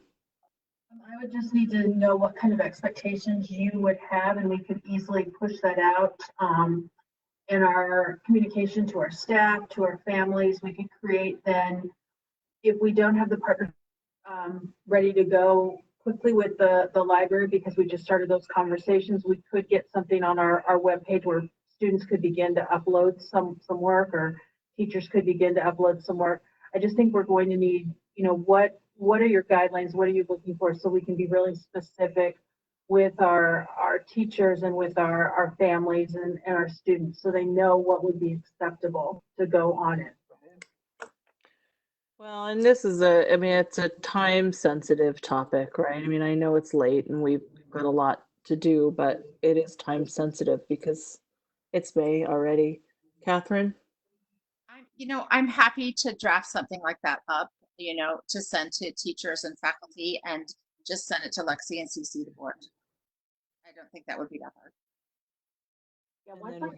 Once we know what it is, if you want different art pieces, or if you want all different types of genres of art and literature, that's fine. We can easily push that out. We do those communications out every single day, and then we would also just keep it on the website too, and just have it be easily something where students could upload parents or teachers could upload something. Okay, Catherine, so if I mean, I want to, Christy, I haven't heard from you on this. If you want to weigh in, please do. And Michelle, please do. I'm trying to watch for raised hands, but sometimes I miss them. So if I did, I'm sorry, but I would love your feedback on that. I think what I'm hearing is that general support for the idea, but we need to kind of figure out exactly what that looks like, and then Lexi would put it out in her, to the on the website and out to the on her reports, and Catherine, if you want to draft something and send it to Lexi and the board, it would be a good opportunity then for you as board members to weigh in on what that looks like as well. Michelle. I'd be happy to help as well. I think that would be a really great thing for the students to have. I guess a couple of questions for Nate. Would these be items that could eventually become hard copies that maybe the libraries could then put up? So say if we had, students from Precinct 1 that submitted stuff that we may want to eventually put in as a display in some of our areas, because we've got Gay Riverside and then Marmalade. And then also I think to just making sure that we know how to access, or the teachers know how to access the software. I think that'll be important too to include. Certainly, and those are all. So the question about transferring it over to a hard copy is a question I'd have to go back and ask, because as far as I know, BiblioBoard's a pretty strict digital archive. Nonetheless, relative to the ease of having folks log in from the district, I think it'd be really easy to either share. So even just for the library, for example, we have one login right now for all of our staff, and we are able to have multiple users at the same time use the same login. And I think for the district, we could either have them use our login or potentially create an additional login just for Salt Lake City School District staff and board members. So if I'm hearing support, what I'd like to do is task us to work on this in the next, starting tomorrow, really, and have a report on it, or we talk about it in the next meeting, see where we're at. But hopefully we'll be well underway by then. And I would really look forward to your write-up, Catherine, because that'll really help me direct this internally at the library. There is one staff member who focuses on both digital and, of course, hard copy archives at the library right now, and she's interested in helping us out with this as well. So I think that would be beneficial to see that exactly what we're looking for, and that'll be able to give me the ability to seek out just different processes and what type of information we would need to be collecting just to move this forward. And I assume that I will be helping out with the library and the board side of things. So I'm happy to do both and wear both hats. Thank you, Nate. Thank you for engaging in this conversation at 11 o'clock at night. I really do appreciate it. Okay, now as I will remember that my sound went out and I missed the consent agenda. Did we have any items moved from the consent agenda? Yes, Melissa. Okay. Oh, sorry. Go ahead, Nate. I was just going to say we had item number 6, employee insurance. I have to look at it. Moved off of the consent per board vote. Employee insurance and benefits was moved. We would have to, consult. We have to discuss that. Okay, so that's our last item for discussion. Catherine, you asked for it to be moved. Is that right? Okay. I just wanted to know if this is a new position, and if so, where we're taking the funding for it, those kinds of things. So this is a new supervisor, and can we just get? I was unclear about what this was and where it came from and the background. Okay, I'd be happy to answer that. It is a contracted position. We have for many years been with a company called Morton & Company, and they're our consultant for employee insurance and benefit. Our current contract with them has expired, so we went through an RFP process with HR, purchasing, and the finance department, because we do have to have an employee insurance and benefit consultant. And our new provider will be what you've seen in the board packet. So it's just a consultant that we've had that helps the district with insurance, and it is just same. The money the money has been put aside for that. It's just we were with Morton and Company, and now we'll be with a new company, and we followed an RFP process. Okay, great. So it's a replacement of something that we had. Yes. And does this mean that our insurance choices will switch again? Because I have had a few comments from teachers about that they've switched several times in the last few years, and that's been difficult for people. And so I'm wondering whether this means that we'll have another switch or not. Should not have another switch. They are working to determine when we're going to do signups. The employee signup should be sometime in late May, early June, and we're working to get that information out.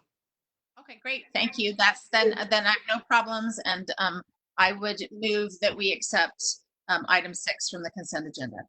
So let's go ahead and move it to action. Or is it already? No, we moved it to discussion. Sorry, I'm sorry that my computer wasn't working. Did we move it to discussion, or did we move it to action when we talked about the consent? Do we move it to discussion? We were not. Okay. We were not. Action. It's an action. It goes to action now. Okay, it's on action. All right, thank you. So moving through the discussion, thank you again. I keep feeling like I'm just full of gratitude for your patience with me tonight. Thank you. We have an action agenda, which includes the proposed board meeting schedule for 2020-21. We'll be moving with option 2 for now, with sorry, I'm getting feedback, with a potential discussion about Labor Day and Election Day. We are approving 2020-2021 school land trust plans, which is Highland High School's plan. We are approving the student overnight and extended trips or activities. We are approving a process for a superintendent search that involves Richard Stoll reaching out seeking interest from a list of candidates, with the parameters of a 1-year contract, salary, benefits to be negotiated. And we are approving additional board meetings for May 21st, May 27th, June 1st, and June 9th, and striking out the June 16th meeting. And we are approving the employee insurance and benefits consultant. That is my list for the action agenda, which we can just approve all at once if I have a motion to approve the action agenda. We can take discussion too. So we discussion now or move to approve. Do I have a second? A second. Do I have any discussion about our action agenda? Catherine? Did you mention the COVID-19 journal? No, I did not. No, we have that too. Didn't we move that to? We didn't move it to action. We just gave direction. Okay. And then I just really appreciated Christy's discussion about the trips. And I wonder whether we want to pull that. I'm actually wondering whether we want to talk, and probably not right now. I seem to be getting a second wind, but it doesn't seem like other people are. But I would say that that I would want to maybe think about the idea that parents can only drive their children on an overnight trip, because I'm thinking about a situation where, you know, 2 students have a conflict, and then do we really want to preclude, you know, or force both parents to take separate trips up to the so I'm thinking about a situation like that. And so I'm wondering whether we want to talk about that later. Well, how about this, Catherine? Really what they're trying to do is say that we're going to follow board policy. What if we just ask that those approvals say that all the trips will follow board policy surrounding this? Then that's covered without being specific about what you're talking about.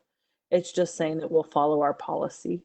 Could we just make that adjustment to this action agenda that the student overnight and extended trips will be approved with the comment from Mr.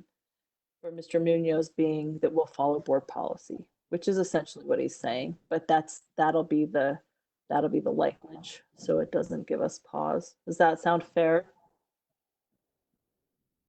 Is that a friendly enough amendment to this motion? Okay, we've got a motion on the action in a second. About all the discussion, it's pretty lengthy, so I'm happy to make sure that everybody knows exactly what's on that. I can repeat it again if you'd like me to. Okay. A great job summarizing. Thank you. I appreciate that, Sam. Let's go ahead and vote on it then. So we'll start with precinct 1. Michelle Tuichapo, yes. Catherine Kennedy, yes. Nate Salazar, yes. Samuel Hansen, yes. Melissa Ford, yes. Christy Sweat, yes. Okay, and we are missing Mike Nemelka because it's 11 o'clock, 11:05 at night. So we excuse him, but we will approve that action, lengthy action agenda 6-0. All right, moving on. The last thing we have is board member reports. And Michelle, we'll talk about this as we go, and you've probably been paying attention. So this is our opportunity for the board to share out things that they have heard or are experiencing as they visit SECs or around the district. I'm hoping that I will open that to the board tonight, but hoping that we can, in respect, be respectful of the fact that we've been at this for a long time with a lot of things we've covered, go through this quickly. So I will turn the time to you, Michelle, as you represent Precinct 1. If you want to say just something quickly, if you want to share something with us, your turn. Yeah. I have nothing to share at this point, but I do thank you all for the opportunity. Thank you. We're excited to have you. All right, Catherine, do you have something you want to share? Just very quickly, West High did about a 9-minute video to students, expressing the fact that they miss the West High students, and I love them. And I've reposted it on my school board page and my personal Facebook page, and I'd love for you guys to take a look. It's really wonderful. I feel like our West High teachers, along with our others, are really knocking everything out. I don't know if my video is gone, but I really, I've delivered lawn signs. They've done all these wonderful things, and I thank them, and I thank the teachers of the other schools. I'm not as aware of what's happening. I wish I were, but I appreciate everything they're doing.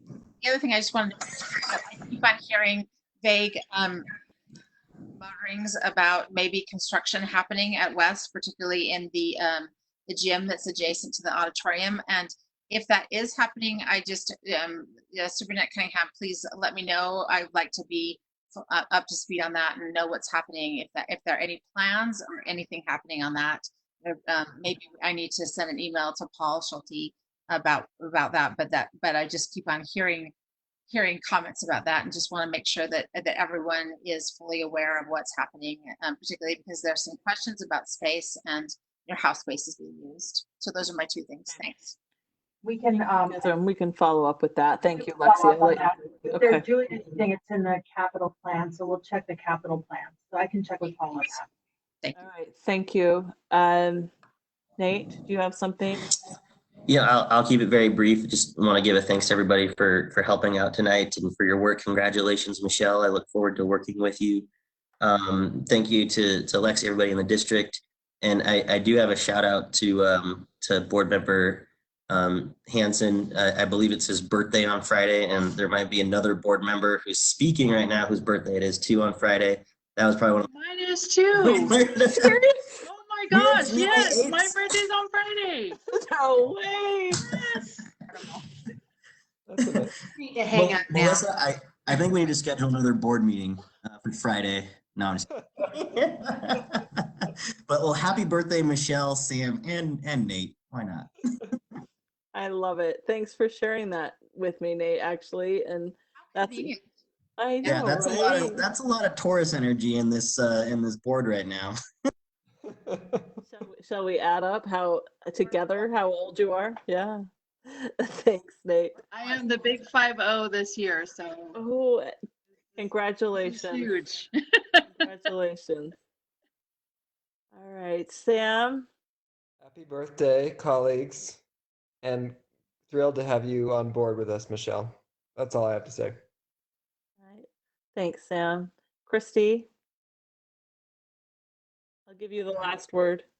I don't have anything to add tonight. Thanks. It's not your birthday. Yours is my yours is birthday. in February. Yeah, February. That's right. That's right. Welcome, Michelle. Thanks, Christy. I just want to say thank you for your patience with me. Hopefully you felt that. It's been a long meeting, but I feel like we've accomplished a lot. It was a big thing to appoint a new board member. Being down a board member for a couple of weeks, I felt how important it is that we have all 7 of us engaged. And the work you're doing, it means the world to me. It really does. It's not easy work, and there's a lot that goes into it, and you're taking feedback and advice and criticism from all kinds of avenues. I appreciate that you're listening. But that's something that I, with confidence, can say. We have a board that cares and listens and wants to do what's right. I have a couple things I want to share with you, but I may just do that in an email because the most important thing to me is that I share my gratitude and then wish you good night because it is 10 after 11. And I will give the actual last word to our superintendent. Dr. Cunningham, I hope you've felt how grateful we are for your engagement in this work and everything you're doing. I know it's been a heavy load, and we're grateful for the work you're doing and for the work you do with us. I'll let you wrap it up. Do you have anything you want to report out to us? Nope, I think that you get you're seeing my daily updates to people. So I think that is really reflecting the work that everyone is doing and is continuing to do. So we'll just keep that up so people will know what we're doing. Thank you for that. And if we can support you in that, let us know. Okay. All right. It is now 11:12. We were scheduled to adjourn at 11:15. Anybody want to hang out for 3 more minutes, or shall we adjourn 3 minutes early? All right. Really appreciate you all. I almost just said I love you, but I don't know if you can do that in a public meeting like this, but I feel it. I do. It's late. I'm tired, but I love you all and thank you so much. And we will see you again very shortly. And please feel free to reach out to me. I want to talk to you. And I will be reaching out to you, Michelle. So I'm hoping I can get, I think I have your contact information. I will call you in the morning. It's late, but Lainey told me we could sign that form. So we'll have lots of things getting you up to speed. So thank you. All right. If that's it, good night, everyone. Take care, and I'll hear from you soon. Bye-bye. Bye.